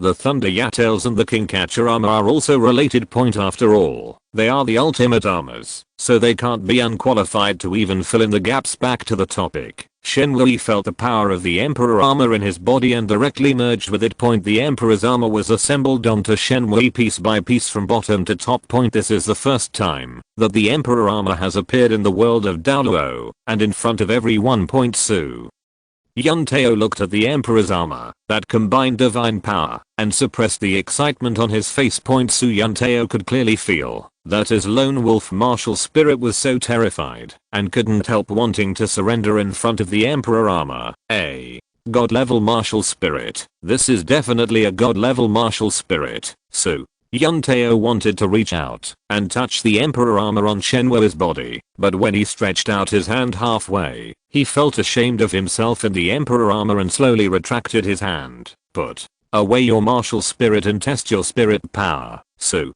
Yunteo's voice was countless times softer than before. It was probably because he wanted to build relationships in advance in order to bring Shenwei into the spirit hall. Shenwei's mind changed, and the Imperial armor on his body was automatically removed, revealing the Shenwei inside. Shenwei followed the procedure, placed his hand on the blue crystal ball, and waited for the test results. After waiting for a while, the blue crystal ball didn't move at all. That's impossible. It's obviously a god level martial spirit. How could it be possible that it doesn't have any spirit power at all? Su Yunteo looked at the crystal ball and the test results given, frowning, unable to understand why this was happening. Shenwei looked at the test results of the crystal ball and was not surprised at all. If there was a crack in Arceus' stone seal, he would not have to do the same thing as he does now, cheating and deceiving people. In order to test whether the crystal ball was intact, Su Yunteo asked Tangsun to test his soul power again. Tangsun put his hand on the crystal ball, and the crystal ball immediately shone brightly, and it was undoubtedly the innate full soul power, although Su Yunteo already knew that Tangsun was born with full soul power. He still couldn't calm down after seeing the test results. After confirming that there was no problem with the crystal ball, Su Yunteo asked Shenwei to test the soul power. Shenwei stepped forward and tested it again, and the result was the same. He didn't have any soul power at all. Su Yunteo looked at Shenwei and Tangsun in front of him, feeling secretly sorry. A useless martial soul is actually full of innate soul power, while a god level martial soul has no soul power. This is really a trick of fate. After learning that Shenwei only had a god level martial soul, but not a trace of soul power, Su Yunteo became as enthusiastic about Shenwei as before. Su Yunteo also gave up on the idea of letting Shenwei join the spirit hall. After all, the spirit hall would not accept trash. After Su Yunteo awakened his martial spirit for the children of Holy Soul Village, he took his things, pushed open the door of the wooden house, and walked out. When the villagers of Holy Soul Village saw the Soul Master coming out, they all behaved in a timid manner, not daring to breathe, for fear of angering him. Soul Master, are there any children in our village who can become a Soul Master this year? When the village chief, Old Jack, saw Su Yunteo coming out, he immediately went up to him and asked about the result with trepidation. Yes, there are, but it's a pity. Su Yunteo glanced at Tangsun and Shenwei and sighed deeply. When village chief Old Jack heard Su Yunteo's words, he immediately perked up. He thought that it was good, as long as there was hope. Master, Soul Master, what exactly is that? Village Chief Old Jack asked quickly. Among the 9 children this year, 2 left a deep impression on me. One was born with full soul power, and the other had a god level martial soul. Su Yunteo's voice was not loud, but the village chief, Old Jack, and the surrounding villagers could all hear it clearly. When village chief Old Jack heard Su Yunteo's words, he immediately looked happy. Among the surrounding villagers, the parents of children who have awakened their martial spirits this year all hope that their sons and daughters will become successful, and they hope that the person Su Yunteo is talking about is their child. One has an eightful soul power, and the other has a god level martial soul. Why does the soul master still say it's a pity? Village Chief Old Jack was not overwhelmed by the sudden surprise, but thought of what Su Yunteo had said before. What? A pity, a person with full innate soul power, but a useless martial soul, blue silver grass, and a god level martial soul, but no soul power at all. Su Yunteo explained to the village chief, Old Jack, with great regret. Village chief Old Jack is not completely ignorant about martial spirits. He knows very well what the martial spirit blue silver grass and the lack of soul power mean. It was precisely because he knew this that his face was filled with disappointment. Master, Soul Master, can the spirit blue silver grass be cultivated? Village Chief Old Jack looked at Su Yunteo and asked without giving up. Although Tangsen has a useless martial soul, he still has soul power, so at least he can still practice. Even if Shenwei has a god level martial soul, it doesn't matter. People without soul power cannot practice. This is common sense on Daoluo continent. It's not that he can't practice at all, but a useless martial spirit is just a useless martial spirit after all. Even if he becomes a spirit master, he is still a useless spirit master. Okay, I'm going to the next village. Su Yunteo did not say anything final, but left a glimmer of hope to the village chief, Old Jack, and then left quickly. Master, Soul Master, take care. Village Chief Old Jack respectfully saw Su Yunteo off and then turned his attention to the group of children. Village Chief Old Jack learned from the children that Tangsen and Shenwei were the children who had innate full soul power and possessed god level martial spirits respectively. Of course, even if they wanted to tell a lie to attract attention, it would be easily discovered, so there was no need to take the risk at all. Never underestimate a child who wants to be in the limelight. Of course, almost all such children died at the hands of people with the surname Yi. Village Chief Old Jack asked the parents to take all the other children home, leaving only Tangsen and Shenwei. Shenwei guessed that the reason why Village Chief Old Jack kept them both here was most likely to decide who would get the work study spot in Holy Soul Village. Shenwei really doesn't think much of the work study student quota. He came to the Holy Soul Village just to take part in the martial soul awakening ceremony so that he can have some ability to protect himself and not be caught and sold by human traffickers on the way to find Mito. Now that Shenwei's goal has been achieved, it is time to say goodbye to Village Chief Old Jack. Grandpa Jack, my martial soul has awakened. I don't have soul power to practice, so I plan to go home and farm. Thank you for taking care of me during this time. As Shenwei spoke, he bowed deeply to the village chief, Old Jack, and expressed his desire to leave the Holy Soul Village. When village chief Old Jack heard Shenwei's words, he was suddenly stunned. He was thinking about how to explain to him the issue of the work study student quota, but he didn't expect Shenwei to take the initiative to ask to leave. Okay, then, be careful on the road. Village Chief Old Jack originally wanted to keep Shenwei, but when he heard that Shenwei wanted to go home to farm, he gave up the idea. When farming, the difference between one more laborer and one less laborer can make a huge difference. Thank you, Grandpa Jack, for taking care of me during this time. Shenwei bowed deeply to the village chief, Old Jack, and then left the Holy Soul Village. When Shenwei walked out of the Holy Soul Village, he couldn't help but feel that the sea was wide enough for fish to leap, and the sky was high enough for birds to fly. Shenwei was just about to roar happily toward the sky to express his inner feelings. A slap landed on Shenwei's shoulder. Kamui was frightened and took out Muto's Pokeball. Then turned around and looked. Zio Wu, holding a bunch of carrots in her arms, was patting Shenwei's shoulder and looking at him angrily. Ah, you planning to leave me behind? Where did you get the carrots? Zio Wu and Shenwei asked each other questions at the same time. I picked these up. I didn't. Don't talk nonsense, Zio Wu and Shenwei answered each other at the same time again. HMPH. I don't think you'd dare. Take it, Zaro. Wu threw all the carrots in her arms to Shenwei, freeing herself and letting Shenwei do the hard labor. Shenwei held the pile of carrots and looked at the moist soil on them. He immediately knew that they had been pulled out of the ground by the dead rabbit spirit. Sure enough, a voice came from the Holy Soul Village. Who stole my carrots? The voice of this sentence was so loud that even Shenwei and Zhao, who were standing outside the village, could hear it clearly. Shenwei looked at Zhao, and seeing that she looked a little embarrassed, he understood where these carrots came from. Go quickly, Zhao. Wu pulled Shenwei and trotted forward, hoping to leave this place of trouble as soon as possible and not let the owner of the lost things come to them. Why are we running? We didn't steal the carrots. We acted upright. Shenwei looked at Zhao and said righteously. Chapter 248 Looking for Trouble. Zhao Wu didn't know how to explain the situation to Shenwei. Family members knew their own business. She knew best where those carrots came from, but could she tell Shenwei the truth about this matter? No way. If I tell the truth, being embarrassed is a small matter. The big deal is that my image as little dancer will plummet in the eyes of Shenwei. Zhao Wu was determined not to admit it, no matter whether Shenwei had evidence or not. When Zhao Wu thought of this, she felt more confident and looked at Shenwei. Coincidentally, Shenwei was also examining Zhao to see how she would cover up her lie.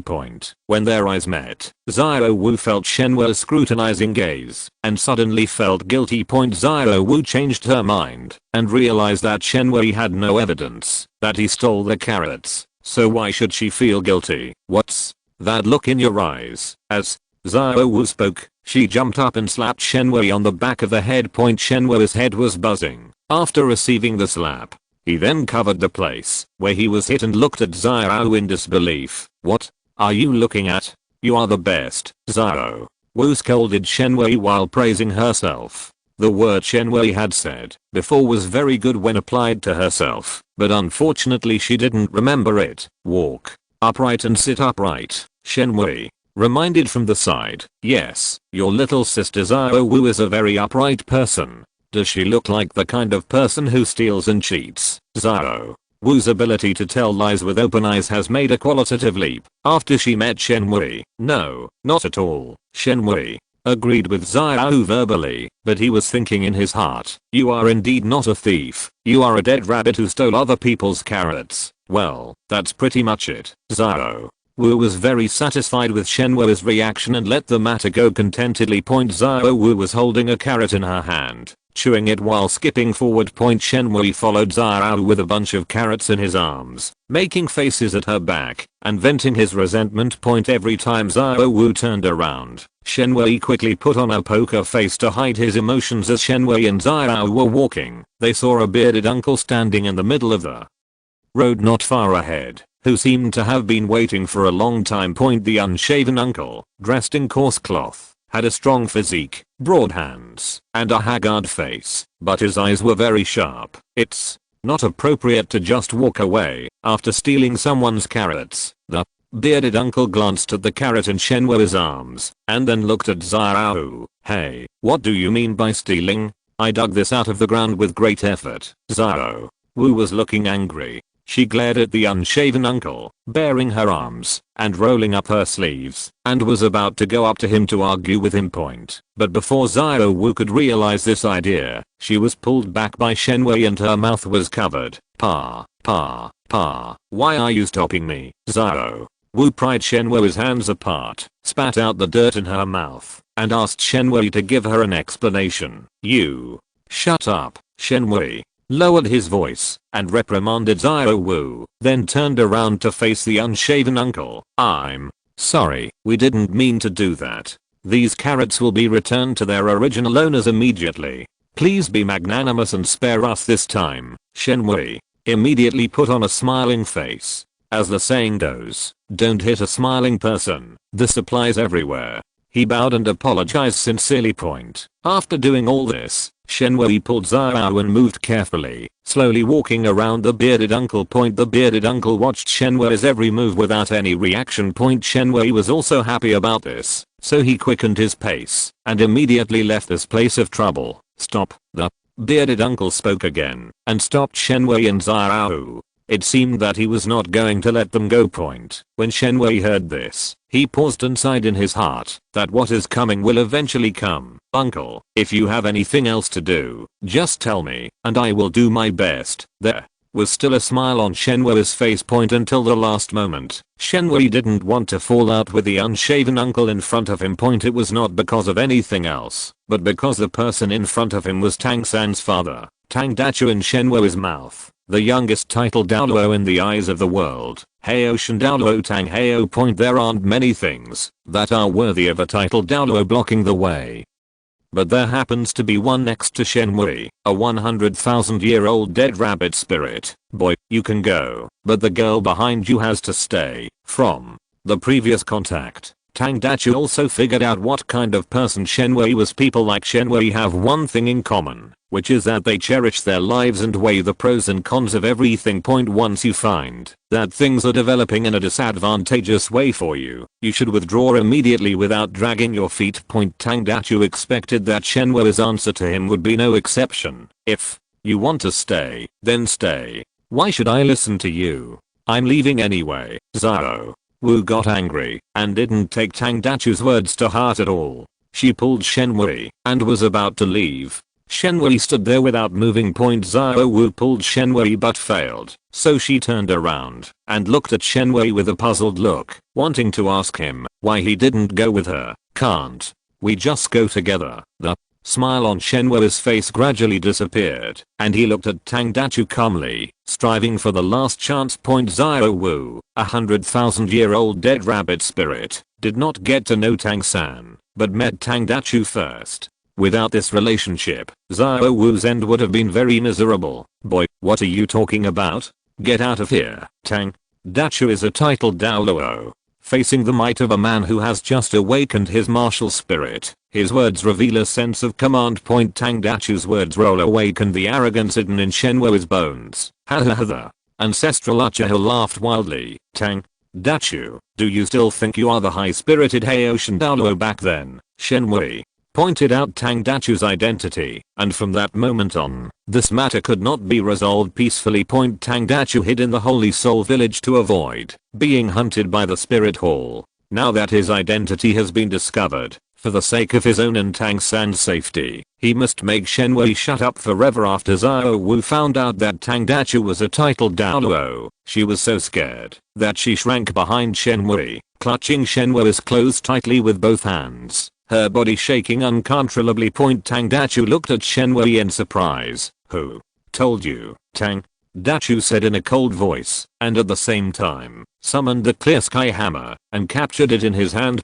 Tang Dachu had a preconceived notion that his identity was told to Shenwei by others, and combined with the fact that Shenwei came to the Holy Soul Village to participate in the martial soul awakening ceremony. I imagined that Shenwei was a pawn sent by the Spirit Hall to gather information. After all, at Shenwei's age, it is impossible for him to come into contact with these things. How could Tang Dachu have imagined that everything Shenwei knew was what he had seen in novels in his previous life? Did I say something wrong? Tang Heio, Shenwei called out Tang Dachu's name, which was like a blow to the head, shocking Tang Dachu's mind. Yes, I'm indeed Tang Heio. Since you have discovered my identity, I cannot let you stay. Tang Dachu personally admitted his identity in front of Shenwei, which also meant that Tang Dachu would not let Shenwei survive tonight. Tang Dachu was seen holding the clear sky hammer upside down and striding towards Shenwei. Then Tang Dachu swung up the Heiyoshan hammer and smashed it down hard on the top of his head. If this hammer hits Shenwei, he will be turned into a pool of meat paste on the spot. Emperor's armor combined. Facing Tang Dachu's attack, Shenwei would naturally not sit and wait for death. After combining the Emperor armor, he raised his arms above his head to block Tang Dachu's attack. After Tang Dachu smashed down with his clear sky hammer, he felt that this blow was enough to kill Shenwei, but he never expected that his move was blocked by Shenwei. Shenwei blocked Tang Dachu's attack, then grasped the handle of Heiyoshienchu with his left hand, pulled it to the side, and pulled Tang Dachu over. Shenwei retracted his right hand lowered it to his waist, and punched Tang Dachu in the stomach with a fierce straight punch. Tang Dachu was hit so hard that he immediately spat out a mouthful of blood. Shenwei succeeded in his first strike, but he had no intention of letting Tang Dachu go. He then punched Tang Dachu 3 times in a row in the chest. Every time Shenwei punched Tang Dachu would spit out blood mixed with pieces of internal organs. Tang Dachu was already seriously injured and now had new injuries.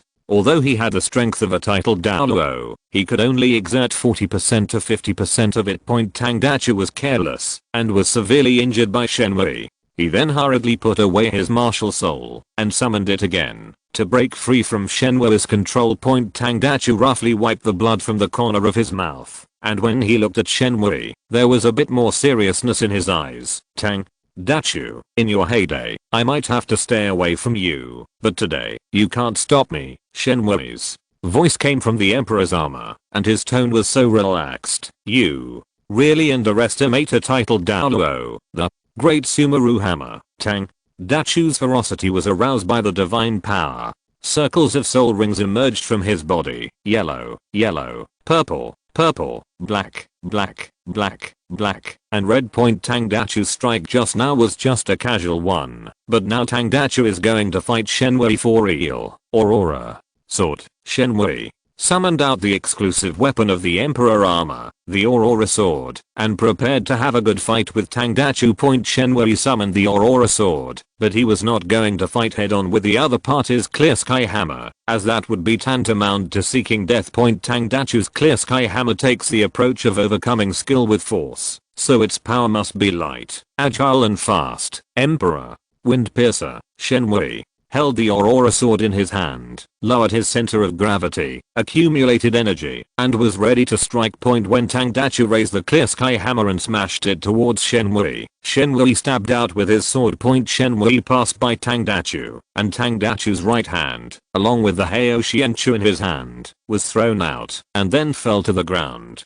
Chapter 249 Go. During the fight between Shenwei and Tang Dachu, a flash of sword light appeared and cut off one of Tang Dachu's hands. After Tang Dachu lost a hand, he didn't even make a sound. He was indeed a ruthless man who dared to cut off his own arms and legs and take out his soul bones to give to his son. Humph, you're quick at hiding. Shenwei said this as he waved the Aurora Sword in his hand to shake off the blood on the sword, then pointed the tip of the sword at Tang Dachu. Shenwei did not hold back at all when he launched the attack just now. If Tang Dachu had reacted a step slower, he would have been killed on the spot by Shenwei. How could you have such strength? Tang Dachu glanced at his right hand lying on the ground vaguely, and then took the initiative to chat with Shenwei. His tone of voice was very complicated. A fellow who had just awakened his martial spirit cut off the arm of a long-established titled Daoluo in just a few moves. No one would believe this if it were told to others, but it really happened. Tang Dachu has been on the Daoluo continent for nearly half of his life, and has seen all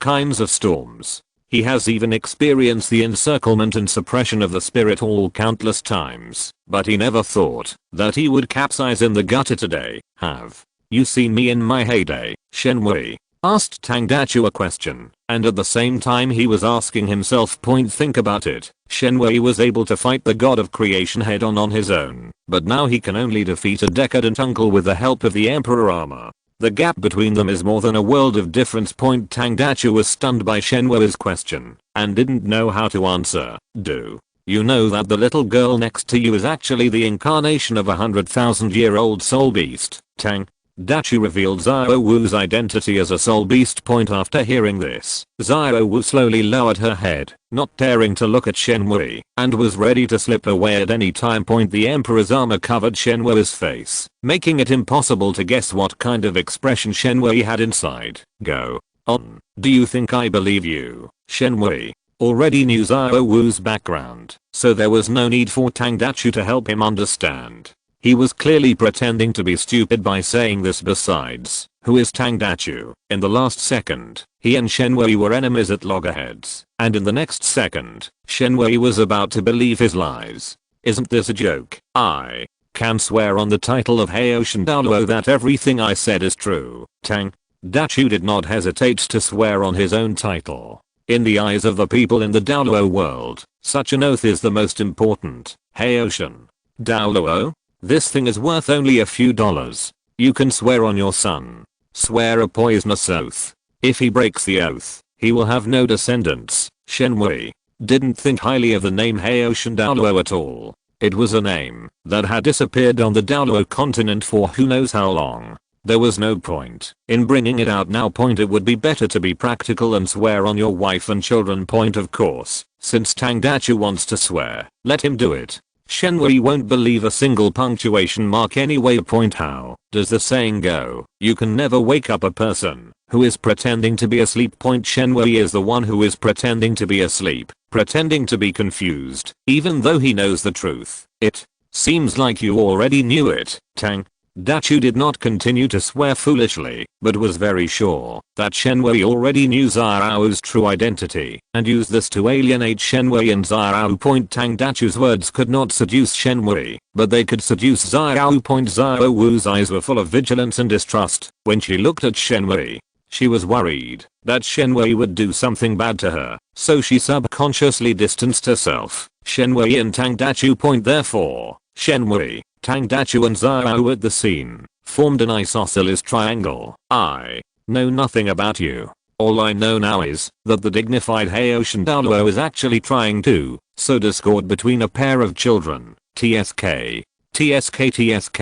I wonder if Tang Chen would be so angry that he would come back to life after seeing a descendant like you. Shenhui mocked Tangdachu unscrupulously, and his look made him look like he deserved a beating. I hope you will see that day. Tangdachu looked straight at Shenhui with a cruel smile on his face. Shenhui looked at the cruel smile on Tangdachu's lips and thought to himself that something was wrong.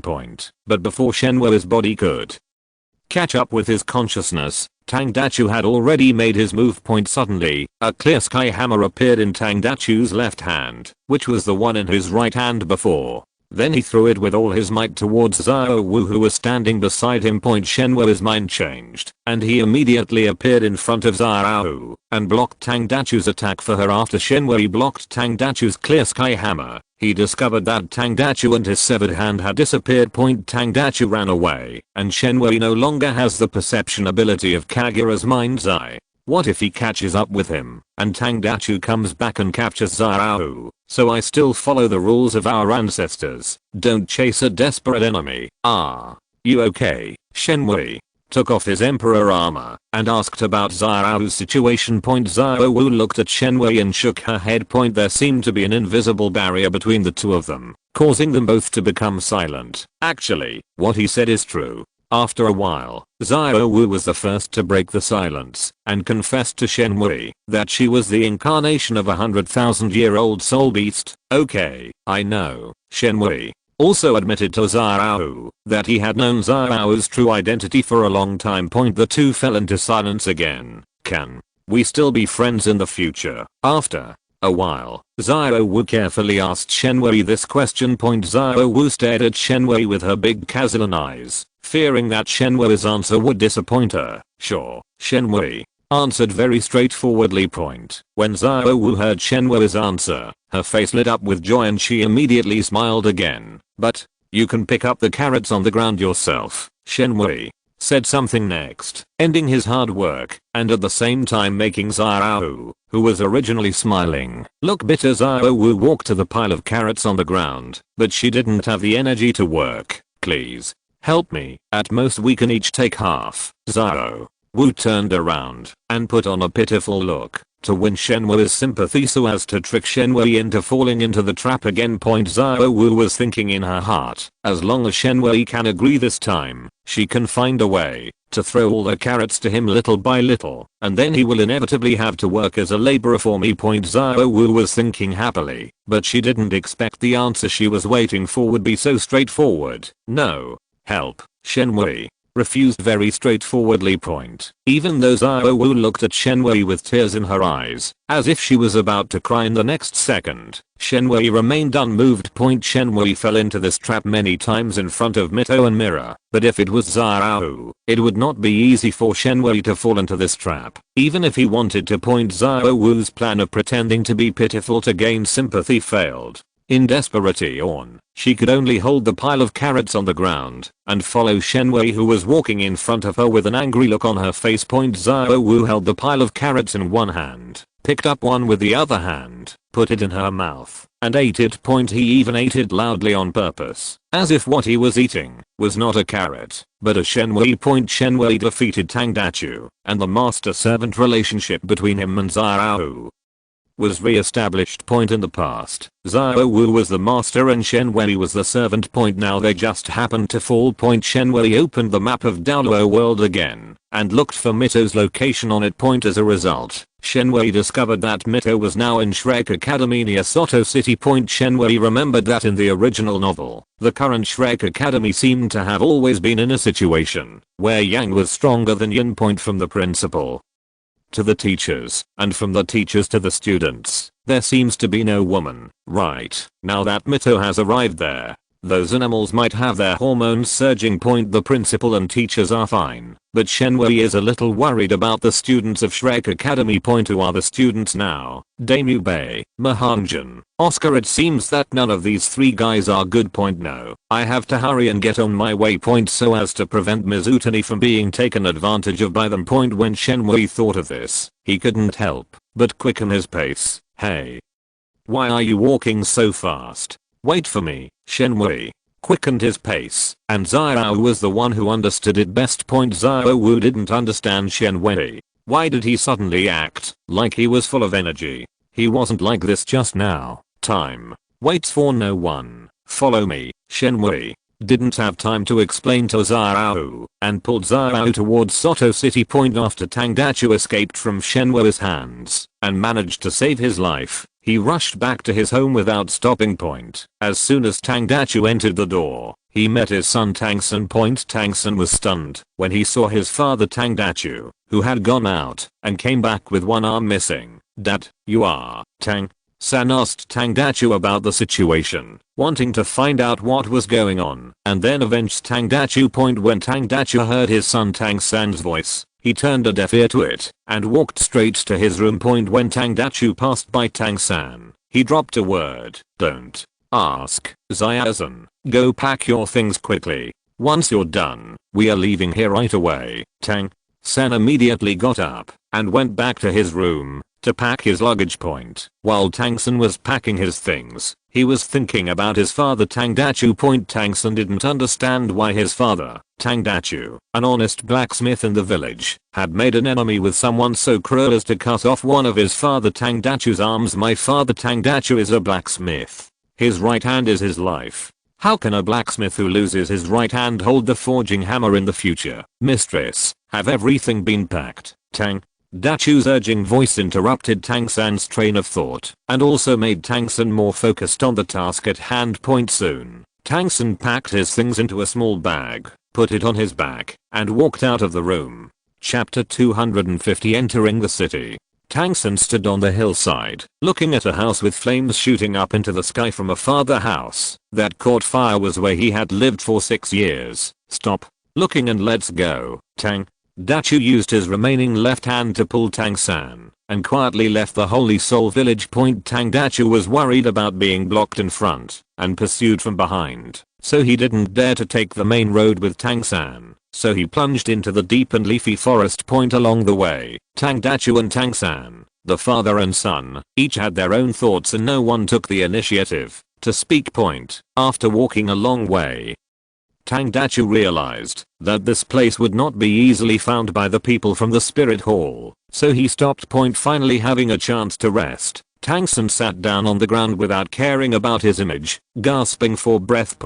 Even though Tang San practiced Zuan Gong and had a long and lasting aura, he could not withstand the torment from Tang Dachu, the titled Daoluo. After Tang San's intense exercise, he didn't dare to drink large gulps of water to replenish his energy, so he opened the kettle to moisten his lips. Tang Dachu looked at Tang San's tired appearance with a trace of heartache in his eyes, but he was not good at expressing his emotions, so he couldn't say a word of those words. That would bring the father and son closer. Tangdachu no longer looked at Tang-san, but took out his broken arm and cut off the flesh and blood. Tangdachu did these things without hiding anything from Tang-san. Tang-san will have to experience things like this sooner or later, and the sooner the better. The sooner he experiences it, the sooner he will grow up. Tang-san looked at his father Tangdachu and saw such strange behavior. He didn't understand why his father Tangdachu did what he did, but he soon understood. After Tangdachu cleaned the flesh and blood from the broken arm, a crystal clear bone that did not resemble a human skeleton was revealed. Tangdachu stared at the right arm bone in a daze, and tears unconsciously shed.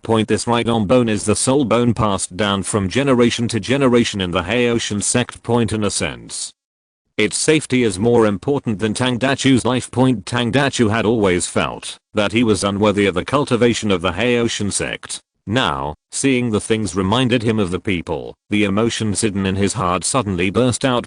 Tang-san looked at his father Tangdachu, crying while holding a piece of right arm bone in his hand. Countless questions suddenly emerged in his mind and he urgently needed answers, but when the word came to his lips, he didn't know where to start. Tangdachu looked at his son Tang-san, who seemed to be hesitant to speak, and wiped away his tears. Zaro-san, don't you want to be a soul master? Then today I will tell you about the world of soul masters. Tangdachu told Tang-san everything he could think of, including the soul masters level, soul beasts, soul rings, soul bones and soul skills. Let Tang-san roughly understand this world. There is no structure to Tangdachu's narration. He basically says whatever comes to mind, and has never organized these things systematically. This is only Tang-san. If it were a child of the same age, he would have been overwhelmed by what he heard. After Tang-san listened to his father Tangdachu's talk about the world of soul masters, a question suddenly arose in his mind. Tangdachu seemed to have seen Tang-san's doubts, so he no longer concealed his identity from Tang-san. I, Tang Heo, am a level 95 titled Daoluo. My martial spirit is the Clear Sky Hammer. People call me Clear Sky Daoluo. Tangdachu spoke very calmly, without trying to show off in front of his son. Tang-san looked at his father Tangdachu with a surprised expression.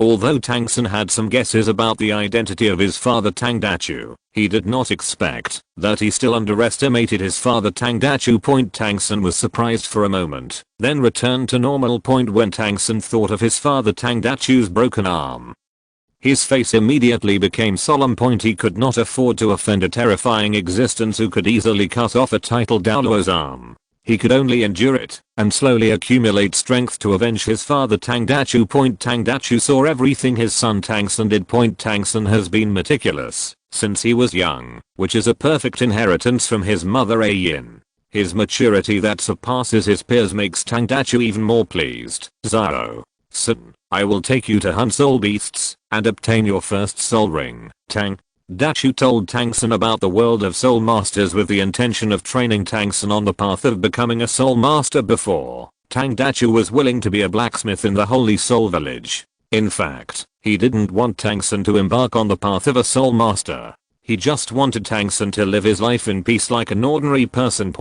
But the situation is different now. His identity as Tangdachu has been exposed, and he can't just abandon his son Tang-san. It just so happened that his son Tang-san was very interested in soul masters, so he went with the flow and fulfilled his wish.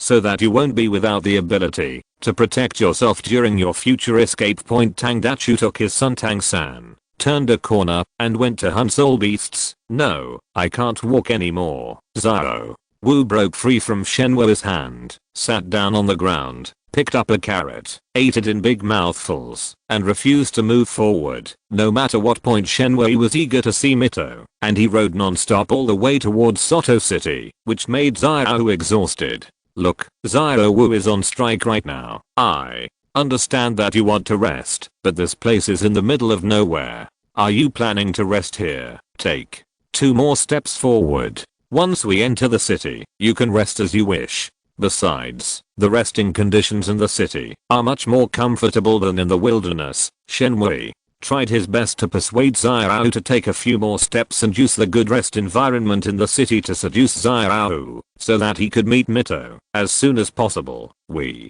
agreed to rest once we get into the city. After Hearing what Shenwei said, Xiao Wu suddenly felt that the ground was hard and she couldn't rest comfortably, so she agreed to Shenwei's suggestion. No problem. Seeing that Xiao Wu agreed to continue on their journey, Shenwei readily agreed, but he was not sure whether he could fulfill his promise in the end. Point, is this your first day meeting Shenwei? Shenwei pulled Xiao Wu into the city. This city was not Zoto City, but Notting City. Point, it is the city of Notting, where the Notting Junior Soul Master Academy is located. Why haven't you arrived yet? It's almost there. Just hold on a little longer. No, I can't walk anymore. Hold on a little longer. You can see the city wall from here. I need to rest now. Let's go. Nottingham City is waving to you. Along the way, Xiao Wu used various methods of strike and pestered for a rest. Point, all of these were blocked by Shenwei one by one. Point, Shenwei's notice. If you want to complain, you can do so. If you want to rest, no way. Point, the journey that originally took half a day was compressed into more than an hour by Shenwei. Point, the management of Nottingham City was very lax, and the guards at the city gate turned a blind eye to people entering and leaving the city. Point, of course, this may also be because the top leaders of both the Spirit Hall and the Empire are fighting openly and secretly and gaming each other, which has caused the people below to focus their main energy on this and have no time to take care of other things. But these things are too far away from divine power. Shenwei and Xiao walked into Notting City. Point, Xiao Wu immediately regained her energy and took Shenwei for a stroll. Point, look at this stall. Look at that stall. She is really more like Liu Leo Leo than Liu Leo Leo. Point, Shenwei and Xiao, two half-grown children, were not accompanied by their parents and soon attracted the attention of some people. Little brothers, it looks like this is your first time in Notting City. I'll take you around so you can get familiar with the city. By the way, my name is Xiao Liu. You can call me Liuzi. A man who called himself Xiao Liu came up to Shenwei and Xiao and took the initiative to act as their guide, introducing them to the buildings of Notting City. Point, at the same time, Xiao Liu was also secretly looking at Shenwei and Xiao. Hey, look at how they look. So handsome. Point, the man is handsome and the woman is petite and cute. If they meet a generous buyer and sell them to him, they will definitely make a fortune. Point, this Xiao Liu had already taken action against Shenwei and Xiao ahead of his peers. Others who were planning to attack Shenwei and Xiao had no choice but to disperse. This was the rule of the underworld. These two people are unlucky to have fallen into the hands of the human trafficker Xiao. Who says it's not true? The human trafficker Xiao is well known for his cruelty. Alas, it's a pity for this pair of little siblings. Alright, you two have been talking for so long. You are just jealous of the human trafficker Xiao's business this time. It's your fault that you acted too late. A bald man, a scarred man and a smiling tiger, the three of them left in a hurry, looking for their own business. Along the way, the human trafficker Xiao was talking. Shenwei and Xiao were listening, and he took Shenwei and Xiao along the route he had planned. Point, soon, the human trafficker Xiao brought Shenwei and Xiao to a dead-end. Point, afterwards, 3 or 5 big men came over and blocked the entrance to the alley to prevent Shenwei and Xiao from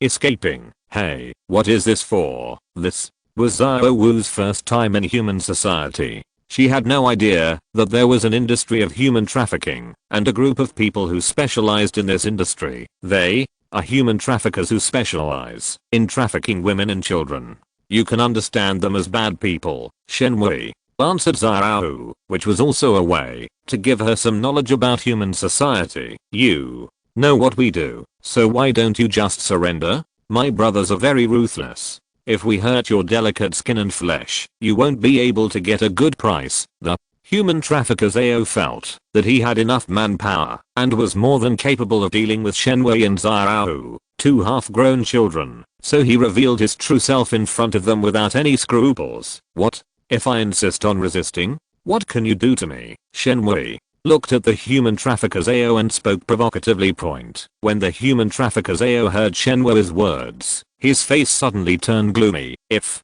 you don't accept my toast, I'll drink the wine for you. Bring it to me. At a command from the human trafficker Xiao, the 3 or 5 big men behind him rushed forward and pounced towards Shenwei and Xiao. Stop. End of this chapter.